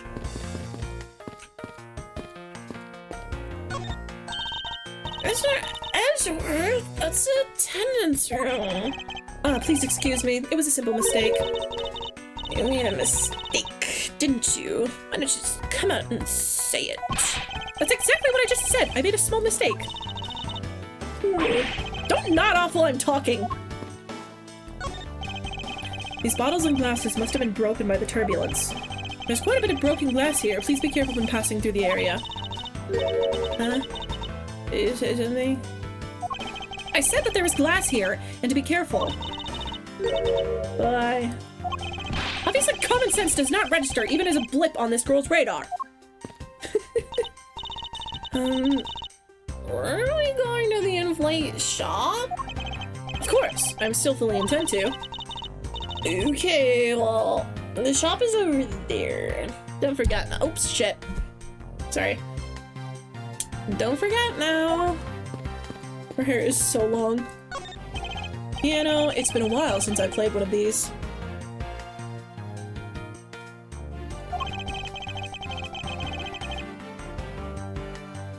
I'll get out of here, man. Kill it, kill it, kill it!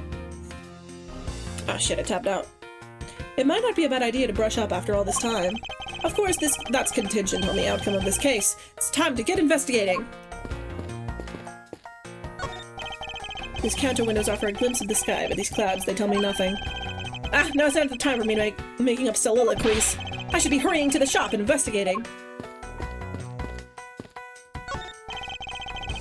Something written on the pedestal. Here lies Hugo Hughes. Huh? I don't think that's what they meant to write. Toppled over chair, yet another victim of the turbulence. Something written on the back. In honor of King Gizzard and the Lizard Wizard Day. I have the distinct impression that this chair has nothing to do with this case. Glasses and candles thrown into disarray by the turbulence. Seeing this reminds me of the ferocity of that last patch and of... No, I can't do this anymore. I've overcome that already. Oh! I won't let past traumas control me for the rest of my life.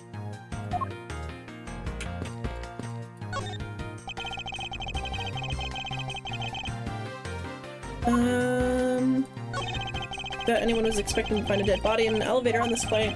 For the victim's sake, I will do anything in my power to bring this to a speedy end. I don't think there's anything we can find here, so let's just move on. Hi, Cammy.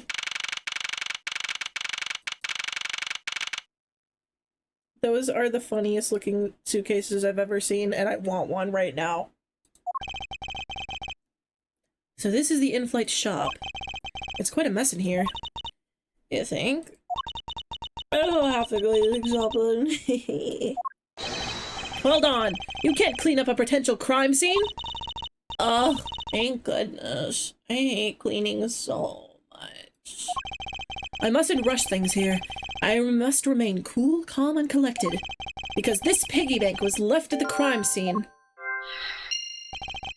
There's a very good chance that this killer had paid this place a visit.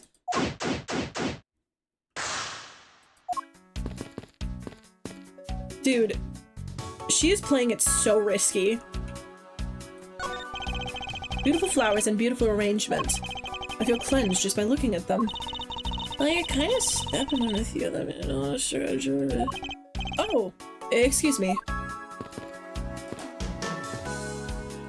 Doing her voice makes me so sleepy. Inside this display case is a row of lifesavers and life vests for sale. They sell a lot of those, and there's some kind of accident or something. Some people buy them even and there's nothing going on. How about it, Mr. Edgeworth? Why do they sell, like, emergency? They sell emergency stuff! I sense that this shop is one shopper away from being sued. Exactly. What are these? Oh, these are our company's completely original line of suitcases. They're practically flying out the door. That's how popular they are. You should buy one and see how you like it. You won't regret it. Perhaps that's how things work on this flight, but in the real world you try and then buy. No way. But, either way, it doesn't really matter. True. Either way, why would anyone buy a suitcase after they've boarded the plane? Anyway, see that? Just look at all the Captain Hugo has painted on there. He got pretty mascot, didn't he? They're pretty low with a lot of care. And he looked like he's about to jump out at you. It is certainly making something jump inside my stomach. Huh? I guess there's no fooling your refined taste. Hmm? It looked like you really wanted to get one. And I thought I was gonna finally make my first sale, but I saw right through it. I understand though. Never try to make me give you a sales pitch ever again, okay? But I never showed any interest in it to begin with. It really is pretty horrible, isn't it? You know something? This suitcase is designed by Miss Rhoda. Miss Tenero designed this. Yeah, it was a company-wide contest. Well, it does have a very sharp design sense.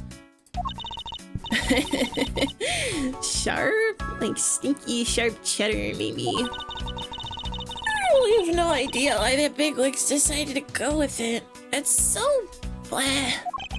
Miss Tenero designed this, did she? It's definitely not what I would have expected. God! Ah! You okay? I'm fine. Please watch yourself, Miss Meal. Letting a suitcase freely roll around has got to be a safety violation. Huh. Here, I'll put it back. Oh my god. There's a wide selection of souvenirs for sale in these display cases. You know, it's a lot to suggest. Sorry, but I have no intention of buying souvenirs on this trip. Okay. And then how about you buy something for me, then? Teehee. As a present. Why is one wheel just pink? Ooh. Wait, you're right. Wait a second. That does not look normal. That is not normal. We should keep that in mind. So what we're learning is just it was only a matter of time until someone died on this plane, even if there was no murder. I cannot think of a single reason why I'd want to buy you anything. But I had my eye on that pennant for such a long time. Try paying some attention to me when I ask you something, and then we'll talk. Oops. Did not mean to do that. Glass. The glass from this display case's door is shattered all over the floor. Yeah, it did. That is definitely, like, abnormal. Looks like there's nothing on display inside here either. Huh? Wait, actually, I think there is something. What's this? A mini captain's hat. Oh, wait, probably goes on the piggy bank.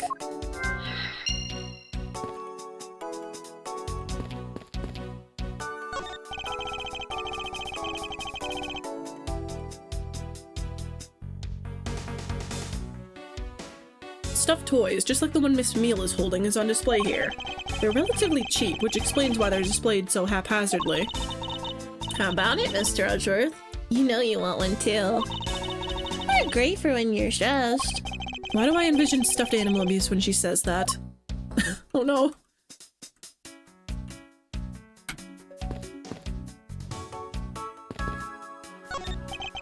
There are all kinds of luxury name brand merchandise for sale in this display case.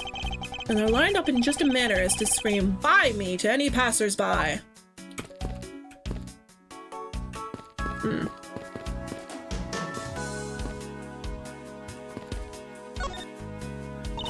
don't know much about this shop, but yes, ask me about whatever. Doing her voice makes me so sleepy. So what do you think about what has happened regarding this case? I don't know. I guess I think you're the killer though. I can assure you that I'm here in the shop just to prove that it's the opposite. But it was me that you should just look around, you know. I'm sure you got that, okay? How am I supposed to thank you properly if you insist on falling asleep? You know, I'd really show your things. You see that item for sale over there? Sorry, but you're going to have to make do with my words of appreciation. Look at my badge. Oops. Look at my badge. Ooh, I'd love to have this piece of jewelry. Can I have it? No, you may not. This is a prosecutor's badge. Then why'd you show it to me? I wanted to prove to you that I really am a prosecutor. And it's not possible for a prosecutor like me to commit such a crime as... I see that I'm just wasting my time with Cousin Hare here. She's a sneak. So what is that? Are you gonna give it to me? Oh, but I'm not supposed to accept any presents. Unless they're really worth something.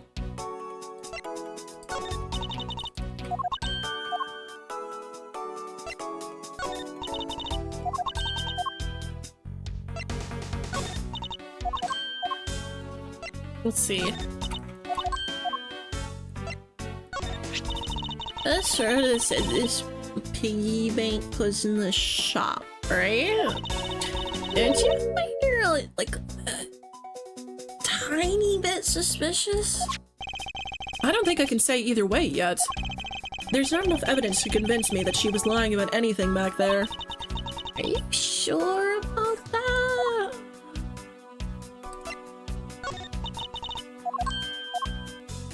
Okay, let's see what this... Like I said earlier, I was the one who was answering people's calls while we were refueling in Zhangfa. And Mr. Hicks was in his seat at that time. What time was that again? He called in around 5 a.m. You were in your seat around then too, you know. I do recall people calling for service at around that time. Even if this turns out to be a waste of time, I must stand firm. I just know that there is a vital clue or two awaiting me here in the shop. This?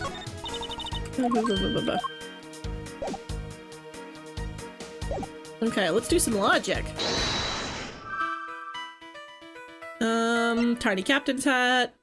Yeah, I think this is connected.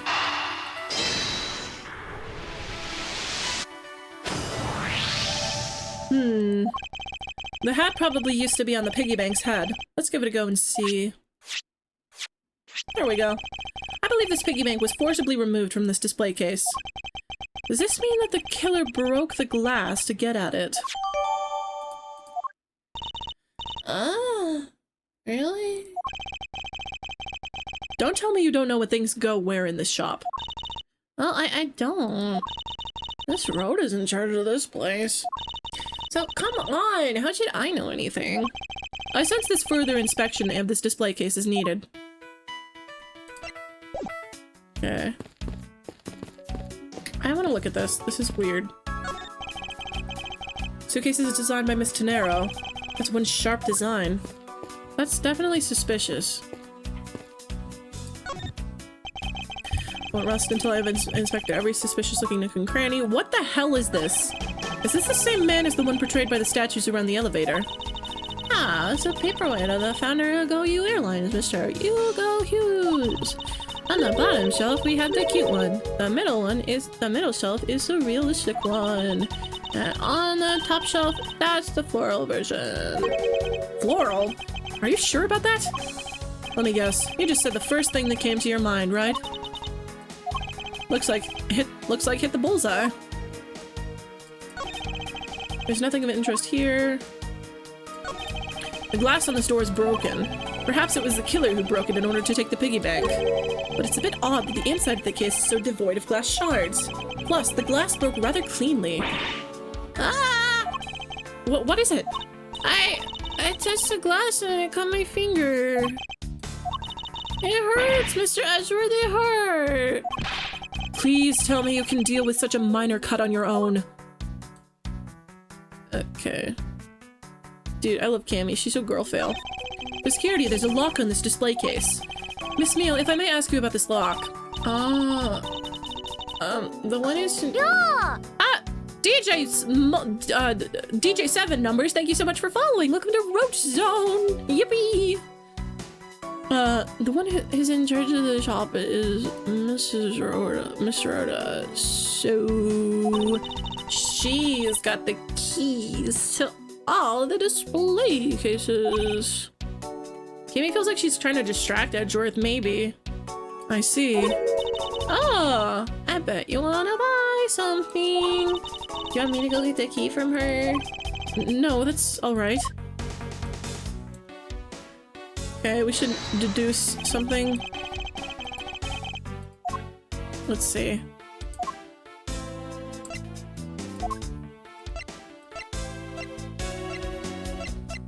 Oh, right here. Eureka! There's definitely something very unusual about this. About what? If the killer had broken the glass to get at the Captain Hugo Bank, there should be shards of glass inside the case itself. Oh, okay, I see, yeah. I guess it'd be like that. However, there is not a single piece of glass inside the display case. Oh, there is Which means that the glass was broken from the inside out. The piggy bank must have fallen over from the turbulence and right through the glass. Yeah, that's for sure. There's so much glass all over the floor. I'm willing to bet that this hat was knocked off of its head at that time too. That's nice. Which leads me to believe that the killer took the Captain Hugo Bank from here after the turbulence.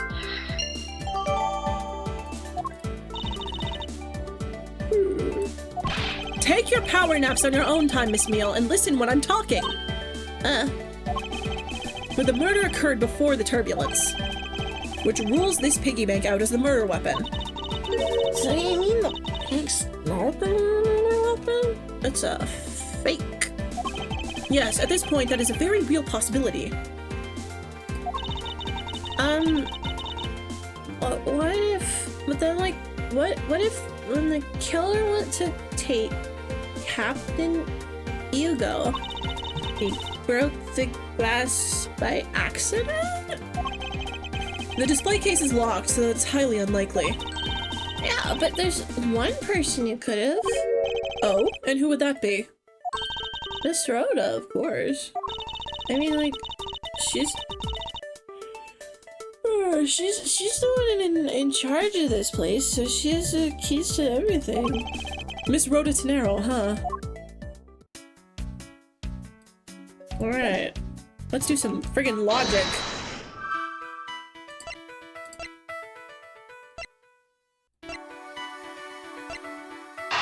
No, not that.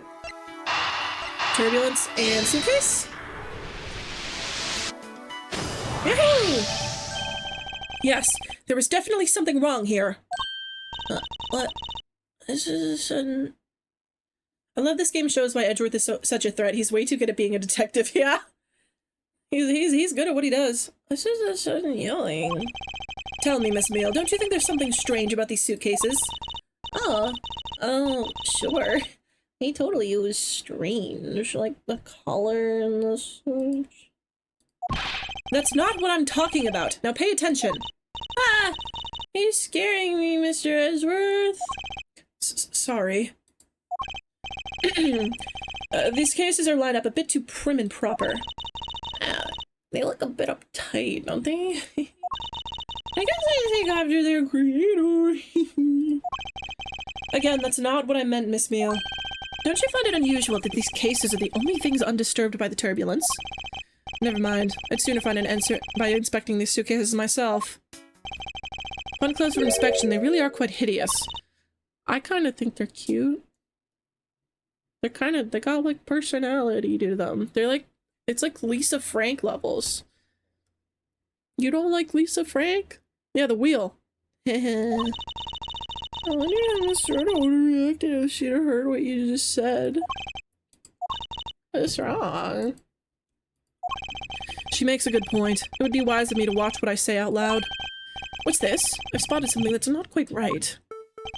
What is so unusual about the suit? It's the wheel! Yeah, look at that. Take that!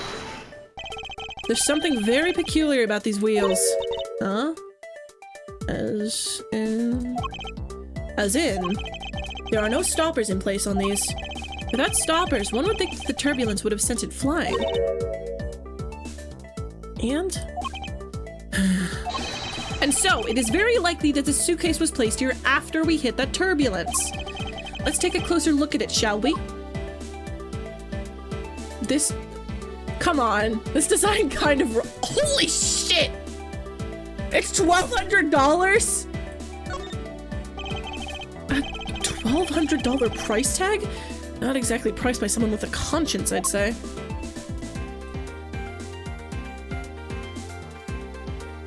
Yeah, this is weird. Oh my god, $1,200. What's this? The wheel is completely covered in something. This color and this scent. It appears the substance. Did you sniff it? But why would there be juice on the wheel of a suitcase? Oh, is there something in it? It would appear to be unlocked. Let's take a look at what's inside. Oh! Piece of cloth. And it's soaked with blood. It's blood! It appears that this suitcase is very strongly tied to our murderer after all. Ooh. The suspense. So, explain this to me. What does this suitcase have to do with the murder? I believe it is pretty safe to say that the killer used the suitcase in some manner, such as to move something, perhaps? But aren't you just talking about the cloth, though? That alone is too small. A larger item would be needed to move what I'm thinking of. The thing I believe the killer used this suitcase to transport is... the body! The body! Take that! Something that would fit inside a suitcase that is also covered in blood. Sounds like a dead body, doesn't it?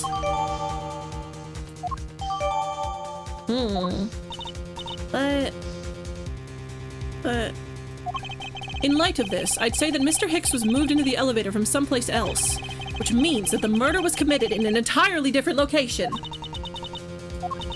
So, you're saying that after moving the body into the elevator, the killer brought the suitcase in here and just left it? Exactly. What is it? Nothing. Just that I was thinking about what Miss Rhoda said about coming here for something. Excuse me, Mr. Edgeworth. Oh, there she is. I wanted to give you a bit more time, but I'm afraid I wasn't able to convince the captain. I'm very sorry, Mr. Edgeworth, but the captain feels that he has allowed you ample time. He says that he'd appreciate it if you could wrap it up here and return to your seat. I understand his sentiments, however, if I'm not allowed to complete my investigation, the crime scene may become contaminated by the time we land. If I must stop, then I insist I be allowed to oversee the preservation of the two sites. Under your supervision, of course. If that's your only condition, then I believe we can accommodate your wishes. I'm here to assist you in any way that I can, Mr. Edgeworth. Aww. Sounds like fun. We can camp out and watch over everything together. I found proof that the real crime scene was not in the lounge, and I have enough evidence to prove myself to be innocent of any wrongdoing. And yet, regarding what Miss Meal reminded me about Miss Tenero, I can't allow my investigation to end here. The truth must come to light. To be continued. Ooh. Okay. Yes, we save. Okay. I think here's a good place to stop for today. We've gone for a little over time, but that's all good. I think we will stop for today. So let's check fan stuff before we finish up. Let's see. Oh! Oh my god, Charlie, you are out of your gourd! Charlie, holy shit! Dude, next stream, I can I use this for next stream? For next time I play this game? Because this is really good. Holy shit, this is so good. Of course. Oh, this is so good! I'm obsessed. I'm actually obsessed. Thank you so much. Holy shit, Charlie. And there's another one! Oh, it's Cammy! It's Cammy! She's very cute. I love her. And oh! Chibo! These bitches got grape juice! What would your Ace Attorney pun name be? Well, my name is Delta, so like Delta River or something. Yeah, it looks like an old visual novel. Dude, these reactives are so good. Thank you so much again, Charlie. Holy shit. You're nuts. You are out of your gourd. Thank you so much again. Oh my god. Just gonna turn that down a little. But yeah, I will be posting the schedule. There we go. I'll be posting the schedule for next week of streams on Sunday, tomorrow. And let's see who we can raid into today.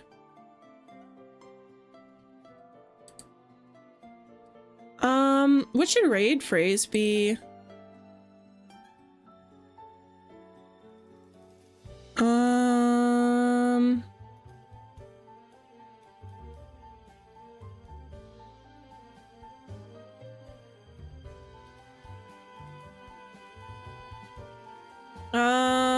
I'm thinking.